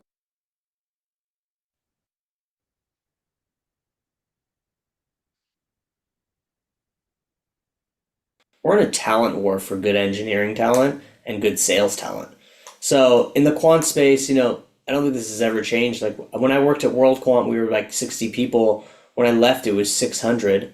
Most of them were like the smartest PhD rocket scientists from around the world. And like World Quant was in every country. They were like, they were gaming how you become the number one recruiter in India, the number one recruiter in China. So like, I think if anything, all the firms are becoming more competitive. It's not just World Quant and Two Sigma anymore and Citadel. Like, there's a dozen or 24 plus the high frequency traders, and now you have the AI labs, right? And then the flip side is a lot of those smart people are like, well, I could just start my own company. So I think we're in a talent war for a specific type of talent. And so Instagram ads and everything else, they're trying to find these people where they're at and make sure that, they're brainwashed into knowing that, these are the top firms. Yeah, for sure. Do you think that the nature of what makes a good quant has changed in the last few years with all of these tools? I think it's changed a lot over the few years, and I think it depends on the career path. Like there was a big quantamental shift when I left World Quant to Third Point, which was like putting quants and data scientists in traditional investment processes. And like those quants need to have like, good social skills and be able to speak and dumb down complex, discussions. And I think that that's hard for a lot of quants that just want to, do research and sit at their desk. I think now, just like in like basic engineering, like we're not sitting there coding all day. You're becoming an architect, right? Leveraging these tools. And so like if you were going to be a quote unquote 10x engineer or 10x quant researcher, you shouldn't be sitting there doing coding all day. You should be building AI agents that do different pieces of what you need, and you're essentially overseeing all of it. And that's the only way like you're going to truly scale and like arguably be better than the guys that have sat in your seat for the last 20 years.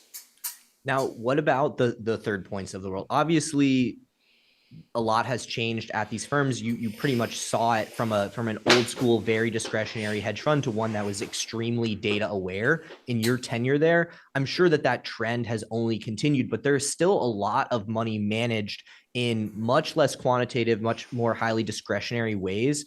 Do you think the technology that we're seeing puts those people at risk? Or is it concentrating capital in specific strategies that actually create opportunities for human beings?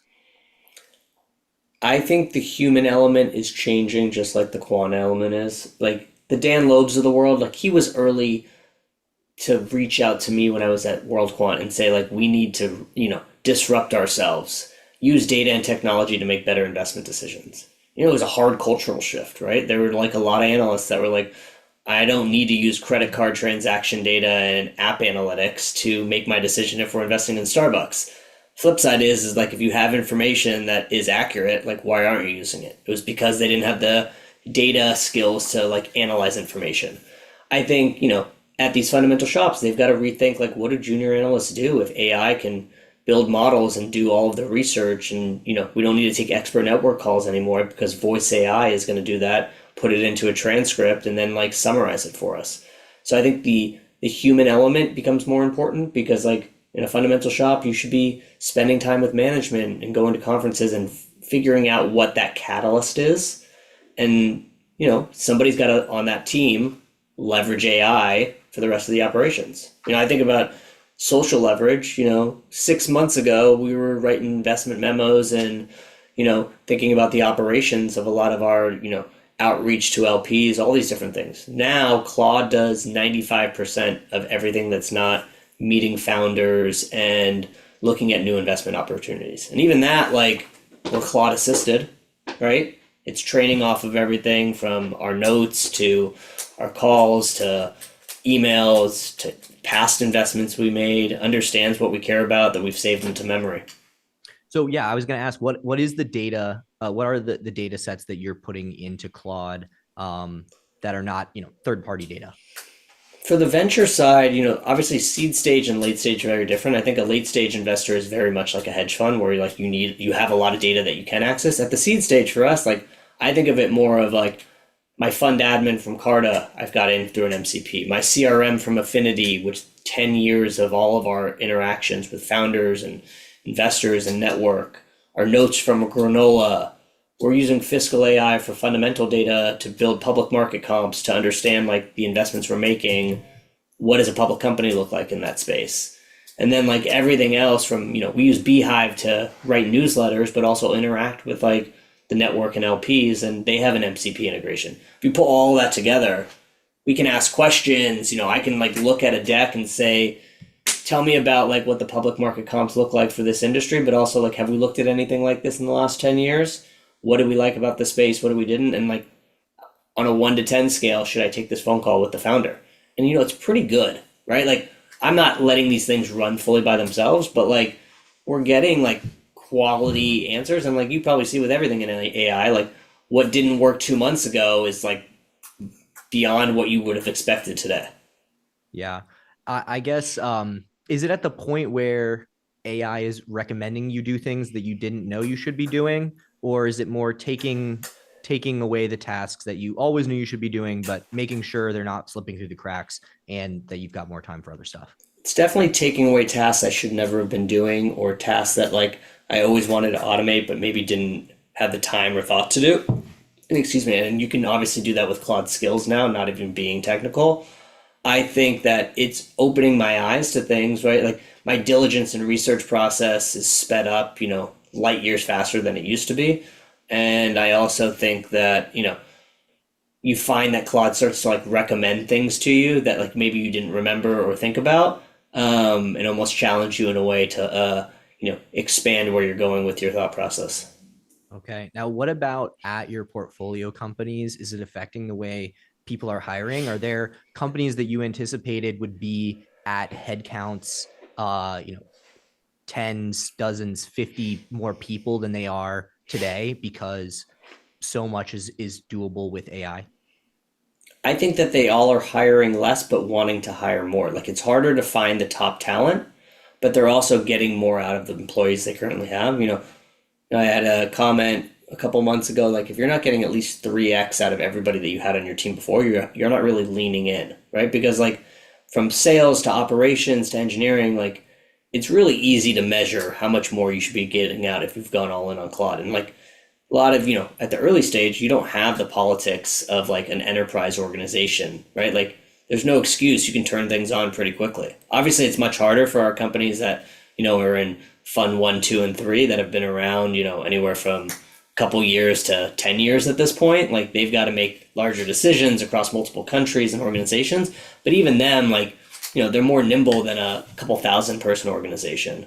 I also think we're an investor in a company called Ribbon AI, which is like voice AI for hiring. And, it's wild to see even the largest companies in the world going all in on like leveraging voice AI to do phone screens, right? if you used to be able to interview a couple hundred people in a month, like they're doing a couple thousand people in a day, and like getting them on video, understanding, like you're giving candidates an opportunity that never had an opportunity. And I think those companies are really like realizing like we should be leaning all in. God, I'm so glad I'm not in the job market right now. I did one of those, I forget what the system was, but they take the video. It's like, you're going to be asked a question in 30 seconds. And then there's a countdown that starts, and then it just starts recording. Oh, it's gotten a lot better from that. If you take a Ribbon AI voice interview, it's pretty wild. I mean, multiple languages, and it's not that, it doesn't feel like the clunky old video recording that you're used to from a couple of years ago. Oh yeah, I'm having like flashbacks, to horrible bomb interviews. Yeah. But how is it changing what you expect from a seed stage company, right? What you might have expected in terms of output and growth from a seed stage company just a few years ago to today, I'm sure it's very different in terms of what the competition looks like for your capital. When you're, let's talk now to founders who are trying to raise seed money. What are you expecting them to be at?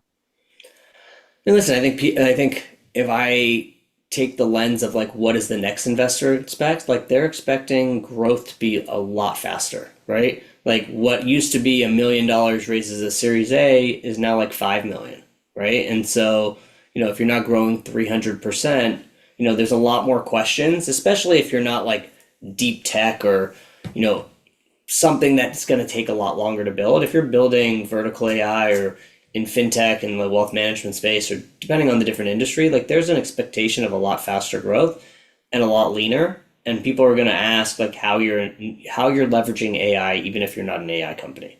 Like walk me through every organization, every team within your company and how they're using AI on a daily basis. Is it changing the speed from seed to A? Yes and no. I mean, I think like the headlines everybody reads of these bubbles of like, these massive rounds in San Francisco and sometimes New York, I don't think is the reality for 98% of companies. Obviously, some are raising a ton of money really quickly, and there's, beliefs by some of the mega funds that like you put all your money in like a company to be like the category winner, and it kind of scares off the rest. But I think for everybody else, like, you raise your money for 12 to 18 months, and before you have, less than 3 to 6 months of runway, you should be out there, thinking about your next round. All right. Well, Matt, we've reached the end of our time here. We're going to leave it right there. Everybody can find you on X at Matt Ober, as well, Social Leverage, and you've got a blog. It's the roll up, right? mattober.co. That is correct. All right. Well, thank you so much, Matt. We'll do it again soon. Thank you. And back to everybody in the studio at MTS.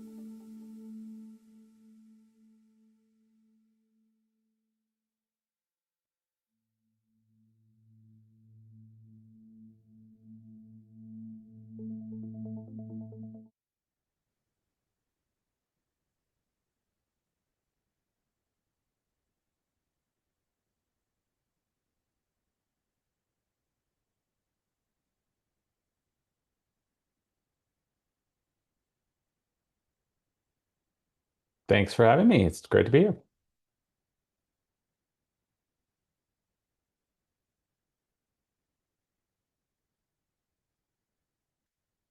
Tech specifically that you guys are in support of?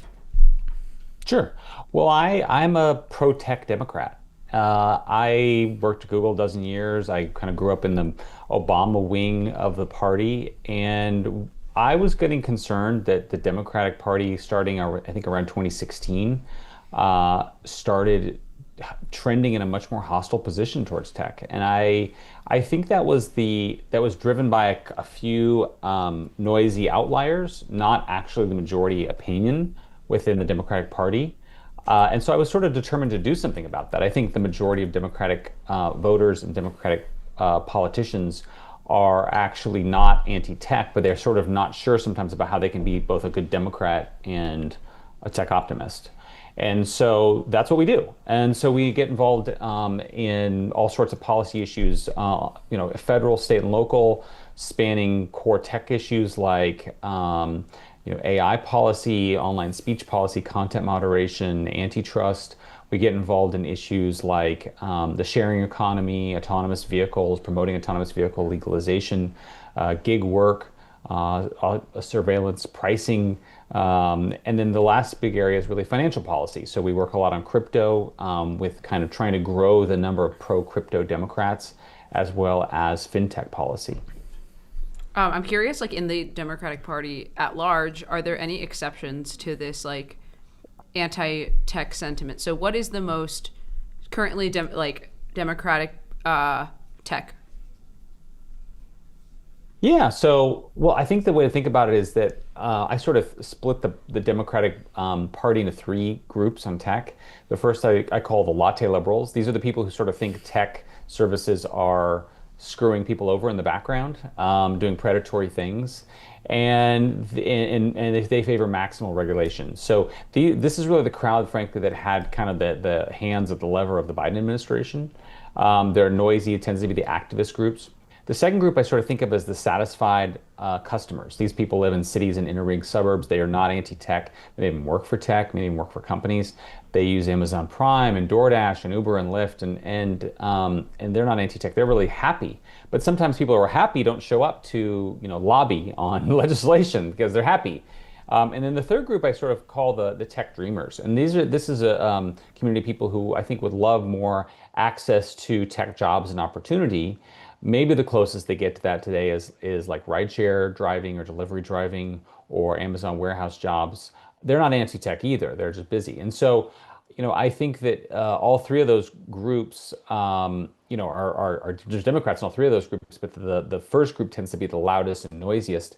And I think the second two groups are actually larger than the first when you put them together.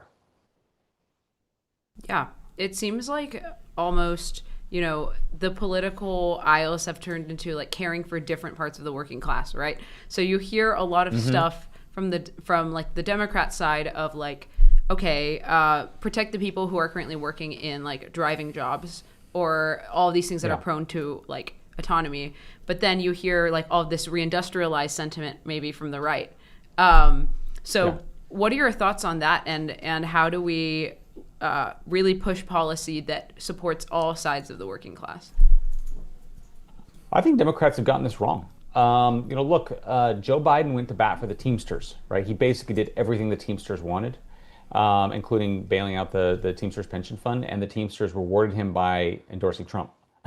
And so this idea that Democrats are going to win back working class voters by heeding every wish of union leaders is just nonsense. I mean, most Teamsters voted for Trump because on a lot of cultural issues, they support him, right? And so I think it's a fantasy, and frankly, I think a lot of Democrats, frankly, refuse to acknowledge that the party is probably further left than the median voter on cultural issues, and so they make up for it by saying we just need to sort of do anti-corporate populism harder. Right, you need to do anti-tech populism harder, and there's just no evidence that works. I mean, basically, if that had worked, I think Kamala Harris would have won, because this is what the Biden administration did, and I think it had the effect of actually both driving people away from Democrats, away from, or sorry, the tech industry away from Democrats, but it also didn't lead to any new gains among working class voters. I think that anti-tech populism sentiment has like dramatically ramped up since the election. However, like I think if a Democrat were to run on it again today, they would be much more likely to win. Like populism on both sides of the aisle seems to have done quite well as an electoral strategy over the last couple of years. Like Thomas Massey, for example, has an enormous following on Twitter, and it took like a major campaign with all kinds of money in order to unseat him.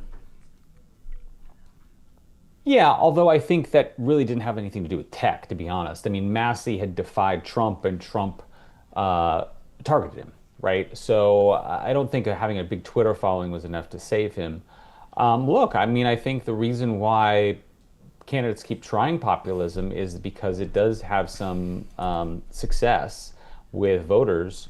I just think it's misguided. I mean, I also think like there's, frankly, I think what a lot of voters want is growth, and economic growth, opportunity, and and that was. I mean, look, here's the other thing. I'm critical of my party on this. Barack Obama, I don't think anybody would call him a populist. He won 300 plus electoral votes, right? Nobody since then has had a broad electoral success as he has had. Nobody's won that many electoral votes. And so I just think like the way back for our party is not in anti-tech populism. It's in embracing opportunity. That doesn't mean zero regulation. It just means like that we should regulate with an eye towards actually bringing more tech-related opportunity to more people. Why do you think the abundance movement, as characterized by Ezra Klein, Derek Thompson, a few other people a couple years ago, hasn't really panned out as intended? Like in California, for example, nothing's really changed. It's just as hard as ever to build housing, to build transit. Not much has been done since then, despite actually some very widely publicized bills that claim to be like the YIMBY bill by Scott Wiener and other politicians in the state. What do you think has gone wrong? Well, I think it takes time. I hate to say that's kind of a weasel answer, but the reality is that we've been applying band-aids to cost of living as a problem for years, and a lot of those band-aids actually make it worse, right? So when you say as a politician, we don't have enough houses, so let's subsidize housing and give people vouchers, or do rent control, that's actually making the problem worse. It's actually increasing competition for the few houses that exist. And it's much harder to actually build houses. And as you say, good bills have been passed, but they still run into roadblocks. And I think I hate to say it, but I think some patience is probably called for. If you look at places that have really committed to this, city of Minneapolis, city of Austin, it's worked on housing. It's really worked. Now, it didn't work overnight, but it has worked, and I think it can work. Unfortunately, I think there's even in California you have a problem where maybe the state legislature's bought in, but cities certainly aren't, and then they do a lot of in their power to drag their feet. So autonomous vehicles is an issue that appears on your website. Can you tell us a little bit about your stance on like what this technology can help our cities do, or how it can revolutionize? Yeah, well, I think it's pretty. Yeah, I mean, to state the obvious, autonomous vehicles, they don't drive distracted, they don't drive drunk. A lot of cities have had what they've called Vision Zero strategies, and so Vision Zero is basically eliminating pedestrian deaths to zero. And for city planners, that's meant like billboard campaigns or shrinking narrowing roads. The reality is the biggest culprit for road death still is people driving distracted and looking at phones. And autonomous vehicles just don't do that. The difficult part of where we are in autonomous vehicle policy is that autonomous vehicles have largely been legalized in red states. So Texas, California, or Texas, Florida, the South. But the biggest prize is really the biggest rideshare markets in markets like New York City and Boston and Seattle and DC, where autonomous vehicles are not yet legal, and where organized labor opposition is really the chief obstacle to that happening. And so we have really focused on those blue cities and states that have yet to legalize and say, look what's happened in California. This has been net positive for safety. You're going to reach a point as a city where if you don't have these, you're actually putting your population at risk. You're actually subjecting your population to a less safe environment. We were talking about unions a little bit earlier on the show. What are your stances on sort of this like difficult issue of protecting groups that are like prone to exploitation, but then also helping, you know, increase autonomy in areas and jobs that would be very economically viable? Like ports. Yeah. Well, look, absolutely. I mean, labor unions have played a critical role in passing labor protections on things like child labor and, you know, working conditions and all that. I can support all of that. I think, though, you have the situation where, look, just to take an example, Teamsters are leading the opposition to autonomous vehicles. But Teamsters aren't, who's most disrupted by autonomous vehicles? It's largely Uber and Lyft drivers who are not Teamsters. They're independent contractors. They're largely non-unionized. The jobs that Teamsters have are basically driving not even long-haul trucks, but really more local deliveries like UPS trucks. And frankly, no one's really trying to automate UPS last mile delivery to the home. So it's deeply, deeply cynical, I think, of Teamsters to do this.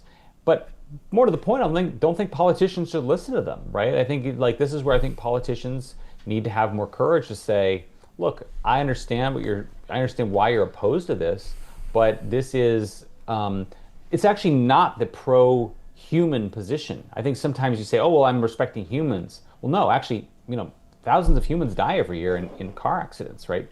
The pro-human position is making sure that those people don't die.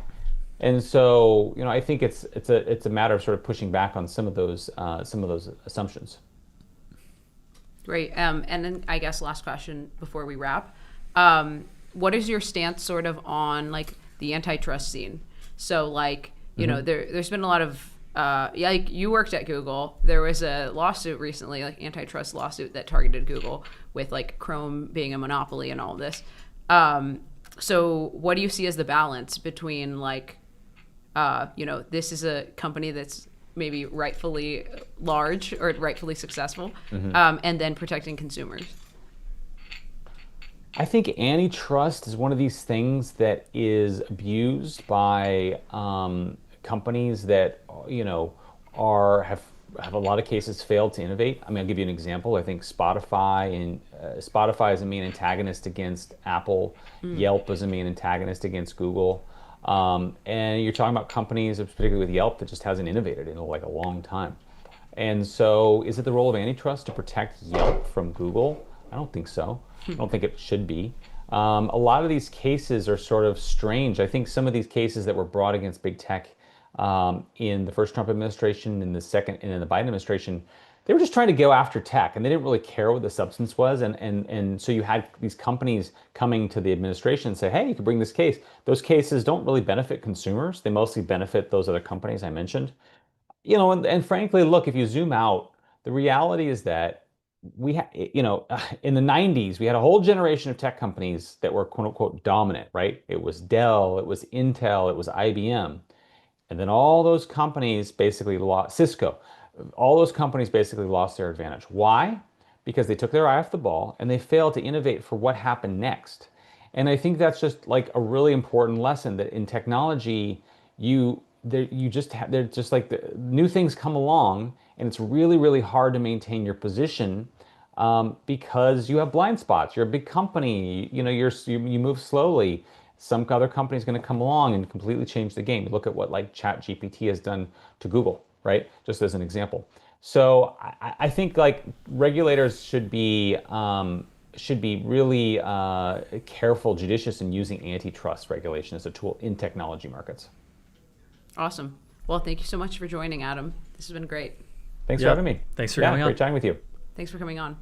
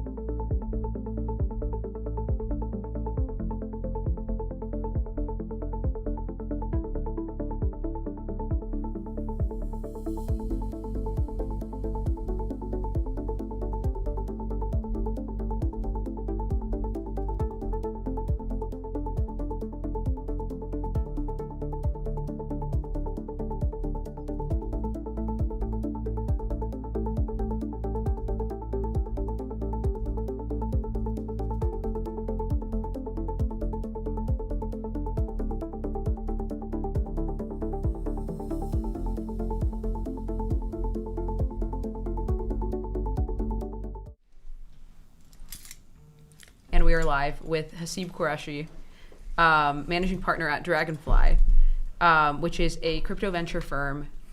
You're also an investor in Polymarket. We have Correct. some news as of today that Minnesota was the first state to explicitly ban prediction markets. And not just ban them, but make them a felony, punishable by up to 5 years in prison if you create, operate, or advertise a prediction market in the state. Yeah. So yes. Could you give us your initial thoughts? Yeah, I mean, so okay, one, obviously ridiculous, the way this bill is drafted. I think it also reaches out to people who are trading on them through VPNs, which is wild. I think that this bill now already, I believe the CFTC has already stepped in and sued the state. And you've seen this across the country. So there are a lot of different states that have been trying to pass different bills saying that, hey, or just, issuing either cease and desists or, just even making threats publicly against prediction markets. The CFTC has now sued a number of states or a number of state attorneys general, basically saying, like, look, you're stepping on our grounds. This is a federally regulated CFTC, DCM, DCO. You do not have the ability to regulate something that is federally regulated. That's the standard federalism versus federal preemption versus states' rights argument. So the CFTC is already in there. Probably there's going to be an injunction to say, pause this. I think it's supposed to go into effect in August, I believe, this bill. Or this law, I should say. And so I think the CFTC is probably going to put a stay on it, and it's going to go be a fight like many of the other states where these are fights. I think the bill is a little sensational in just the extent of absurdity in the bill. The number one most striking thing about it actually is that it doesn't completely make prediction markets illegal. There's a carve out, and the carve out is particularly around hedging commodity prices because you always got to tip the hat to big ag. So apparently they were like, ag was just very upset about, like, oh my God, what if farmers need to hedge soybean prices? So you technically can list in Minnesota soybean price related poly markets or culture markets. So there you go. Yeah. Always looking out for you. That's crazy. I guess another thing is that I believe that in Minnesota, other forms of, I guess, gambling are still legal. Like you can still like bet on horse races. So I think that it's all around. It's like it's the first bill of its kind, so it's going to be interesting to gauge public reception. But yeah. I'd be very surprised if you see a wave of these. I think there's something. I haven't followed. I mean, I'm obviously not from Minnesota, so I haven't followed any local politics around this. But it feels to me like there's an obvious arbitrariness to this bill that is going to make it unlikely to succeed against a challenge. That said, like this whole fight between do the states regulate prediction markets or does the federal government regulate prediction markets? This is going to go to the Supreme Court, no doubt, because there's already a circuit split. You've seen it, I think, in the Ninth Circuit and some other circuit, I forget which one, maybe the third, where there's already conflicting rulings at the appellate level. And so almost certainly Supreme Court is going to hear this case probably next year, I would guess, because it is just a big firebrand kind of issue at this point. Now, where does the Supreme Court land? It's really hard to say. Some people are thinking about this as a left-right issue or a Republican-Democrat issue. I actually don't think that's right. I think it's more of a federalism versus states' right issue, where I think it's actually pretty hard to read how the Supreme Court is going to interpret this, because the Supreme Court actually has been pretty skeptical of executive power. So it's hard to know, but that's effectively what this is basically, can the CFTC just say for the whole country what they're allowed to versus not allowed to regulate? And the other question, of course, is that how are they going to divide up the different markets or different areas that prediction markets cover? So prediction markets do involve sports betting. Sports betting and gambling traditionally have been states' right issues. So the states, they have their own gambling commissions. And so one outcome could be that, like, okay, well, Polymarket and Kalshi can operate in all these states. They just have to go to the state gambling commission and go get a license. And so they pay some extra taxes, but fundamentally they're still allowed to operate. The other world, which is the kind of the maximalist world that the CFTC is fighting for, is that no. You don't have to register with any of these people. You just have to have the federal license. And if you have the federal license, you can offer in all 50 states. and you're regulated the same way a commodities exchange is regulated. And you still have to do trade surveillance. You have to do KYC and AML and all these things that any federally regulated license holder has to do. But the idea is that, look, these are not like bookies, because when you're trading against a bookie, you're trading against the house. These are exchanges. It's peer-to-peer. You're trading against someone else. You're not trading against the company.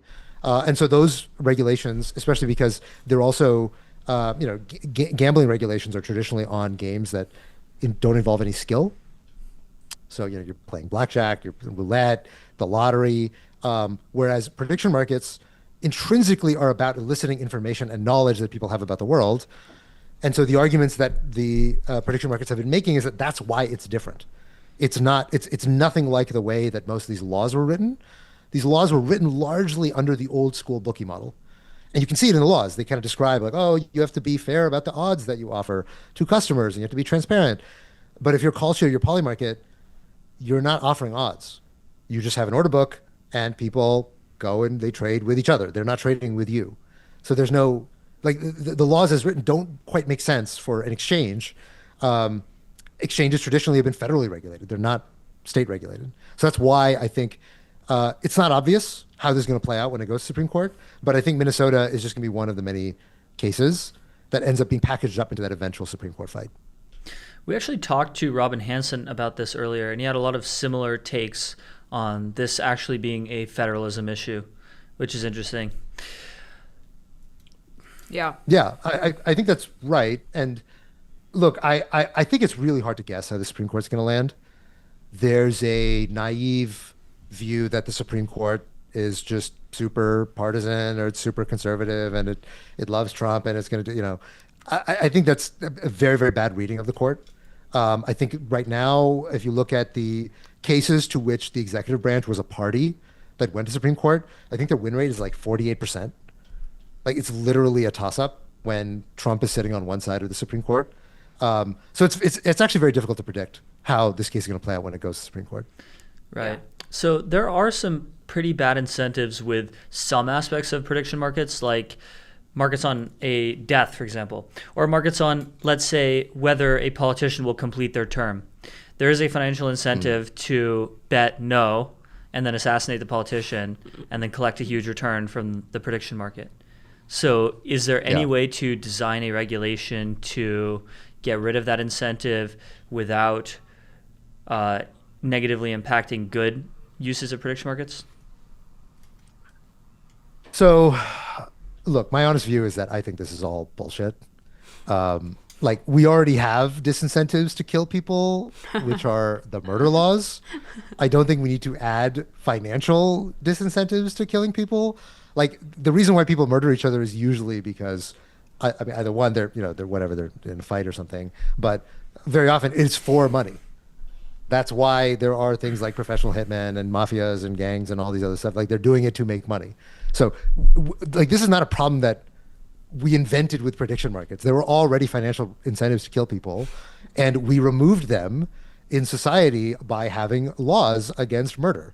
So I think this is a little bit the wrong way to frame it. It's not like, oh, but for us not having prediction markets on politicians serving their terms, they'd all just be getting assassinated left and right. Like, that's just an absurd reading of history. And I think the other thing to note is that prediction markets are not new. They seem very new because, we're talking about them and they're advertising now and they have big budgets and they're VC backed. But prediction markets have existed in America for literally centuries.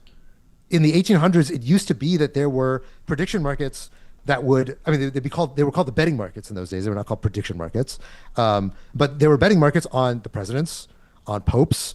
They would publish the odds in the leading newspapers actually the New York Times used to publish in the 20s the odds from the betting markets on presidential elections.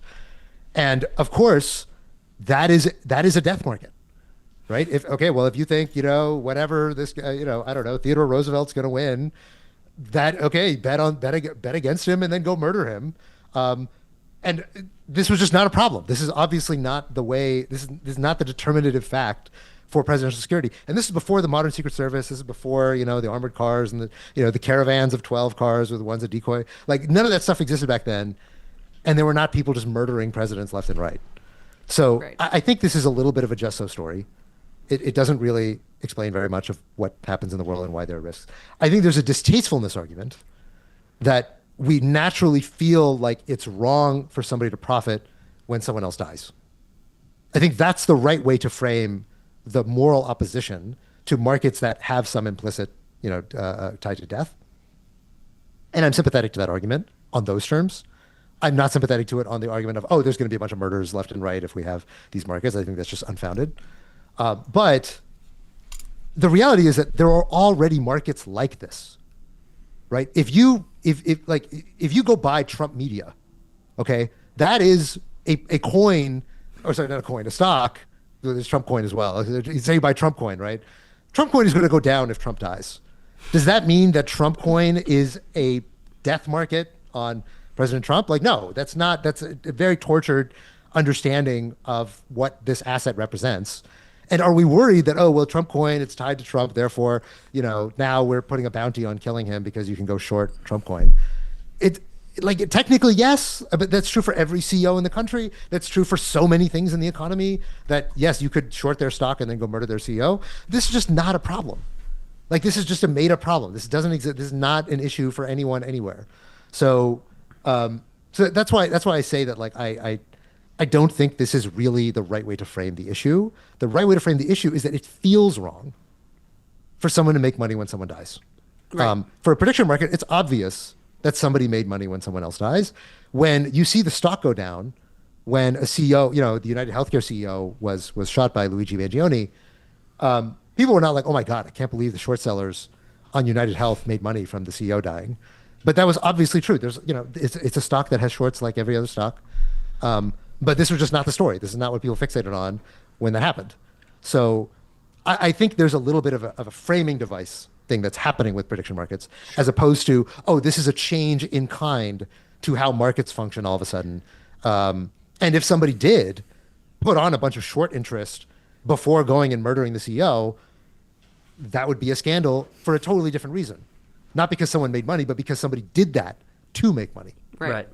So what do you think is the right amount of insider trading to allow on prediction markets? Because with conventional stock markets, it's essentially banned outright. But it seems like on prediction markets, there should be maybe more leeway because there are like legitimate questions of public interest that we would want insiders to be leaking information about. So what do you think about this? I think it's a nuanced argument. So first, you have to zoom out and like talk about what does insider trading actually mean? And I think this is also a place where people are confused because there's kind of a folk understanding of insider trading, which is that insider trading means you're trading an asset to which you have non-public information. That's not what insider trading is. You are totally allowed to trade on stocks to which you have non-public information. The thing you're not allowed to do is you're not allowed to use information that you were given confidentially and breach that confidentiality when doing trading on stock market. So for example, if you got this information from a business dealing with a company, if you got this information because you're an employee or because your spouse is an employee, this is information to which you had a duty of confidentiality, you breached that confidentiality, and you profited from it. That is the legal chain of causation that the SEC or whoever it is who's going to go after you, or the DOJ is going to go after you. They're going to go after you on that basis. They're not going to go after you because you know something that the market doesn't know. It's completely fine, and in fact, core to how markets work, that people who know things that the market don't know go into the market and trade so that the market finds the correct price. So if you, for example, have satellite imagery seeing that, oh, this store is not getting a lot of foot traffic, you're allowed to trade on that. If you learn that, okay, there's helicopters flying over this thing and therefore, I don't know, whatever, there's something happening, or this building's getting foreclosed and I learned about this because I was reading the whatever filings or because I work at this other company, you're totally allowed to do that. It's perfectly legal. So now in prediction markets, insider trading is a broader concept because most people don't have a duty of confidentiality around the things that prediction markets trade. So if you have a prediction market on, let's say, for example, what's going to be the, I don't know, take a market like, is Taylor Swift going to get married? Okay. A market on, is Taylor Swift going to get married? If you are friends with Taylor Swift or you're friends with her inner circle and you trade on that market, is there a duty of confidentiality that you've breached to anyone? Now, maybe Taylor Swift has told you to keep it a secret. Maybe you, in some weird way, breached a duty of confidentiality to her. But if you're their wedding planner or you just saw them go into a wedding shop, you're totally allowed to trade on that. There's no even plausible legal theory against which you're not allowed to trade on that. Now, let's talk about the cases that actually did get prosecuted for this guy in the military. I don't remember the details, but basically somebody who knew about what was going to happen in Venezuela, traded on the Venezuela market, basically betting that, we're going to go into Venezuela and we're going to take Maduro. Okay. This is insider trading. To whom did he owe a duty of confidentiality? The military. Very obvious. The answer is the military, right? Obviously, the military. So it was, and it was not, I believe a large part of the reason why he was prosecuted was because you explicitly agree when you enter the military not to leak state secrets. So trading on a prediction market is leaking a state secret. You are not allowed to do that. There's laws against that. And if you do that either to the New York Times or you do it to a prediction market, doesn't matter where you do it, you're going to get prosecuted if they find out, right? So that's the right way to understand what we mean by insider trading. Now, the question is, okay, should we allow insider trading because there's some positive externality of knowing facts about the world, right? Well, okay, maybe from a legal perspective, from a society perspective, it might be good for us to elicit that information. Obviously, it's very bad for the U.S. military, right? Like the U.S. military really does not want that information to be out there in the public. Otherwise, we would just make it legal in the first place for soldiers and whoever else to just talk about this to the press, talk about this to the public.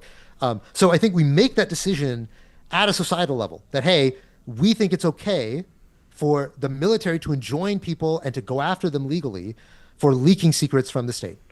We decided that at a social level. And now prediction markets is just one place where we also enforce that global social contract we've all agreed to.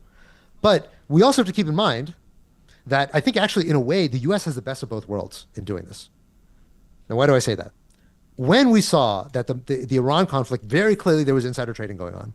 And when we say insider trading, maybe let's taboo that word of insider trading. Let's just say somebody with inside knowledge was trading, right? Now, it could have been somebody who just saw helicopters flying at night, right? Like that would not be insider trading. That was not an insider. That's just somebody who actually got some information that was non-public.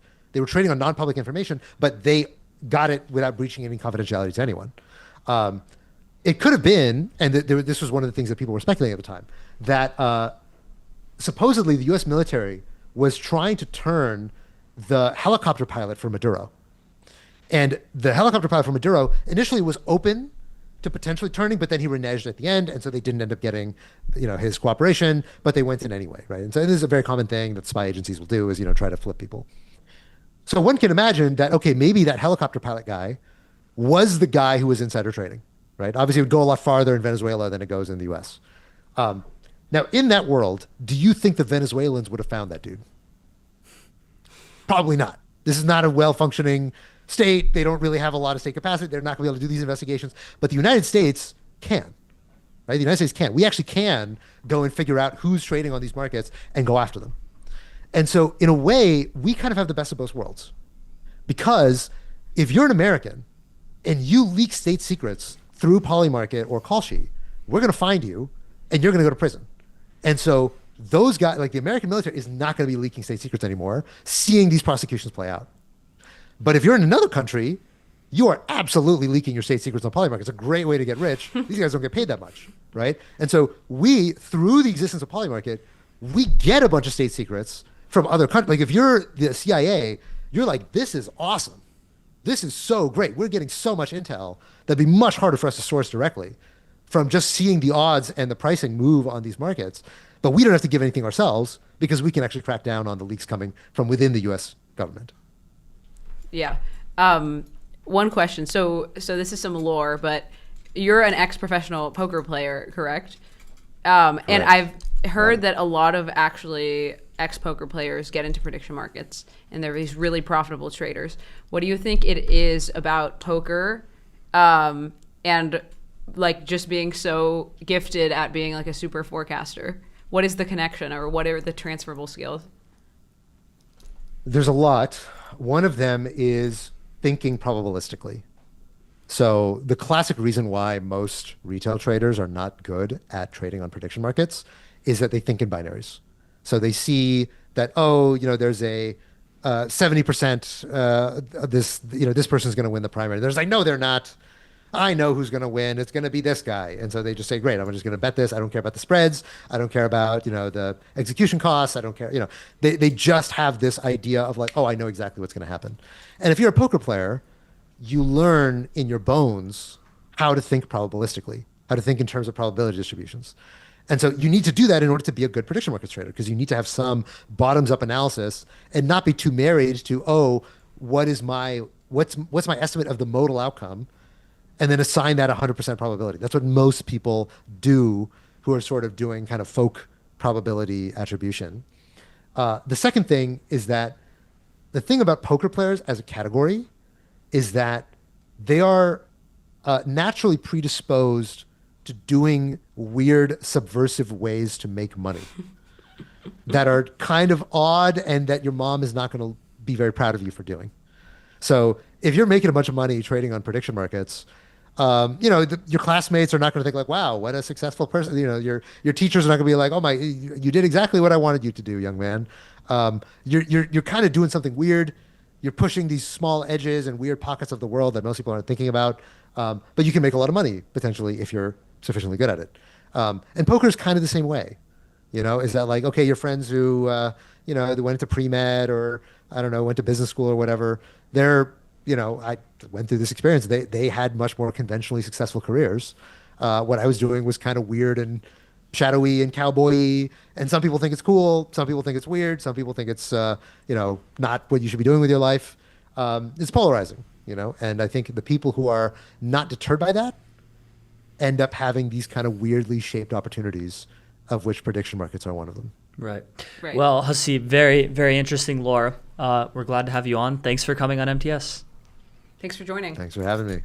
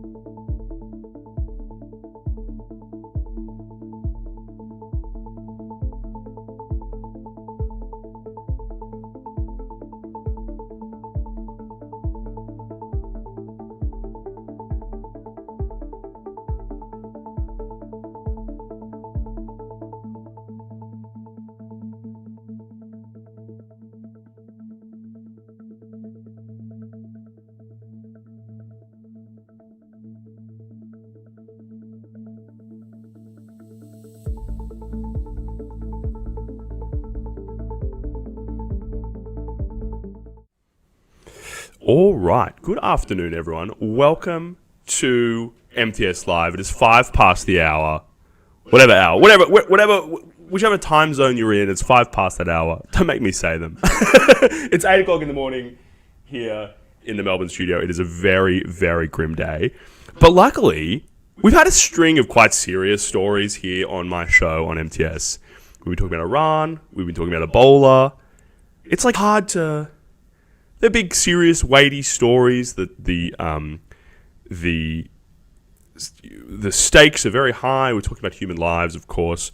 And we're going to break it up a little. Today, we're going to have 2 back-to-back fantastic stories, which I think are both deep and interesting and have plenty of room for kind of interesting analysis. But they're also just kind of fun. They're really fun. Now, I've got a repeat guest for you straight up. We've got Max Sparrow, CEO of Pangram Labs, joining us. And we've had Max on before, and we talked a little bit about how Pangram Labs work. And then almost like manna from heaven, Max, we had this incredible story about the winners of the Commonwealth Short Story Prize, published in Granta magazine, like a serious literary magazine. And there was just some early discussion. Kind of people were noticing, hey, some of these stories seem like they seem to have a little bit of the ChatGPT tell to them. They have a little bit of a slop feel to them. And I think, is it yesterday or earlier this morning, Pangram Labs, you published your analysis of not just the current crop of Commonwealth Prize winners, but you went right back to 2012 and you analyzed all of the finalists. Correct me if I'm getting this wrong, Max. You analyzed all of the finalists back to 2012 from every region and for AI content. And what did you find? Yeah, so we actually had this done yesterday, but we were waiting to publish it because the Atlantic was going to use these numbers, and we didn't want to scoop down. We waited until they were out, 8 in the morning Eastern time. And then we published shortly after. But yeah, what we found was that, first off, no pre-ChatGPT false positives. Most of these short stories had just 0% AI use. However, this year, there were 3 stories. 3 of the 5 finalists had used AI. And also last year, 1 of the 5 had some AI use. According to Pangram, not 100% AI, but 88%. And nobody seemed to notice or care. And that was the winner. Nobody caught it last year. 2025 as well. Yeah, that's crazy. We should pull up, if we haven't already, we should pull up this tweet. I've got, here is the tweet that the Pangram Labs account shared. This has got a nice little chart showing you the fraction of stories that tested positive for AI. And I should say, before we go any further, I wanted to jump straight into the story, but I should say, Max Sparrow, CEO of Pangram Labs, do you want to just say, kind of 5 seconds, what do you do at Pangram Labs, and how did you end up doing this work? Because it sounds like the Atlantic magazine asked you to prepare this analysis. Yeah, so I'm the founder at Pangram. My background's in machine learning. I've been training large ML models at Google and studying at Stanford. But we've been in contact with this Wahini Vara, who's writing for The Atlantic, earlier over our research on AI in the news. So she covered a lot of our research paper that we published in ACL on just how AI use has grown in newsrooms and how in some publications, a lot of what they're publishing is AI, and especially in op-eds, there's a rise in AI op-eds. Yeah, fantastic. And you're underselling yourself here, right, Max? Okay. I've done some AI research and stuff, but what you do at we should be clear. Let me talk a bit more about Pangram.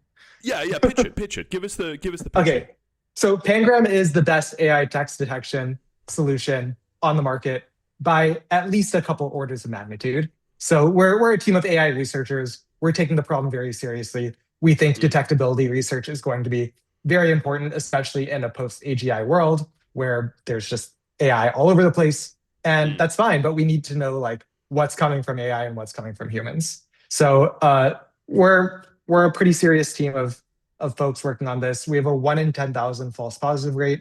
So we very, very, very rarely get our predictions wrong, especially when when we say a text is AI generated, we're very rarely wrong. Sometimes, if you tell ChatGPT to say banana 50 times, we've no way to know that that's AI generated.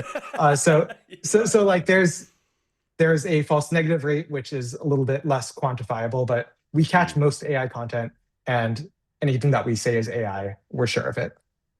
And the reason I wanted to emphasize that at the front is because there's kind of a bit of there's been some kind of fog of war created around this, some kind of like plausible deniability created around this, where people are like, oh, well, no one can really tell what text is AI generated and what text is not AI generated. And so, yeah, sure, you can see if it says it's not X, it's Y, or it uses a lot of M dashes, maybe that's one signal, but we can't really tell. And the reason I kind of wanted to draw out, like Pangram, you are taking it very seriously. You have a kind of like model first approach to detecting AI generated text. So it's not just like, you're not kind of using heuristics, right? You kind of train. Yeah, we still train our own models. We're not using heuristics. This is not a ChatGPT call. Although something that I've learned is actually LLMs have gotten a bit better at detecting AI. Surprisingly. Yes. They used to say ChatGPT would just hallucinate whatever. Like, of course I wrote this document, and then it is like fully human written. But I think Ernest Hemingway. Yeah, but now there is actually like a significant amount of AI use, or like AI text in all of these training sets, as well as human text. And so I think it's able to learn to get a sense of the difference. And the reason I think that's really important is because if we're having this conversation and we're not sure whether anything we're talking about, whether the text is AI generated or not, it's kind of breaks down to this very impressionistic, feelingsy conversation. But the reason I want to pull it out is because you really do have a very low false positive rate. So if you are, if and especially I think at scale, it's like, okay, if it's not impossible, although it is implausible, that a single story that was submitted to a short story competition might false positive flag a Pangram. Yeah, 1 in 10,000. It'll happen. So it's like, yeah, there are 10,000 short stories, like whatever. But I think what's important here is like, when you are identifying multiple short stories across a competition and going back to last year, it seems to me extremely unlikely that this is chance. And it seems like quite certain that there has been a substantial amount of AI used in prize-winning finalist stories that went into this short story competition.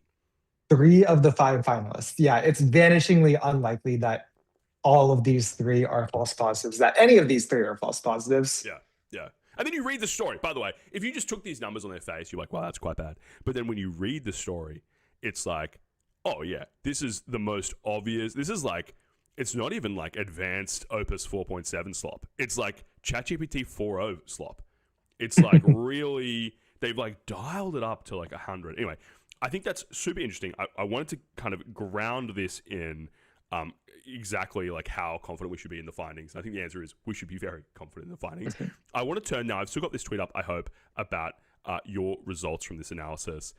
And I want to move to, this is the first tweet that I saw. I've pulled up this tweet from Nabil Qureshi. This is the first tweet that I saw about this incident.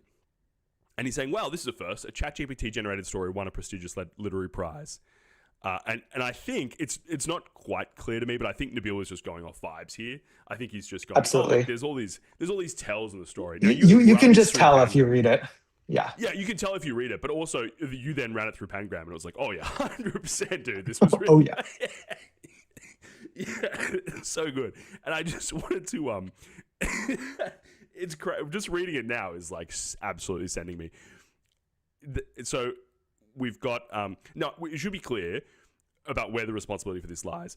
The stories have been published in Granta, the online literary mag, but they were chosen by the Commonwealth Foundation, and the judges selected by the Commonwealth Foundation to judge this prize. So there's a bit of I think there's a bit of a split responsibility here, right? The Commonwealth Prize is responsible for having or for choosing the stories. They're the ones who selected the stories that won.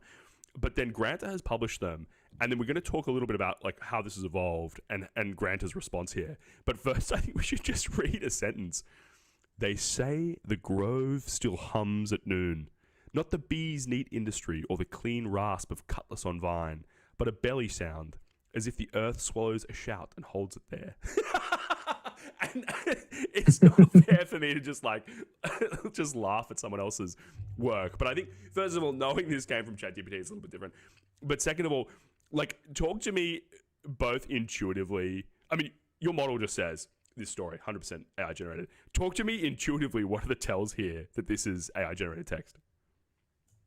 Yeah, so I mean, one of the biggest tells, which I think I've really noticed in especially these like more literary ChatGPT outputs, is metaphors that just like don't quite make sense. So I think it's pretty interesting. Like LLMs, they don't really make grammatical mistakes. They're not just gonna, like totally mess up. But they also like aren't really embodied. They haven't really experienced the world. And so a lot of the metaphors that you get sound fake deep. Like they sound deep at first, and then you have to like sit on it for a second, and you're like, that like didn't really quite make sense. So like if you connection. Yeah, go ahead. Yeah, if you look down to the second paragraph, so the roof over Vishnu Muhammad's shack groaned like a drum skin too tight for the heat. So like, does it make sense? Like what does heat have to do with the drum skin? What does the groan have to do? It's like it sounds like it's trying to be impressive, but then when you look at it, it's like this, like whoever wrote this doesn't actually have a connection to reality. Right. And I think this is a major LLM tell. Yeah, it's so interesting. It's so interesting to me that that this is a feature of kind of, especially kind of creative fiction LLM writing. But I also struggle to find the words to describe what exactly the tell is. But it seems to me that it's almost like the literary construction, the grammatical construction of a metaphor, without any sense. You said like they're not embodied, so they have no sense. There is no like internal logic, or they're not running an internal logic check on the metaphor to kind of determine whether it kind of makes sense, whether the logic of the metaphor internally is coherent. So like, you're absolutely right. It's like, okay, first of all, drum skins don't groan, and second of all, there is no correct level of tightness for a given temperature. So it's like, neither aspect of the metaphor is connected to any kind of coherent, grounded truth that then can be like expanded to make a metaphorical point about whatever the author is trying to get at here. Mm-hmm. And this really gets at like a major thing about AI writing, which is that when you're reading something that's human written, every word was chosen. Like words just don't appear out of nowhere. The word was chosen, and it was chosen hopefully for a reason. Whereas when you have AI writing, a lot of the words, you start with these words by default, and you're only choosing a word or phrasing when you're editing the LLM output. So even if you take AI output, you work with it a lot, you edit it a lot, probably like still over half of the words and like choices were made by the LLM and not by the human. I wonder, we should get, I know there are people at the labs whose job it is to improve the quality of creative writing coming out of these models. And I wonder if it's like, it strikes me that you could make some progress towards fixing this by like putting some chain of thought cycles around like logic checking the choices you're making, like any like metaphorical reasoning, any of this kind of analogous reasoning that you're trying to do in a piece of literature. You should check if like, do these concepts relate to each other in real kind of text. Yeah, I forgot who was saying this, but somebody was then putting these metaphors and asking Claude to explain it, and Claude was like, "Yes, this is like a beautiful metaphor," and it thought it made sense. And it was like, coming up with reasons why it makes sense, even though it like doesn't really. That's so funny, isn't it? Just like the tendency, and there is people have talked about this in general as a nature of as part of LLM outputs, or as a problem with LLM outputs, is they will often take the input as a given, and there is like not a lot of kind of questioning that happens at the chain of thought level about whether the logic described in the input is itself consistent. So you have that thing where it's like, oh, I have to go take my car to the car wash, but it's only like 500 meters away. Should I walk or drive?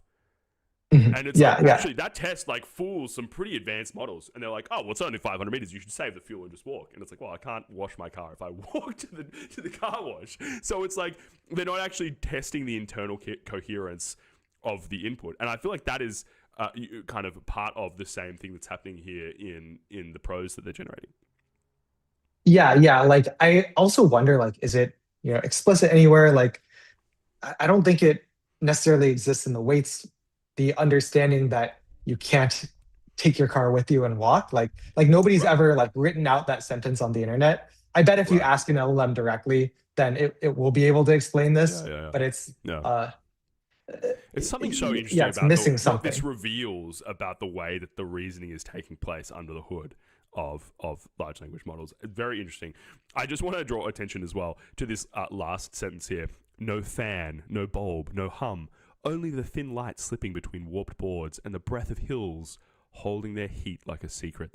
Apart from that triplet construction at the front, which is like so typically AI slop, Very AI, and then followed by the M dash, again, like you've got this like breath of hills holding their heat like a secret. It's great. It's so good. I mean, I wonder, and this is like this is obviously beyond your authority, Max, as the CEO of an AI detection company, but I do wonder, like, to what extent has this been worsened by what you might call like kind of trends in literary writing over the last 10 years anyway? Oh, this is so far beyond my pay grade. I unfortunately like don't really read this kind of stuff. You're Like not a big- what I read is like sci-fi and Twitter.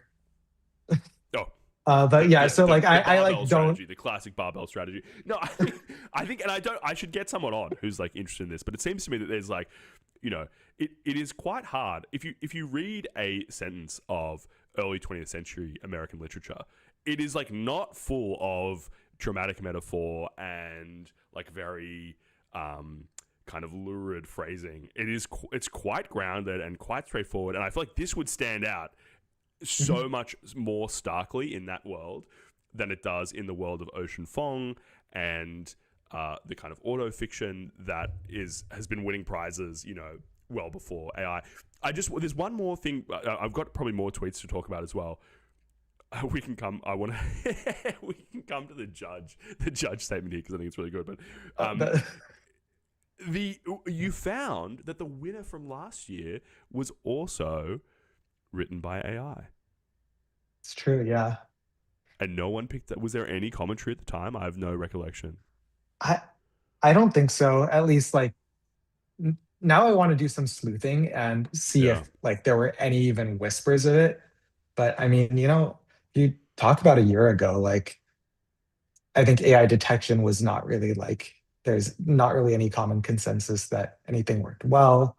Right. But probably also I think people's like internally tuned mental AI detectors were not as strong. Personally, I think I've seen this trend, which is pretty interesting, of people are getting better at detecting AI content. Like when ChatGPT first came out, we were all like, this is indistinguishable from human writing. Like this is literally impossible to tell.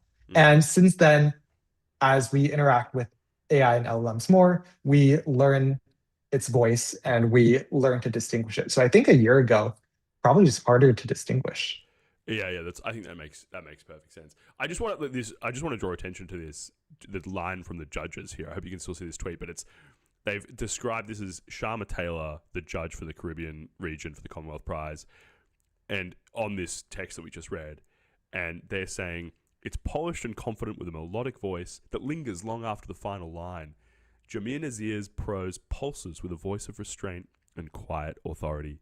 And it's like, that's so funny. There's not a single bit of restraint in that entire... Yeah, there's no restraint in this prose. They've just gone, like, heat to 100. Let's, like, cook this thing.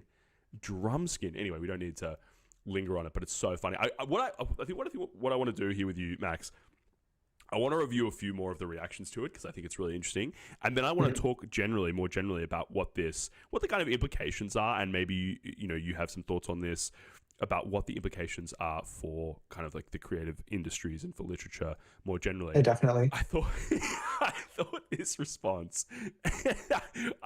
We don't have to read every single story, but the text is just so good.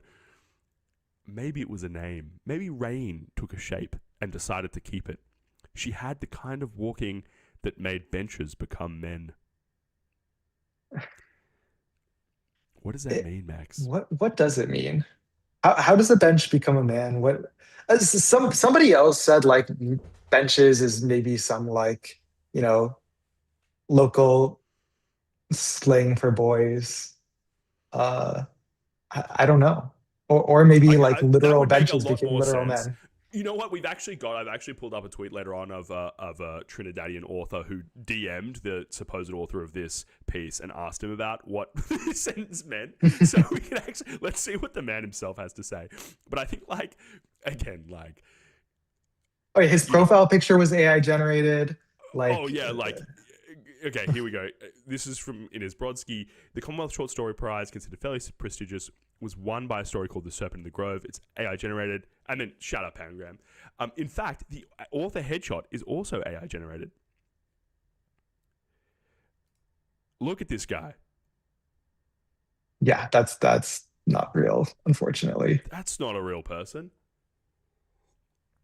So we have. He claims that like it was it was a real photo that they then like dressed up and like put him in a suit instead of a t-shirt. But the headshot's very symmetrical. Like I actually have some doubts. Yeah, it's too symmetrical. Yeah, it doesn't. It looks fully uncanny valley. Even the texture of the thinning hair on top seems not quite right to me. It's very. And maybe we get to that one next, and then we can talk about the future himself. So this is Kevin Jared Hosen. He is himself an author, a Trinidadian author. He's published author and prize winner. And he has messaged Jameer on Facebook to ask him, what does "she made benches become men" mean? And the answer doesn't quite make sense to me. It doesn't look AI generated. To give him credit, he didn't just plug this into ChatGPT and drop the output. But basically, his answer is that this female character is so deluded about her good looks that she thinks, in her own mind, that the benches are sexually attracted to her. It's probably more plausible than what ChatGPT would say if you asked ChatGPT. Also, the way that he's typing there just like does not seem to match with the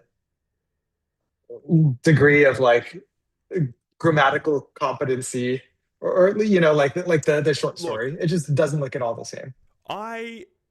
It's not exactly what you would expect of a prize-winning author who wrote in English. I think that's a fair comment. Editors, they do a lot of good work. Huge shout out to editors. They transform a lot, but this is, you're right. This does raise some questions about. She is a real fluency. character who exists! Exclamation mark. She is a real character. This is a real character who exists! Exclamation mark.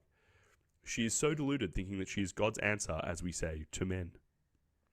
The final part of this story is that it appears that the supposed author of this story messaged Kevin Jared Hossein on Facebook and told him that he has lots of friends in high places and political office who will hunt down everyone who is saying bad things about him. So a lot of red flags to me. This is like what happens when you push back too hard against someone in your Facebook DM requests telling you that they have just come into a lot of money and they would like to share it with you. I've never had that happen. You're not responding. I'm still waiting for my large amount of money via DM. That's right. You wired him $1,000 to help with the transfer fees, but you haven't really heard back. That's odd. Look, incredible. Okay, we can put the tweets down because now, Max, I want your thoughts. Now, I know I'm not going to push you into. I understand you're an AI researcher. You're the CEO of an AI detection company. Your job is not to opine on the future of literary prizes, but I do think it bears some conversation here, which is like, if there's two interesting things that I want to draw out here. The first one is that there has been no group of people who have responded more negatively to AI than what I would term broadly the Anglosphere creative set. Mm-hmm. So whether you're talking about authors or designers or artists, the response to AI very early was like, first of all, these are trained on like stolen texts. They're like using our IP. They're using our writing to train these models, and we're not getting compensated. That was one angle. Another angle was who would possibly be interested in reading anything written by AI, or on the other hand, in looking at art created by AI.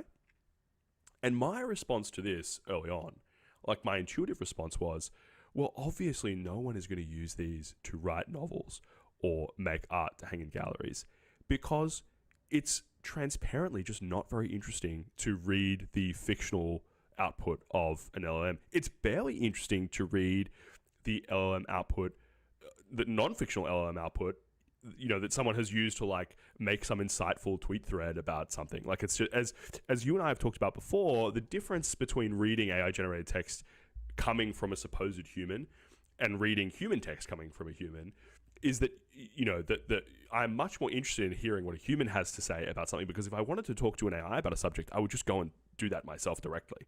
Yeah, that's my opinion as well. I do this all the time, and so when I'm in a social sphere like Twitter, I want to read the opinions of real people, not their AI summaries. Right, and if I want an AI summary, it can be very useful for me to go to Gemini and get one made, but I'm not interested usually in reading other people's. And so my initial reaction to this fear from writers and artists was, what a silly thing to be worried about. Why would anyone want to read an AI-generated short story? And I have to be honest here about my own naivety.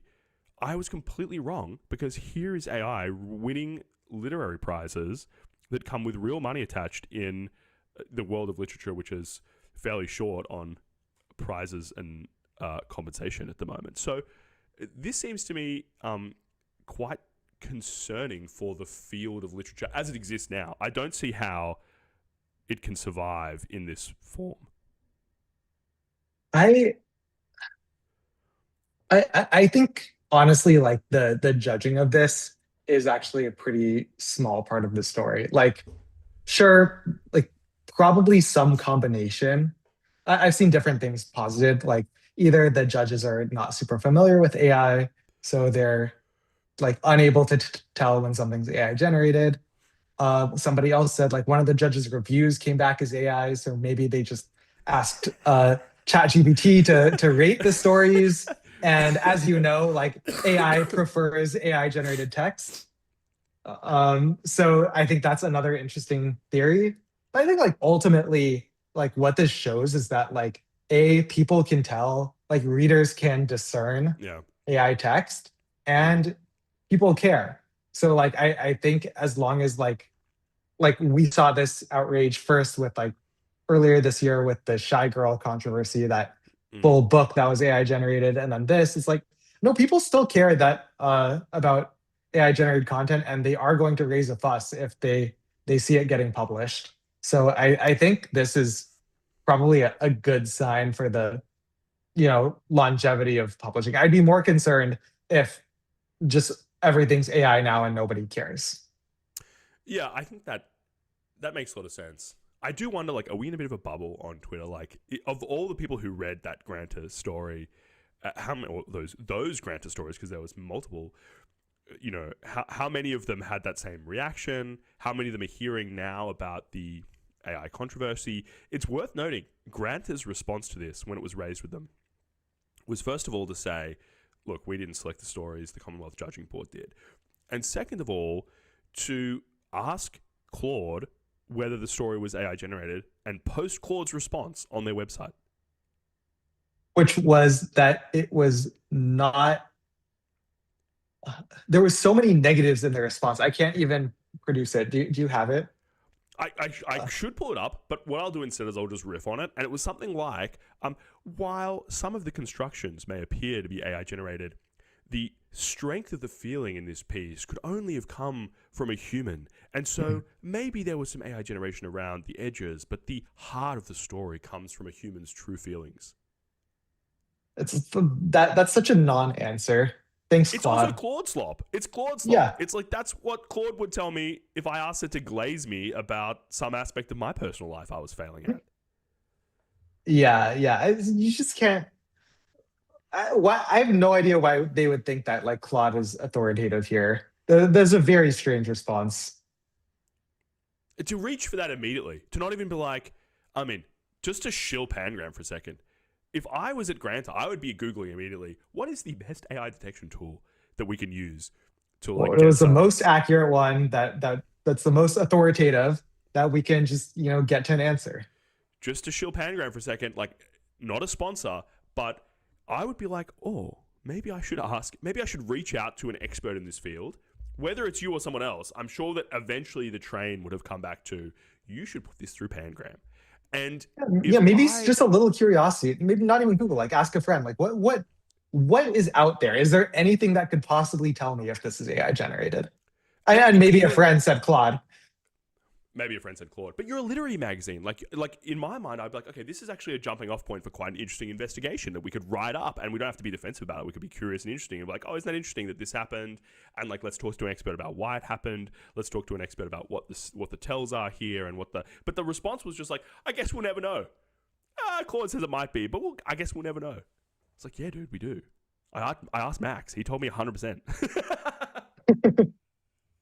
I think a lot of people still believe that it's impossible to tell. And I think I see this on both sides. The people that have never touched an AI model in their life, they're like, it's completely impossible for me to tell. And then the people who are just so deep in AI psychosis that they believe that they're putting in LinkedIn slop and ChatGPT slop straight on the timeline, and they're like, nobody can tell. I gave it my style MD. Like it's writing just like me.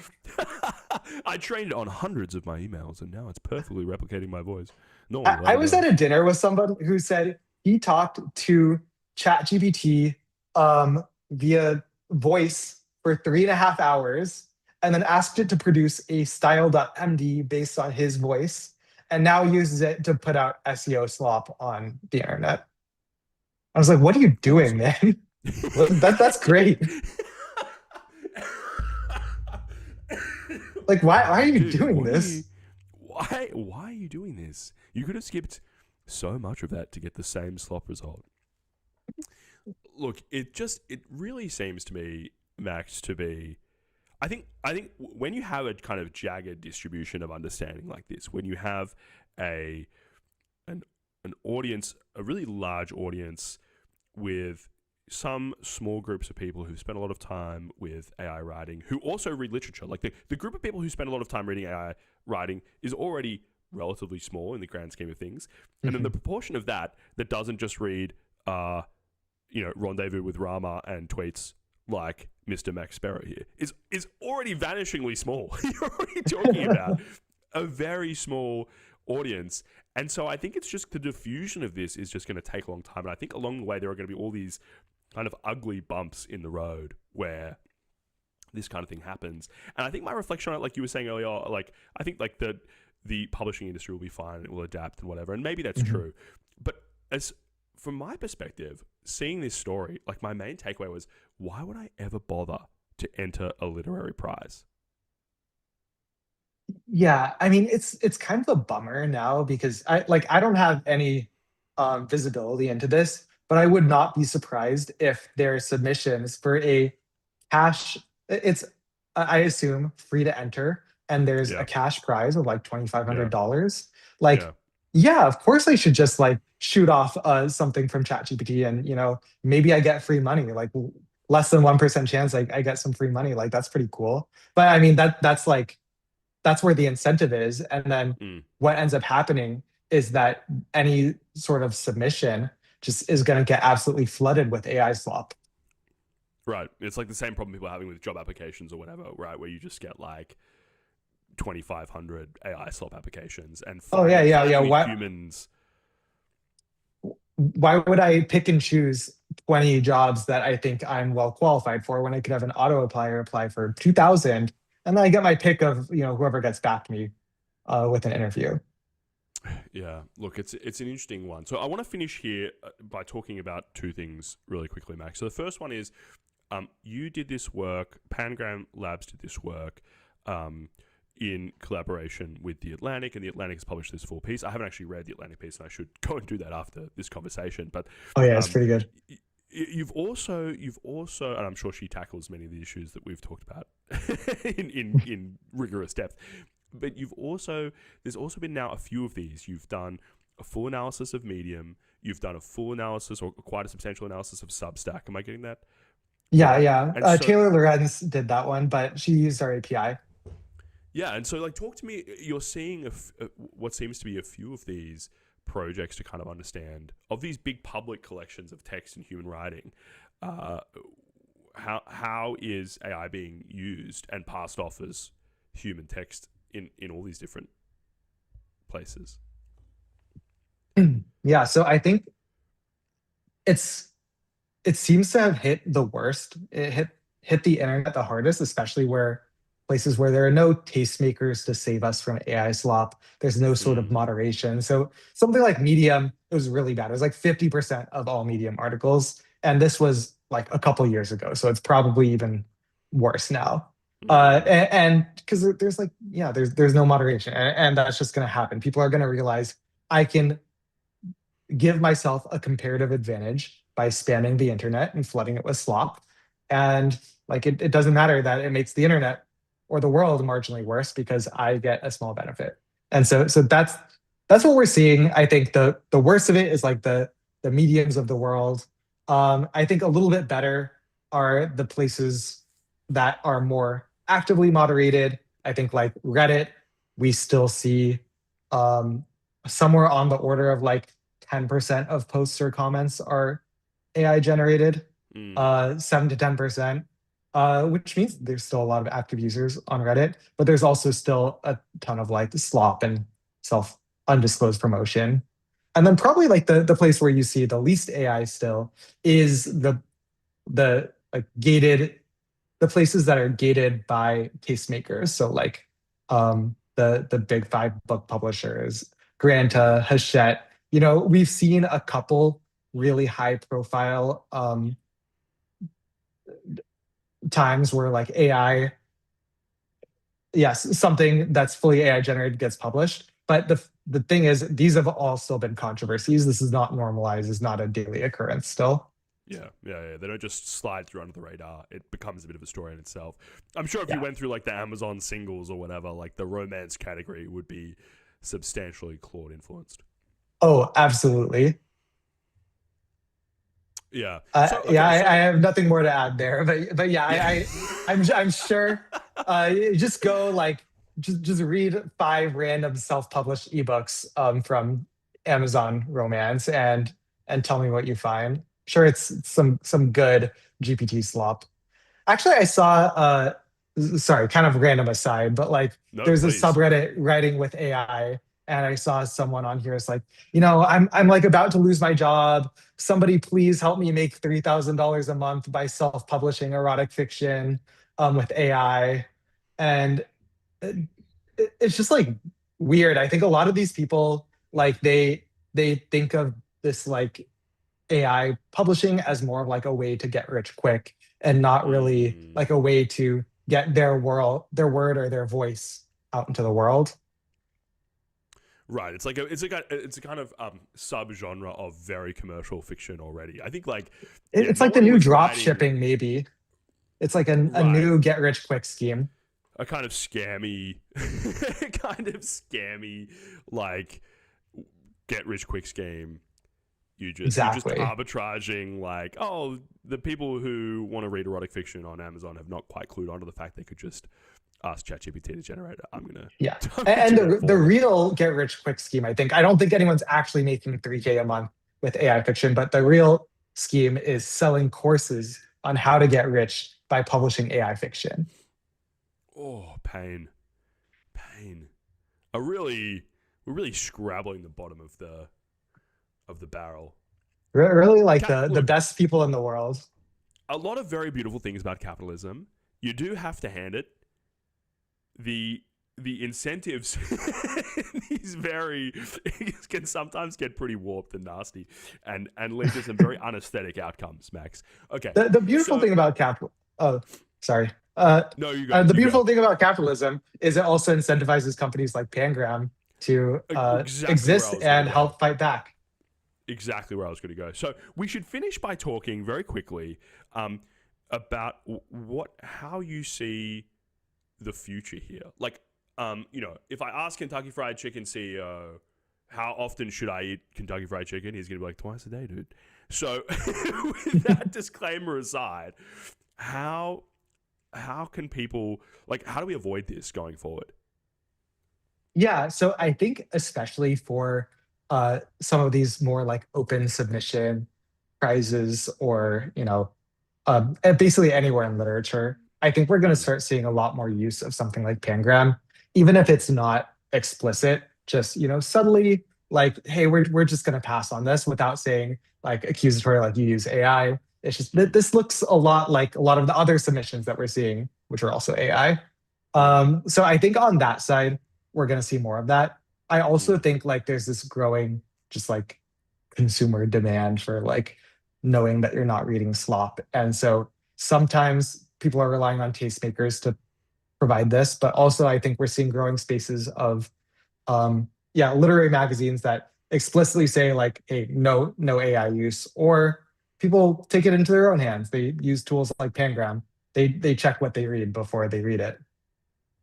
It's kind of sad, but I think like it's better than spending a significant amount of your day reading AI slop. Just getting halfway through a Granta story and be like, drum skin in the heat? What is going on here? It's like you sort of like you're reading and then you snap out of it. It's like, what did I just read? No human thought went into this. I think that makes a lot of sense.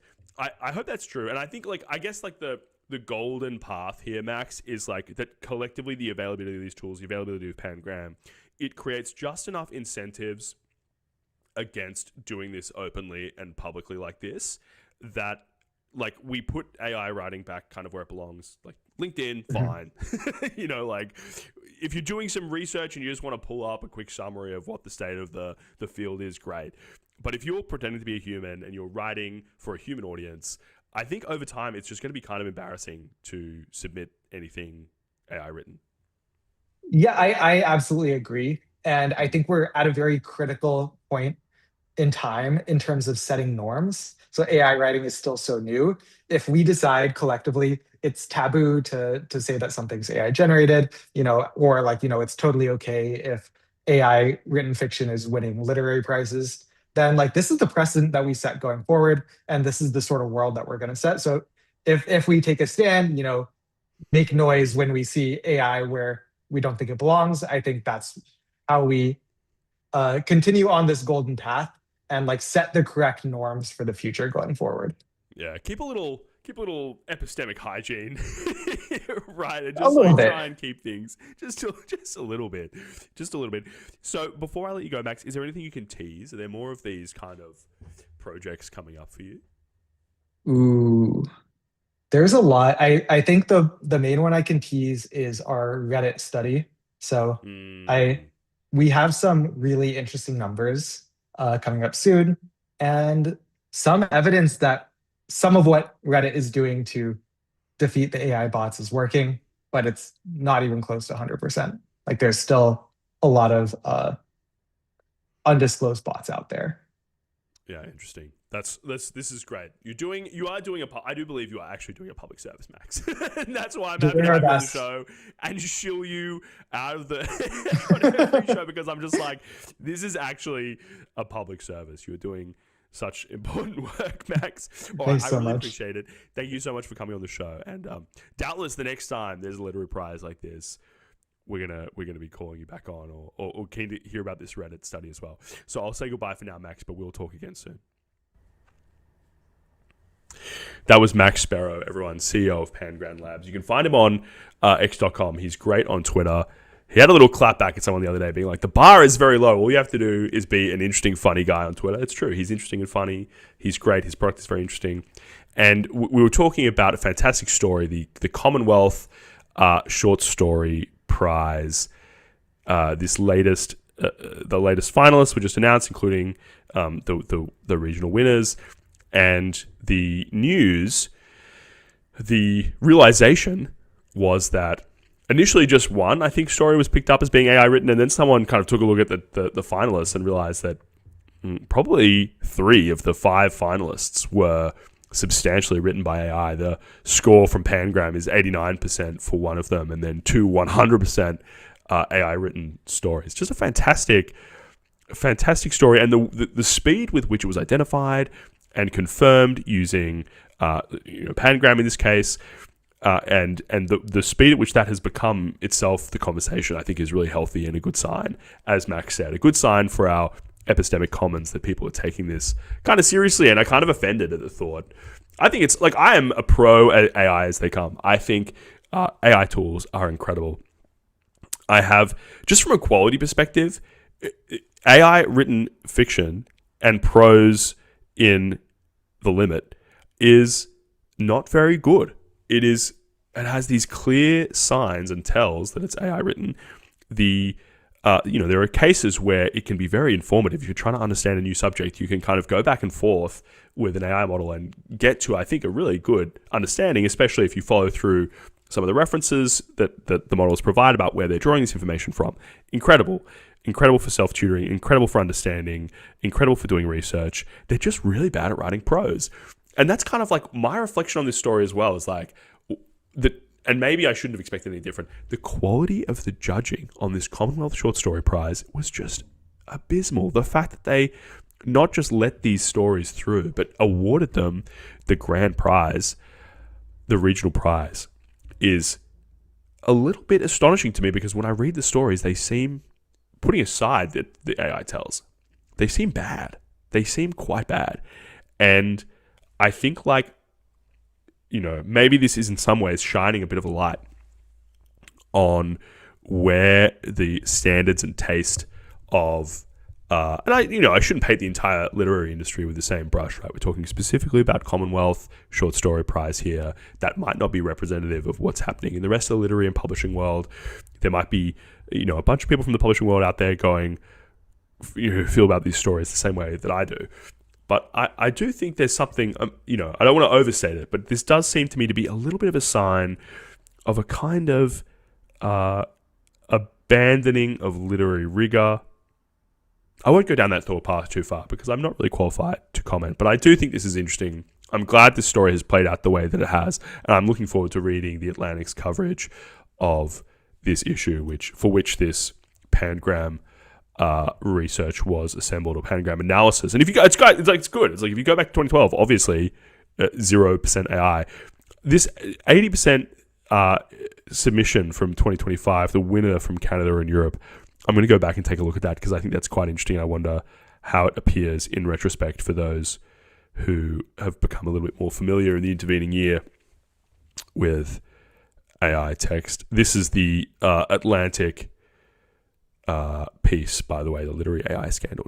This literary AI scandal changes everything by Vahini Vara. Very much looking forward to reading that story. So what I'm going to do, we've got another guest joining us on MTS on my show at 9:30 my time, at 7:30 Eastern time, 4:30 p.m. in Pacific. So in about half an hour, we've got another guest. I'm going to just jump offline for 5 minutes. I'm going to come back. We're going to talk about some of the stories that have been in the news, and then we'll have another guest joining us in about half an hour or so. So go and make a cup of tea. I don't know go back to work. Open Slack, check Slack is what you should probably do right now if you're listening to this. Check Slack, respond to your emails, come back in half an hour. I've got another great guest, and we are going to talk about a very interesting story. The DNC have released finally released the post-mortem of their 2024 presidential campaign, Kamala Harris, and this has been a story that's evolved over time. I'm going to take you through it with our next guest, and we're going to talk about it in detail. And we're also going to talk about what the postmortem actually looks like, because it is a shocker. I think a pure farm-to-table human-generated shocker. We cannot blame our friends at OpenAI or Anthropic for this particular one, but it is a great story nonetheless. So I'm going to take a break. I'll be back in 5 minutes or so, and we're going to talk through a few stories, and then in half an hour, I'm going to have another guest on to talk the DNC postmortem. All right, I'm going to pause there, folks, and we will see you very soon.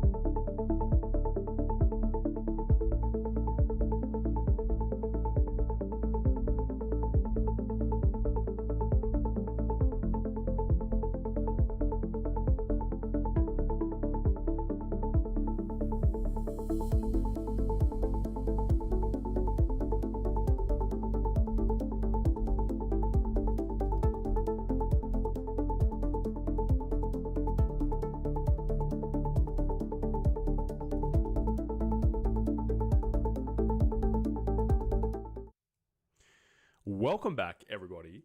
We are live on MTS. Very good to have you with us as always. I am Gabriel. I am on Twitter at GBRL_DICK. And I've got a great guest joining us a little later this afternoon to talk about the DNC postmortem of the 2024 election. A story which has just broken today. It's very interesting. It has a few layers to it. It's got layers. And we're going to have a guest at 1:30. So in about 20 minutes. In the next 20 minutes, what I'm going to do, I just want to talk very quickly about some of the stories that have broken overnight, my time, and this morning in the US. First up, I've got this tweet from the New York Times reporting some breaking news. I think this is an interesting one. So this is the headline here: House Republicans abruptly cancelled a vote on a resolution directing President Trump to withdraw US forces from Iran or win approval from Congress to continue the war. After it became clear they lacked the votes to defeat the measure. So this is an interesting story for a few reasons. I think from what I can gather from reading some of the coverage, what happened here was that House Republicans were in a bit of disarray. There was like a few people maybe missing. It was, it struck me, guy who's only ever read one book. This looks exactly like the book that I read. It kind of struck me as a scene out of Robert Caro's LBJ biographies, where in the pre-LBJ world of the Democrat-controlled Senate, you had kind of senators all over the place in the cloakroom hanging out. There was not a lot of discipline. And so when you needed them in the room to vote on something, there wasn't always a sufficient number to win, even when you on paper had the numbers. I think that is partly what is going on here. The Republicans in the House are dealing both with defections from within the Republican Party who oppose the war in Iran and would like to see it wrapped up sooner rather than later. They are voting against, they're kind of voting in favor of this resolution to force President Trump to withdraw from Iran. So there's some Republicans who are kind of voting against the president in this particular case and against the war in Iran. And there was also just a sense, I think, of disorganization. They couldn't quite gather the people. Even if they had kind of had the numbers, they wouldn't have been able to gather them in the right place to be 100% sure that this resolution wouldn't pass. And of course, I think had it passed, that would have been seen as quite a blow, even though it on itself would not have immediately required the president to withdraw from Iran. I think it would have created it would have looked like a bit of a loss for the Republicans, and I think it would have been a bit of an embarrassment to the administration. So what they've done is they've just delayed the vote on the measure. There is now a 1-week break in Congress for the Memorial Day holiday, and so they've just pushed it back a week. They're just hoping that over that time they'll be able to kind of gather the forces, make sure they're organized against this particular resolution. But I think it's maybe an interesting temperature check.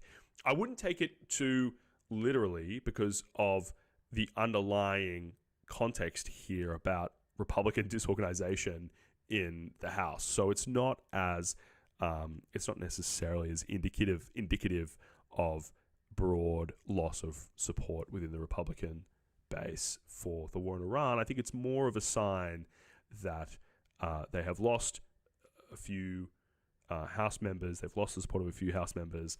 They can't quite rally all of their supporters that they do still have in the right place at the right time to ensure this doesn't pass today. Interesting story, one to watch, great reporting, as always, from the New York Times. The next story I just want to talk to very quickly, and I haven't really quite had time to read through this and absorb this myself. My co-hosts may have discussed this morning, but I think it's only just been released, this story. So this is some reporting from the Information about a OpenAI all hands that happened yesterday. And the key headlines, I'll just read this tweet from Stephanie Palazzolo, the AI reporter from The Information. And she said here, filing for an IPO, this is quoting Sam Altman at the Wednesday All Hands, filing for an IPO is different than being ready to go public. So kind of putting the brakes on that announcement yesterday. OpenAI had filed for the IPO by saying, look, We might take a little bit longer to get ready. That doesn't mean we're ready to go here.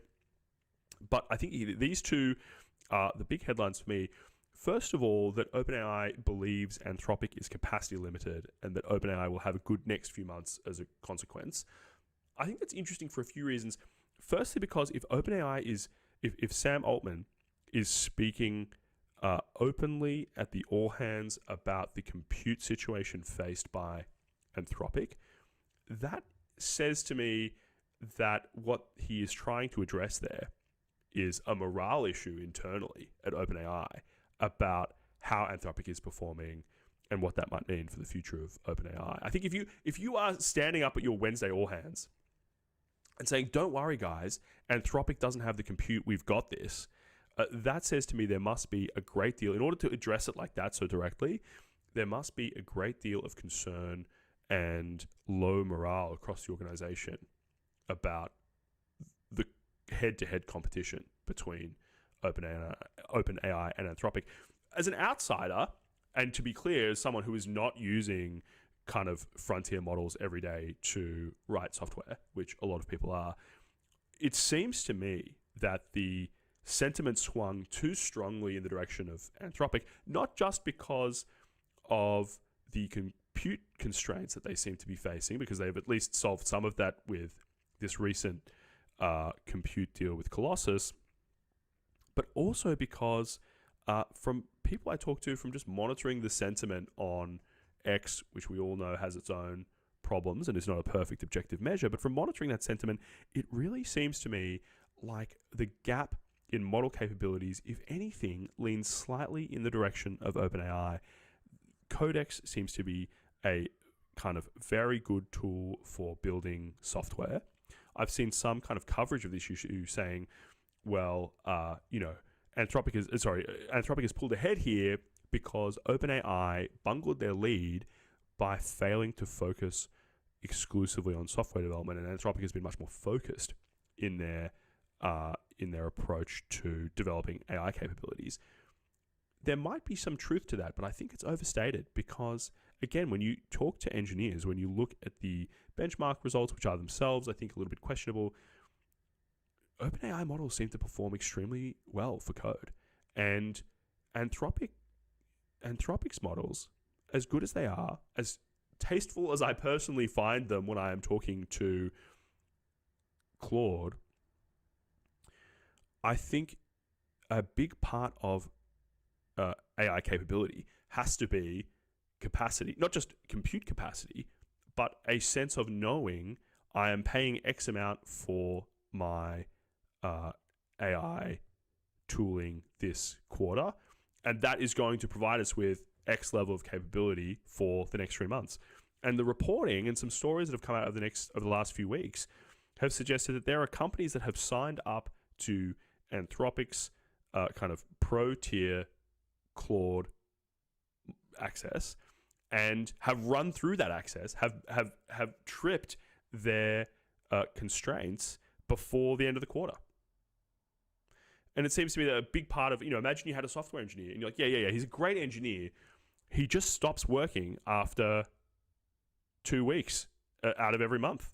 He just kind of reaches his capacity. It's like, well, actually, like being able to provide that service over kind of reliably over a long period of time, and not just like reliably in the sense of like, oh, I've run out of compute, whatever, but having a good sense as a user of one of these models about exactly how long you are going to have, about how quickly you are moving through your token allocation.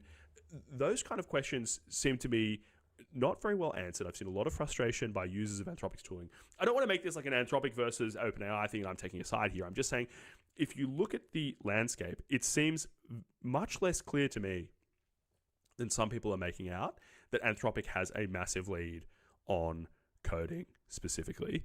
And I think Sam Altman, who am I to criticize the CEO of OpenAI? He's a pretty sharp guy. But it seems to me that this kind of reassurance is maybe the wrong approach to take, given what it implies about OpenAI mind share and space. It's like, no, not just we don't have to worry about Anthropic because they're capacity limited, but like we've got our eye on the ball.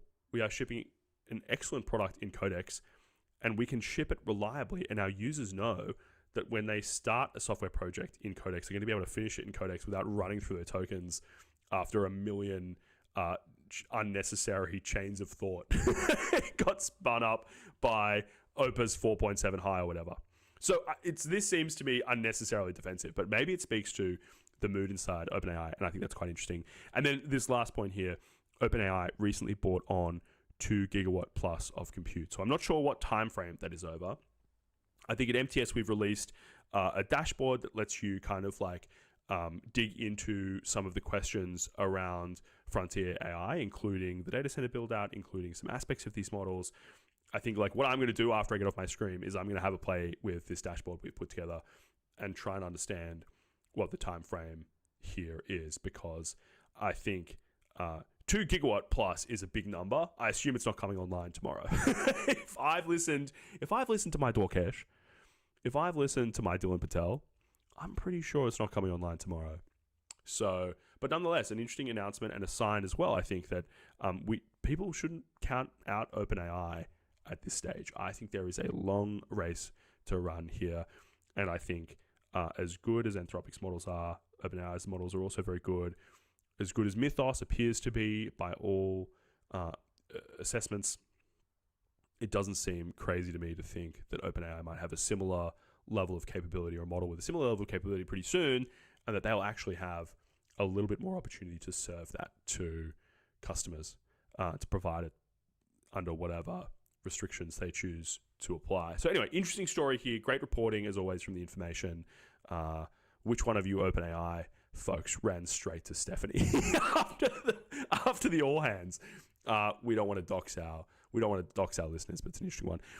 A kind of less cheerful story here. This one I thought was quite shocking this morning, so it requires a bit of contextualization. So the reporting today, it's been reported by a number of outlets, including this is Al Hilal Nuer, who is an international human rights lawyer and a big following on X.com. I don't know him personally. I'm not sure. I can't vouch for him personally, but I've seen this story reported by a number of other people. And when I tried to look this story up, by the way, when I tried to find tweets related to this story just before this show, all I could find was absolute slop, like literal AI slop about it, and very little human written posts, which is why I ended up pulling up this one, which itself doesn't have a lot to say about it.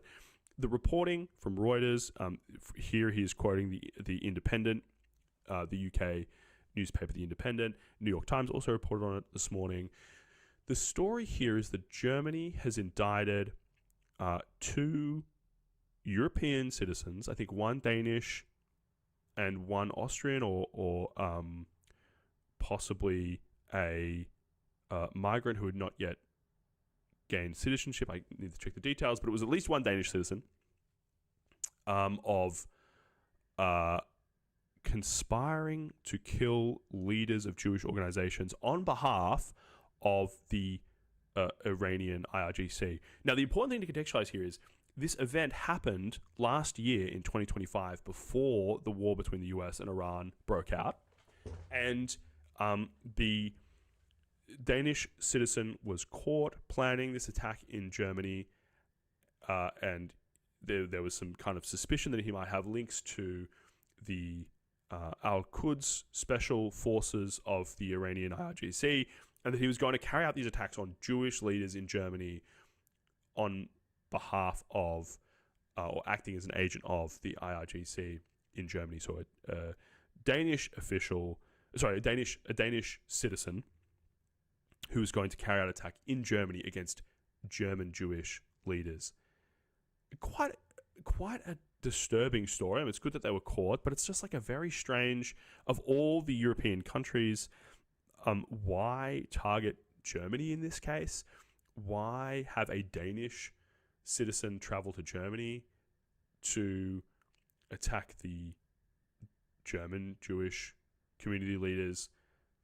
Quite a disturbing story, and interesting that we're only hearing reporting on it now. I think the Germany has quite strict rules around reporting on criminal cases of all kinds. The name of the Danish citizen involved in this case is still being still being kept from the media. I think we have his first name, but not his full identity.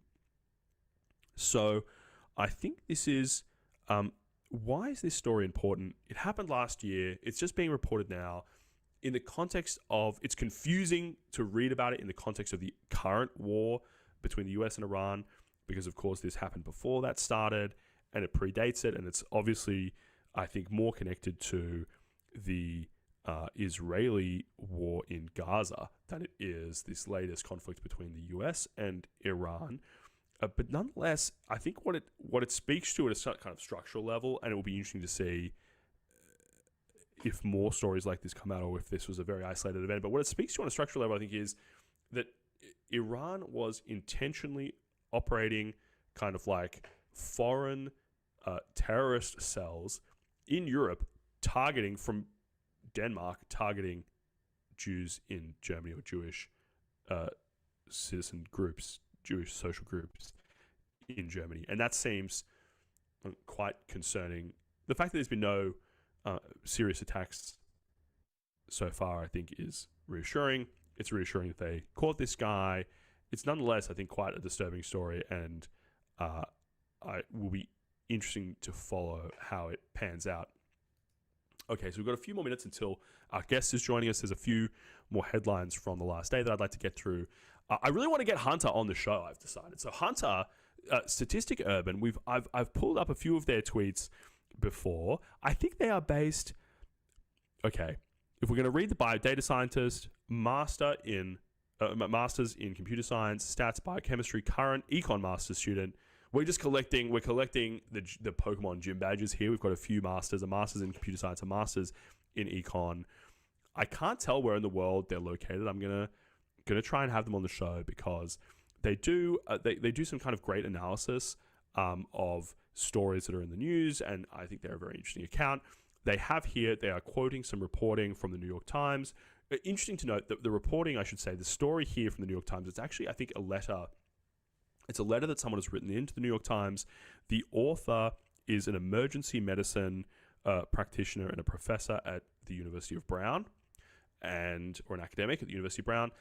And they are someone who has previously been involved in on-the-ground response to the past Ebola epidemic. So I think they were on the ground in 2014. They caught Ebola themselves during their time assisting with this kind of horrible epidemic that broke out. Ultimately, I think 28,000, nearly 30,000 people caught Ebola as part of this epidemic. 11,000 died. This doctor speaks in quite heartbreaking terms about what it was like to be on the ground there, to have caught it themselves. And one thing that he draws attention to, which I think has been part of coverage of this Ebola outbreak since it was first reported a few days ago, is that the absence of the US on the ground is really being noticed by those involved in the response. And so the line here, which I think is quite interesting, American officials did not learn of the outbreak, this is the Ebola outbreak in the Congo and Uganda, until Thursday, 9 days after the World Health Organization did, and almost a month after the first person died from Ebola. The delay in confirming the outbreak was in part because samples were taken to the national lab in Kinshasa, Congo, at the wrong temperature. That task previously would have been managed by USAID. So I think this is kind of an interesting. This is kind of an interesting element of this outbreak. I think if I could summarize, it's worth reading this letter in the New York Times by this emergency health doctor because their personal experience is obviously very interesting. The overall direction of that piece, I think, the summary, the idea at the heart of it is that however we are expecting this Ebola outbreak in Central and East Africa to go, if we are extrapolating from past experience, we should include in that analysis the notable absence of the US this time, and that we should therefore expect it to go worse than it has in the past. And I think there's a few different things you can take from that. First of all, I think it's potentially, I think this shines a new light on the Trump administration's decisions to cut substantially US aid in collaboration with the World Health Organization. It also goes to show how dependent the world was on the US for pandemic response and preparedness in Africa. Like, we're not talking about in the continental United States. We're saying within the Congo and Uganda, a substantial part of the capacity that was there to respond to outbreaks of serious diseases like Ebola has up until now been provided by the US. And I think, like, you know, to the point that when samples were taken to the national lab in Kinshasa, they were taken, they just couldn't even keep them at the right temperature. They were so reliant on the US that those samples could not be properly, the supply chain to take a sample of blood in the field and get it to the national lab to identify whether there is Ebola in the sample or not. That supply chain could not happen without the US's participation. And I think that's like, I think it's bad that the US has withdrawn so much support for global pandemic preparedness, for global health generally. I think that's like an important role that the US has played in the past. It is the kind of thing that a global hegemon should probably do. You should probably help extremely poor and war-ridden African countries and countries around the world deal with serious outbreaks of diseases like Ebola, which might have international implications if this goes badly. But even if it doesn't, it's going to have serious implications for people in the Congo and Uganda. I think that is actually a good use of American power and ingenuity. And I think the world should be very grateful to countries, to America, to the US, for having provided that service in the past. And now, if the US is going to withdraw from that, the rest of the world really needs to step up and step up quickly.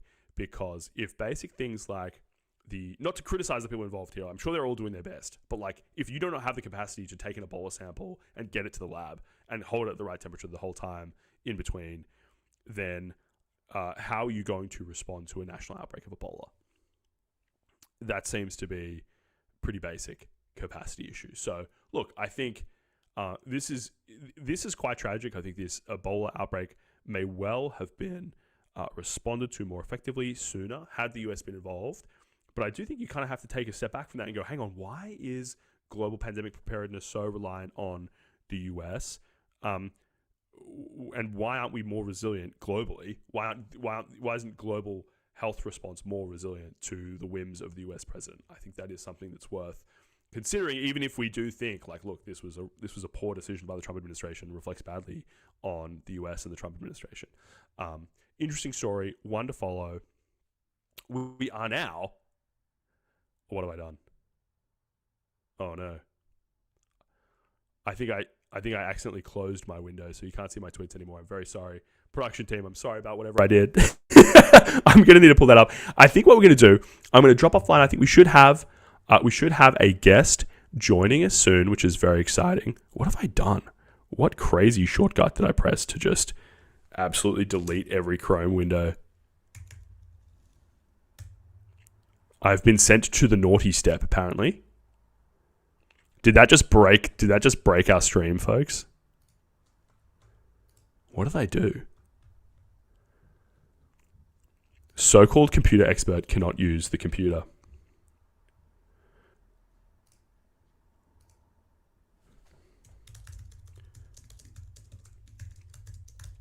We've got a guest coming on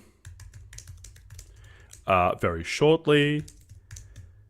They're telling me they may have an issue with their webcam. That's fine. That's fine. If we're voice only, really what I want to do, I want to gossip about the DNC. That's what I want to do. And I'm going to get a friend on, and we're going to gossip about the DNC, and that's how things are going down. So what I'm going to do, I'm going to jump offline for 2 minutes while we get this next guest set up, and then I'm going to come back. We're going to have a great conversation about the DNC postmortem from 2024. And that's going to be a wrap for the day. So before I do that, I might take this opportunity while we are pulling that together. I'm going to take that opportunity to say a quick thank you to our sponsors. So if you are trying to monitor the situation on X right now, if you've just accidentally closed all of your Chrome windows in the middle of the stream, there's a group chat you probably need to read. There's a quote post you probably need to screenshot. There's probably someone in your replies who is embarrassing themselves. But then your calendar pings. You've got a meeting in 2 minutes. Basil, if you're listening to this, you've got a meeting in 2 minutes. Toss on Granola. Granola is the AI notepad for people who are absolutely not going to give this meeting their full attention. You jot down a few rough notes, and in the background, Granola transcribes the whole thing and turns it into clean, useful notes the second the meeting ends. There's no bots joining your calls, there's no distractions. There is just a clean notepad that helps you focus. During or after the call, you can chat with your notes. You can ask Granola to pull out action items, help you negotiate, and write a follow-up email. It's actually the same technology that we here at MTS use for our podcast notes. So once you try it on a first meeting, it is hard to go back. Head to granola.ai/MTS and get 3 months free. That's granola.ai/MTS. And there's one more sponsor I'd like to thank. If you have been paying any attention, it's really hard to miss.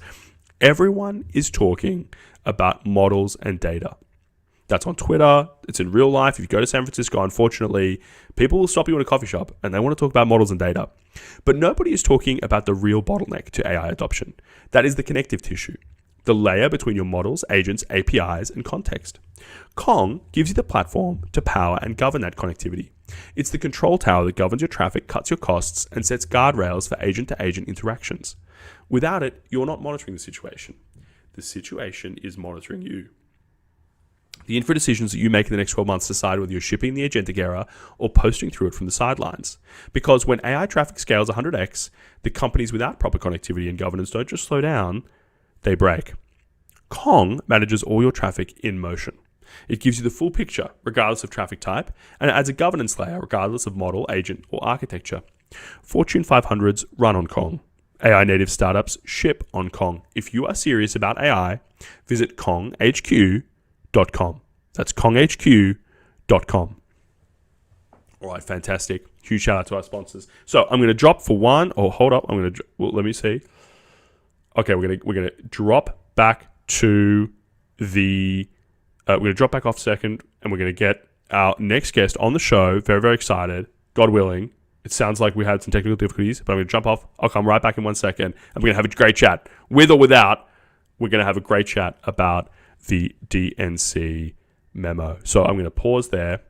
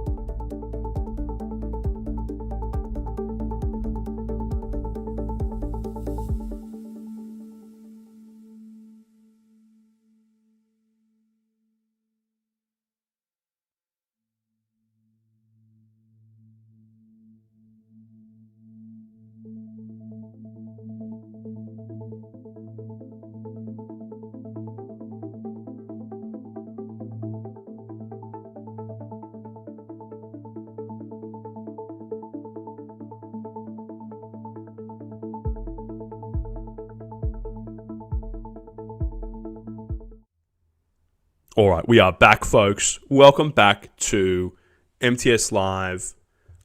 Gabriel here, at GBRL_Dick on Twitter. You should follow me right now. You should send me a message because I think it's going to be it's going to be a fun week ahead of us here at MTS. Well, the rest of this week and the next one's going to be really fun too. So I'm back. It's a long day today. We're doing a lot today because I managed to get two very interesting people to talk about. We had a great chat with Max Sparrow earlier in the day. I wanted to have basically a friend. I wanted to have. I shouldn't say that. I don't know if he considers, or I don't know if they consider me a friend, but I consider them a friend on Twitter.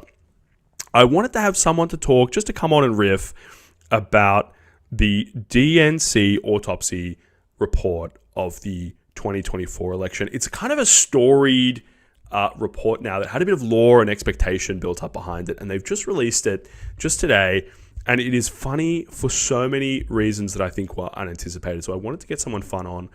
We have here Basil. I should say, I think Americans pronounce it Basil, but as a poor and foolish Australian, I can't help myself but to say Basil. We have Basil here from X.com. They are at Link of Sunshine on X.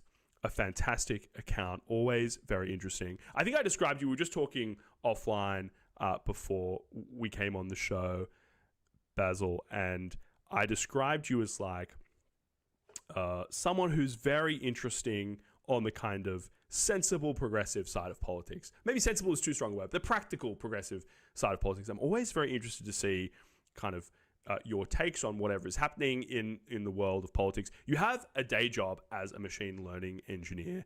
We're not going to be talking about that at all because I just want to riff on the DNC autopsy report with you. So welcome to the show, Basil. Feel free to is there anything else? If I missed anything, is there anything else people should know about you, Basil? No, thanks for the introduction. Yeah, it's funny that my full-time job is in AI, which is what everyone's talking about, but I like to talk about politics, so let's do it. Yeah, dude. Who cares about AI? We have one of the funniest documents ever written to talk about. We can have you back on. If you have some interesting things to say about AI, I am always hunting for those. So maybe I should have asked you on to talk about that. But this was, I just thought, such a fun thing to talk about. I'm going to pull up some tweets.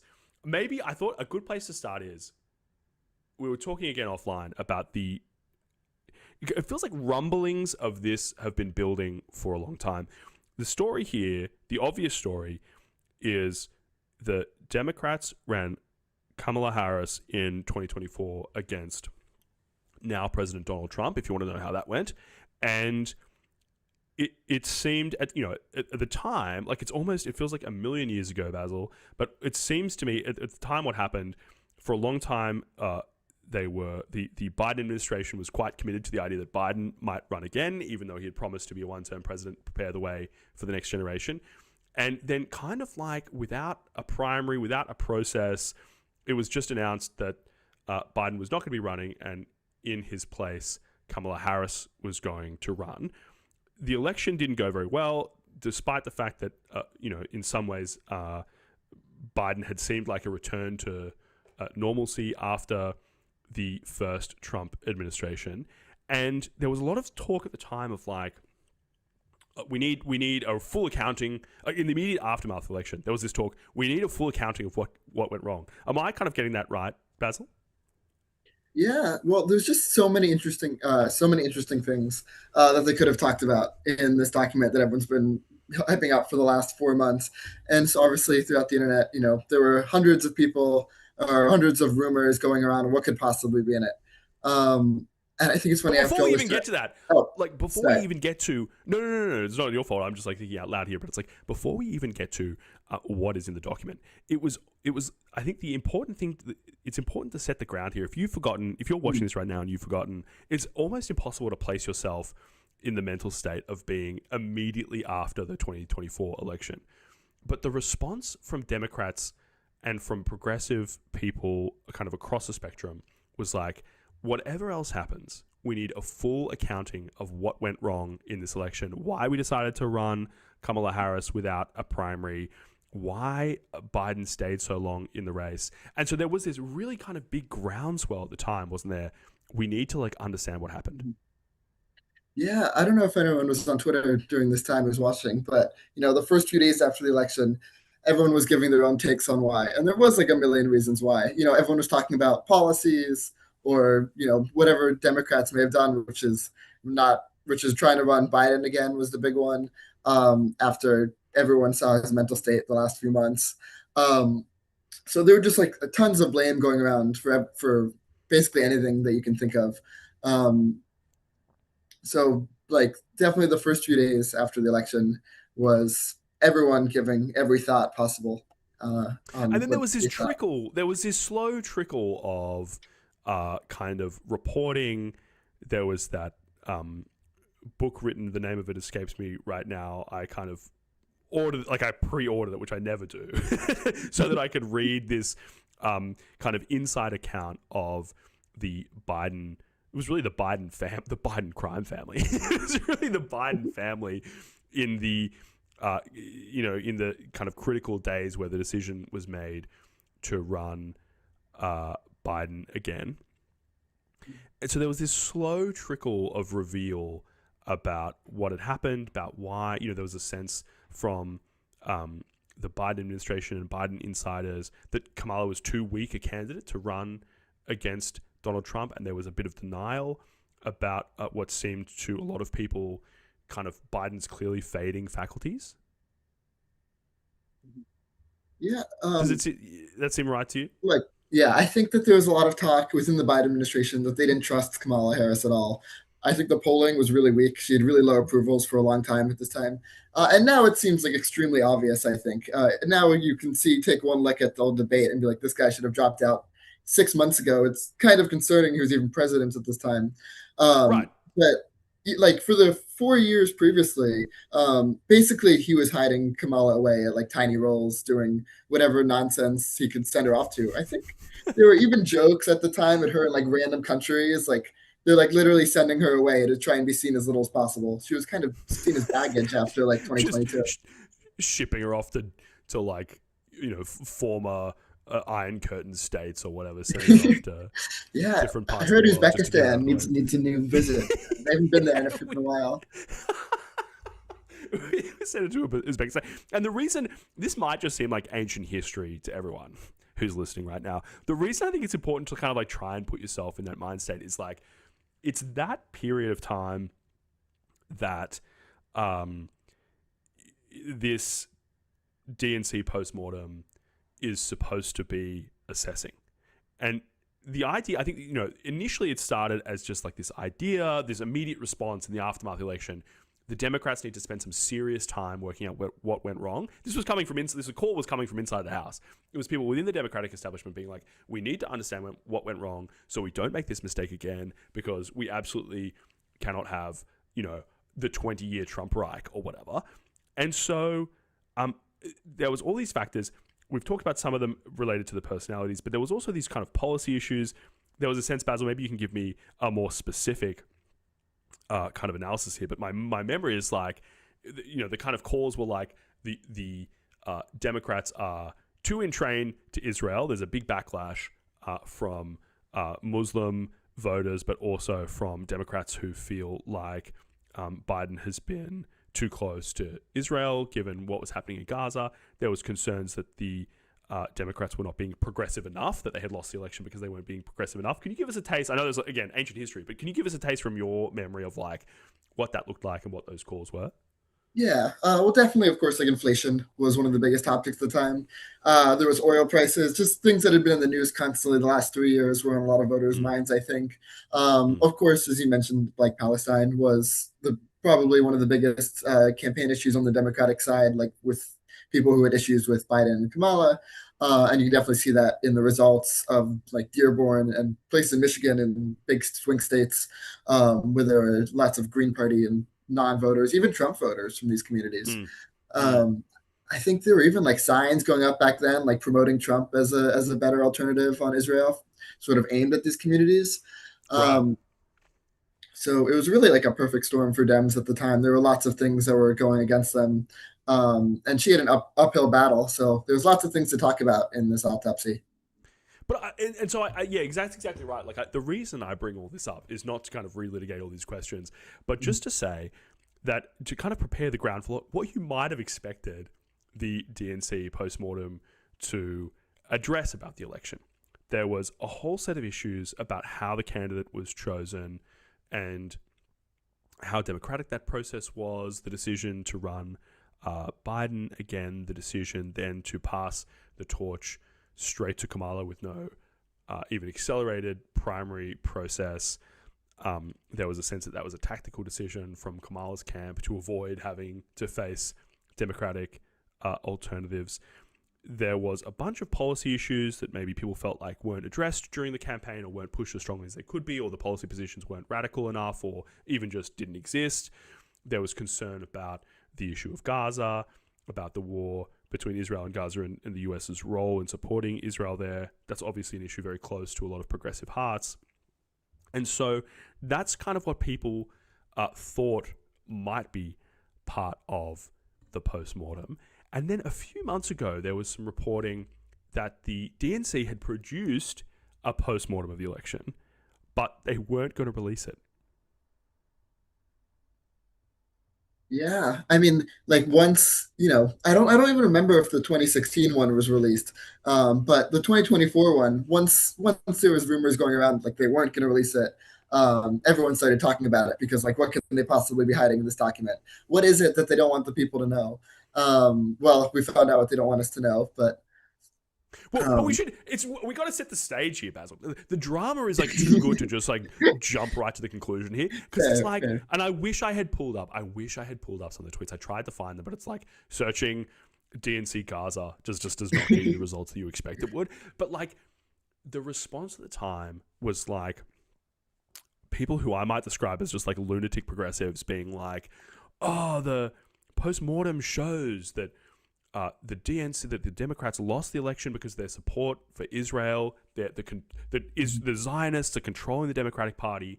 They can't let that information become public, so they've buried the entire report. That's what it says. There was other people saying exactly other things like, oh no, they've buried it because it reflects really badly on Kamala and she's going to try and run again. Or they've buried it because it shows the Democrats need to become more progressive in order to win back votes, and the stodgy neoliberals in the DNC want to cover it up. Like there was just all these, like, what am I missing here, Basil? There was just all this conspiracy Everyone theories, was right? projecting their own ideas on what was going to be in this document. Everyone was 100% sure it was going to confirm their priors, and that's why they were hiding it. If you thought thought the Democrats should have been more center, that's what you were convinced was in the document, and they're hiding. If you thought they should have been more pro-Palestine, that's what should have been in the document. Everyone was like positive that when this came out, this was going to say what they wanted it to say. Yeah, 100%. And it was so beautiful. And now, like, I think we have appropriately prepared the stage, Basil. Can you describe, and we'll look through some other people's commentary here. I've pulled up here, this is Santi Ruiz, friend of the show, personal friend of mine. I just pulled this tweet up. It's not the only one that's showing what this document looks like. A lot of people have kind of got into it. But unbelievable. We've got the front page up here. We've got it's a quote tweet of Alex Thompson from Axios, who I think kind of led some of the early reporting on this, saying DNC chair Ken Martin has finally released the 2024 autopsy, but immediately disowns it and blames the guy he hired to write it. I am not proud of this product. It does not meet my standards, and it won't meet your standards. So with that intro, can you tell us, Basil, what is in this document? What does it look like? Have you had a chance to kind of read through it? Yeah, I've skimmed through it. To start, I want to point out, I think there's more corrections than actual content in the autopsy. This is constantly filled with factual errors, just like mistakes. There's like numbers that aren't correct. They could have been brought up from thin air, which would be fine maybe if it was like, kind of saying like what they thought went wrong, but instead it's just like sort of nonsense rambling about like the overperformers and the underperformers. I think it even mentions that Donald Trump was president in 2022, and their conclusions were some sort of like a first year political science class. Like, hey, I think that like our advertising didn't work out that well because we lost, and it's like, thank you, we could have figured that one out. We had some idea that maybe yeah, maybe we lost the election for some reasons. Yeah, It was really that insightful, wasn't it? Yeah, pretty much. There's basically no insights at all. I think one time they're like, one of the main conclusions they had was that the Victory Fund spent almost all their funding on like putting out ads for more fundraising, and that was like a large conclusion they came to, which makes sense. Except by law, the Victory Funds can only be used for fundraising messages.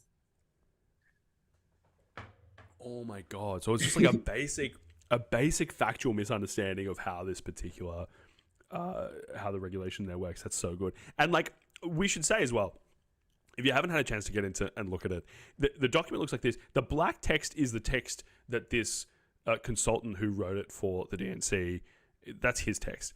The red text is, as you say, Basil, that is corrections that someone in the DNC has added to the document in review of it. And so there's this disclaimer up the top. But as you said, as you go through, Santi wants to get the author on Statecraft. That'd be incredible. As you go through, there's all these, hopefully you can see this if you're watching this, there's all of these comments in red boxes at like every single line of the paper, of the autopsy. So it's like, what happened? Electoral review. And then the in red comment is, no evidence provided for any of the claims in this section. Half the sections, I believe, aren't even like filled out. It's like author didn't even include this in the autopsy. And the ones that were, again, they're just filled with comments. It's like, hey, by the way, there's no actual sourcing on this. They don't even call out all the mistakes. The fact checking is so good. Like, just to draw two little examples from the things that Santi has posted, but it's like, states which had consistently and reliably voted for Democratic candidates, including Pennsylvania, Michigan, and Wisconsin. And then the comment is, all three of these states voted for Trump in 2016. It's just like comically bad. So look, it's so good. I'm gonna pull up another tweet, and then I'm kind of keen to get your kind of bigger reflections. Again, Hunter, who go ahead, Basil, if you have something to add. Yeah, I don't know if you saw the I think a few times in the article it mentions Mark Robinson's numbers. And they give very specific numbers. I think they gave like 41.3% one time. And then a different time they gave like 42.6%, which is really interesting because neither of those are his actual results. So they posted his numbers twice. Yes. Different each time, neither of them the correct numbers. Yeah, which is just like brings up so many questions of where they even got these numbers from in the first place. A lot of people are accusing of AI, but at least AI you would think would get these right. And I think apparently Pangram, a few people have run Pangram over it. It looks purely human generated slop. I truly think if we put it into Claude today, we would get a significantly better autopsy than whatever this guy wrote. 0 doubt in my mind. So I wanted to get this tweet up. This is Hunter at Statistic Urban on Twitter, because I think it's kind of like, it kind of summarizes some of those questions we were talking about in the lead in here, Basil, which was like, okay, what did people expect to be in the postmortem? What kind of issues should have been raised and addressed in the postmortem? But it's like, inflation is one, perception of Biden's age is another, immigration, how Biden dropping out impacted Harris, all things that are just so obvious, elderly voters and how they voted, trans people in any capacity, because there was that killer ad that Trump's campaign ran, which was like, she's for they, them, we're for you, or something. Yes, I think that's how it went. Do you remember that, Basil? And it just like, yeah, there was no response from the Kamala campaign, and then Palestine, obviously, which we've talked about. So, like, as you've said, like, in addition to all these factual errors, none of the kind of big ticket issues that people were expecting to see in there are just present at all.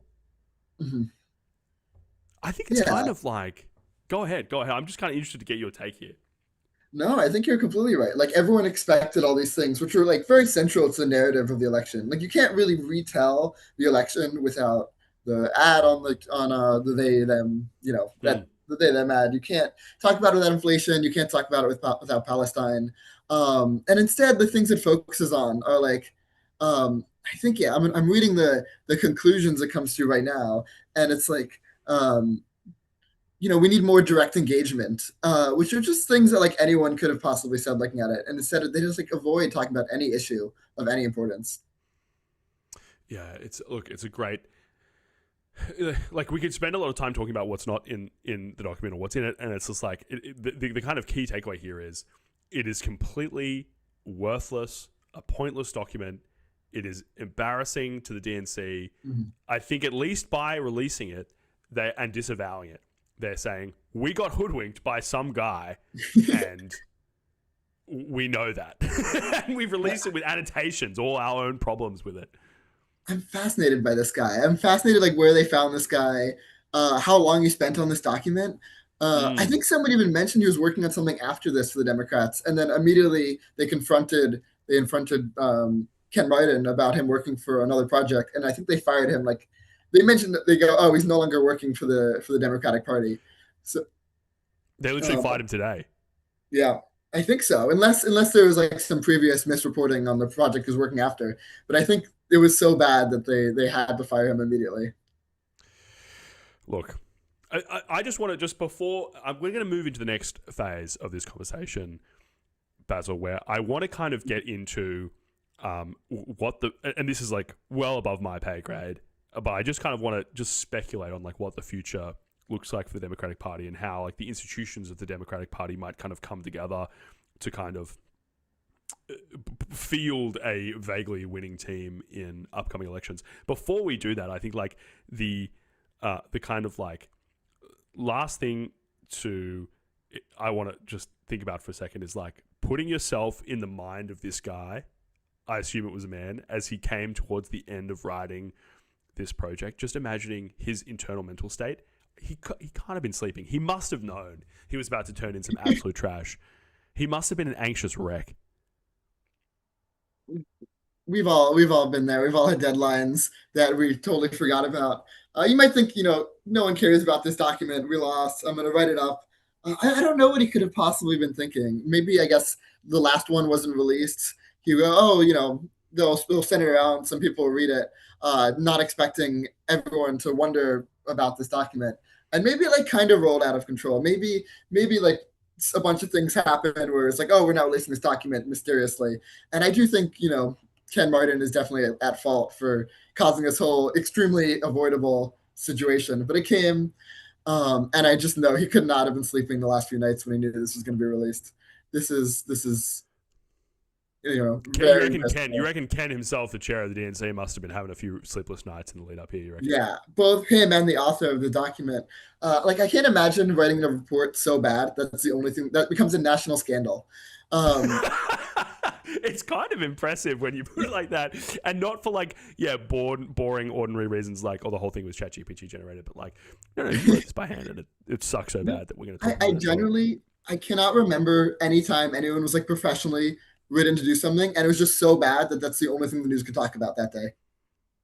Yeah, it's groundbreaking here from the author of the DNC Autopsy. So now I want to move forward, and I'm curious for your view here, because I really have no idea. Maybe, I don't want to like overdraw this comparison, but it seems to me if I kind of try and cast my mind back, and I'm going to misremember this and butcher it in maybe misleading ways, but if I try and cast my mind back to 2015 in the lead up to the 2016 election, during that primary process when it wasn't yet clear that now President Donald Trump was going to be the Republican candidate, there was a sense that the institutions of the Republican Party had kind of fallen apart. They'd been torn apart by the Tea Party movement and opposition to Barack Obama.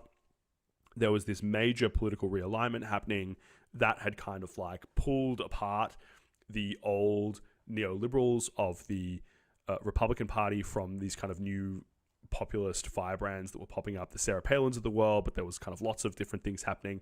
And then like for Donald Trump to just kind of like sail into the Republican primaries, have some funny jokes about his opponents in the Republican primaries, and then just like kind of become the candidate and beat Hillary Clinton. It's like kind of hard to stress how strange that is in retrospect. But then, and this, I'm interested in your view here, after that election and after Trump's victory in 2016, it then seems like there's been like a kind of MAGA recreation of the organs of the Republican kind of party. Does that seem a fair assessment to you? Yeah, there's sort of been like a never-ending Tea Party since the original one, and that's Yeah. like changing over time.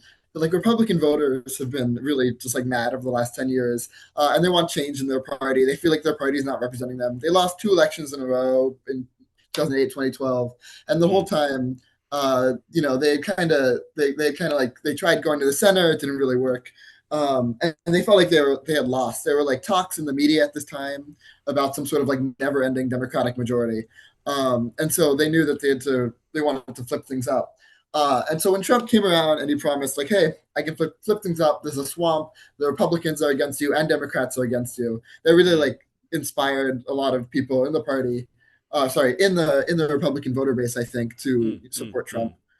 And even like still to this day, there's been decades and decades of like institutional Republicans. Like if you look at people in any state house, there can be people who've been there for 30 years.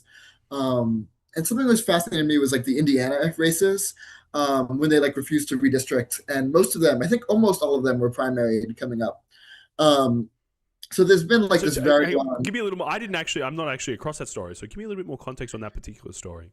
Yeah, so during like the mid-decade redistricting happening in all these states right now, there was one state, Indiana, that refused to. They did like some sort of minor redistrict, but they kept everything almost the same. There was supposedly like good relations between the parties, I think, and they like didn't want to, mess things up too much. So this is a Republican-controlled state legislature. As part of the redistricting, the state redistrictings often tend to endow a lot of power in the party that controls the state legislature to redraw those, to kind of gerrymander the districts however they want. And what you're saying is that the Indiana Republicans refused to gerrymander the voting districts in Indiana. Mm-hmm. So they had pushed back on Trump, and they wanted to keep things how they were, both for a few reasons. One is because they like being in super safe seats. They don't want to have to worry about like potentially losing in a wave year, because then they basically never get back in once that happens. So just for like a few reasons, they had said, no, we're not going to do this. We're already like 7-2, bordering on 8-1. That's good enough for us. And after that, Trump and a lot of the Trump allies in Congress pushed for their primaries, for them to get kicked out and replaced by more MAGA replacements. And in the most recent elections, they almost got wiped out. I think basically every incumbent, even the ones who had voted for the redistricting, basically all lost to their challengers. To more Trumpy candidates? Yeah, to more Trumpy candidates. So there's definitely a lot of backlash among the Republican Party voters from this. So there's definitely like an attempt right now to sort of very slowly reshape the backbone of the Republican Party and build something to last even longer than Trump. Yeah, it's really interesting because when I think about Trump, the two Trump administrations that we've lived through, or the 1.5 that we've lived through, there doesn't seem to be a guiding, like, and maybe this is Poll 101 analysis, right? But there's no guiding ideological project around which to organize a party infrastructure. Mm-hmm. So it's like, I mean, go on. Like, what do you think? It just seems like, how are you going to recreate the party around the image of Trump when Trump is not going to run in 2028, and there are no Trump policy positions? There's no new neoliberalism to align the party around. Yeah, well, everyone like always, even I constantly reference the parties as it's like some group of people sitting in a room deciding how things are going to be. But that's not really how parties work, especially in America. The DNC and the RNC, their main goal is fundraising. And they fundraise and they like technically build the platform, but they don't really have that much power in America. In England, in Australia, central parties have a lot more power than in America, where they basically like the parties. I would say the most important people are like the head of the Senate, says the minority leader, the majority leader. Those people have a lot more power on like deciding what bills to get through. But it's really like the primaries where all the powers are, where all the power is. And honestly, I think like what comes after Trump is just a huge question mark for me. And I really have no idea. I wish I could tell you like exactly what they're going to do. There's a ton of routes they can take. I know. I think on top of the betting markets right now are like Rubio. Yep. And it's really up to Rubio, I think, how much he feels the need to like follow in Trumpism. And I guess to me, it seems more like they'll be like invoking the fear of Trump more than they will be invoking any policy positions or ideological positions held by Trump, right? So it's this kind of interesting, like, that is an interesting, that's an interesting change shift in itself within the Republican Party, but at least it's clear kind of what is going on there. It's still the Democratic Party and the power base. I think maybe this analysis is wrong, but my sense from history is that the Democrats are much more kind of centralized than the Republicans are. The party is stronger, even though it's maybe not as strong as you might see in a kind of Commonwealth country. They feel like the Democrats themselves feel like they are in a scattered kind of like Tea Party-esque era of their own right now. Yeah, well, that was all the hype up the last few months that there was going to be a big Dem Tea Party wiping out like the incumbents with younger, more radical candidates, and we saw that a little bit. We saw that in Maine with Plattner. We saw that in a few places, but all in all, I don't think I think that really kind of fizzled out more than it came to be. Especially when you look back to like 2012 to the Tea Party movement in like the Trump era, where lots and lots of incumbents were wiped out and replaced with new, sort of maybe more radical, maybe more like Tea Party-esque candidates. So there's definitely some sort of populist movement brewing the Democratic Party, but it definitely hasn't fully come out as much as I think most people expected. So the autopsy may have been. They had Bernie for a long, like, it's not like they got Bernie, they have the kind of descendants of Bernie and AOC and the squad and whatever. Like, they have a progressive internal movement for people to rally around, but it hasn't quite seen this, like, this popular wave behind it in the way that really kind of rolled over a lot of crusted on Republicans in the early Trump era. Yeah, something to look out on is I think that the 2028 field is basically more open than it ever has been for the Democrats. Republicans too, but especially Democrats. And I really wouldn't be surprised if there's like some sort of relatively unknown candidate that is able to like take a lot of this anger from a very large minority of the Democratic Party right now. So I think this probably a name that we haven't even heard of might be able to capitalize on this. No one had really thought Trump was going to win or be an actual candidate until they did. So a lot of time. Right. And it's interesting. Like, I don't know.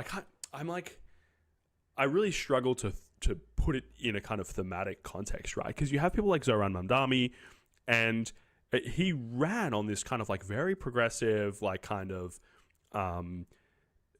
platform but now that he is the New York mayor, he's kind of like, he's moderated that a bit. He seems like quite Stedman's-like. He's like, quite keen to appear inclusive of, Jewish New Yorkers and stuff like that. There was concerns that he wouldn't. There was concerns that he would be this like kind of crazy socialist, and he's kind of like moderating as he goes. He said something about Citadel's Ken Griffin, and then kind of like walked it back a little bit when that felt like a little bit too, I don't know, that kind of got a public reaction that was like not very positive. So it seems to me, I don't know, like I find it really hard to like see where the wind is blowing.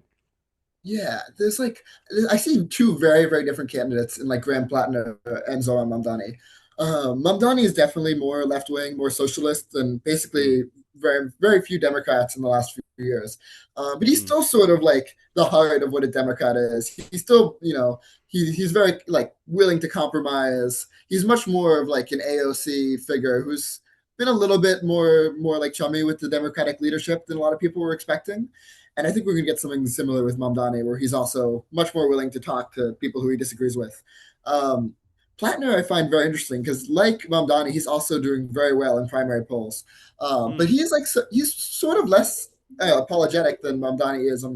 He's not like a full socialist, but he has very little background in politics. He is this sort of come from nowhere Reddit poster who jumped on this opportunity and really was able to like take advantage of a lot of angry Democratic voters over like the very old, very mainstream previous Janet Mills. Like he's had a lot of these scandals in the past where he's made some comments on Reddit, but instead of, you know, he hasn't dropped out. He hasn't, again, he has apologized for them, but he's still going with all this momentum, and he's like he's seeing it through. He's seeing it through. Yeah, he's an unapologetic populist at this time. Very interesting, Basil. Thank you very much. It's really. I mean, I don't feel like we have reached any kind of clear conclusions here, but I just think it's like this DNC postmortem. I hope it's a bit of a turning point, right? I hope it kind of people go, what the hell are we doing? And like, whatever, I have my own political positions. They're kind of irrelevant, first of all, because I live in Melbourne, Australia, and this is talking about US politics. But the whole world belongs to America, as we all know. And so there is kind of like out here in the provinces, I'm interested in it. But it's also just like, just from a pragmatic perspective, it's like, you know, we need some good, ultimately, policy positions aside, there needs to be some good governance happening somewhere. We need to fix some of these problems at an institutional level. Where that comes from the left or the right is kind of irrelevant. It seems like, you know, in the direction that some of the more MAGA-ite Republicans are going, it does not seem very likely that we're going to get sensible, good governance from some of those candidates. You know, I've been surprised by, although we're still quite early, like how kind of sensible Mamdani has been after the firebrand rhetoric of his campaign. I think this is going to be a very interesting kind of 12 months to watch in national politics in the US. What should we watch out for, maybe, is the question for you, Basil. What are the things to keep an eye on in the next 12 months or so? Yeah, well, again, politics is a long-term game. 2026, we might not see that many changes, but when we look in 10, 20 years, hopefully nothing would make me happier than to return to like the sort of pre-Trump era, you know, early 2000s where, you know, the disagreements weren't quite as big as we have now. So just going back to any sort of basically, you know, pragmatic, small L liberal politics would make me feel more comfortable about the future of America. I can't wait 10 years, Basil. I have a podcast. It needs to happen tomorrow. I can't wait 10 years. No, look, thank you so much for coming on, Basil. I had a great time talking to you about this. I think it was really fun. Where can people find you? You're on X. You are at Link of Sunshine. Yes, is that right? Link of Sunshine. Send me a DM and feel free to talk. I'm in New York if you want to get coffee, anyone. So I'll be around. Follow him. He's always got very interesting. Follow them. He's always got very interesting takes on politics, both national and local. And it's just a great. I'm glad I got to have an excuse to have you on the show, Basil, because we had such a great chat. We'll say goodbye for now. Any kind of final words you want to leave us with? Just thank you for having me. Had a great time. You're a great host. Appreciate it. You're very kind. My pleasure. I just want excuses to have my friends on, chat to them. You know, what better thing can you imagine in the whole world? So thank you for joining us, Basil. I'll find another reason to have you back on, and we can talk about AI or something boring like that. Yeah, no, definitely. I'd love to be back sometime. All right, nice one. All right, see you, mate. Real pleasure. Thanks again for coming on. That was Basil and I talking about the Democratic postmortem of the 2024 election, which ultimately seems to have basically been a hoax. It was a scam. Someone scammed DNC chair Ken Martin. I hope you got your money back, Ken. Best of luck out there. Thanks again. Basil, we'll say goodbye for now. All right. So I'm going to we can stop sharing my screen. If it was still up there, I had the statement from DNC chair Ken Martin. I just thought that was a funny point to end on, but we can put that away now. Great day today. We had Max Sparrow on to talk about some of the drama around the Commonwealth Literary Prize, where the finalist, it seems very likely, wrote the entire thing with AI, and one of the winners wrote the whole thing with AI, and so did maybe it's three out of 5 winners, because the winners are decided regionally, used AI in their submission, and the winner from 2015 also did as well. So, not 2015, goodness, 2025. So that was a great conversation with Max about detecting AI text in what is supposed to be human documents, and what that might mean, what the future of that might be for for social media, for even literature. It was a great conversation. And then had Basil on to talk about this great story out of the DNC. So it does not meet my standards and it won't meet your standards. Couldn't agree more, Ken. So I might finish off here. Thank you so much, everyone, for joining us. I'm going to pull up a quick thank you to our wonderful sponsors. And then I'm going to say goodbye. We'll see you again tomorrow. Tomorrow's Friday. Can't wait. It's been a great week. Another great week here at MTS. Thank you so much for joining us. We are always monitoring the situation in enterprise software. And the situation is this. With the emergence of AI code generation in 2022, NVIDIA master inventor and Harvard engineer Sid Pardeshi took a contrarian stance. Inference time compute and agent orchestration, not pre-training, would be the key to unlocking high-quality AI-driven software development in the enterprise. He believed the real breakthrough wasn't in how fast AI could generate code, but in how deeply it could reason to build enterprise-grade applications. While the rest of the world focused on co-pilots, he architected something fundamentally different. Blitzy, the first autonomous software development platform leveraging thousands of agents that is purpose-built for enterprise-scale code bases. Fortune 500 leaders are unlocking 5x engineering velocity and delivering months of work in a matter of days with Blitzy. Transform the way you develop software. Discover how at blitzy.com. That's blitzy.com. And one final one from our sponsor, AdQuick. From Melbourne to San Francisco, marketers agree out of home is one of the best ways to build brand awareness, reach new customers, and enforce your brand message. It's just been difficult to scale. AdQuick unlocks the benefits of out-of-home advertising in a way no one else has. It's built for marketers with the engineering excellence that you have come to expect from the internet. With AdQuick, you can plan, deploy, and measure campaigns as easily as digital ads. Buy from 1,700 plus media owners in one place and make your brand stand out in a way like nowhere else.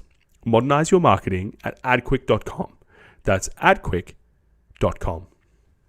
Fantastic. Thank you so much for joining us on MTS. Great day. Real pleasure. A big shout out to our guests, Max Sparrow from Pangrand Labs and Basil from Twitter. Really, two great chats with people I feel are my friends on the internet. I don't know how they feel, but it was a really good time. So thanks again for joining us. I'll say goodbye for now, and we will see you again tomorrow and do it all over again. So follow us at MTS Live. I'm at GBRL_Dick. Follow some of our guests if that is interesting to you, and we will see you tomorrow. Bye-bye.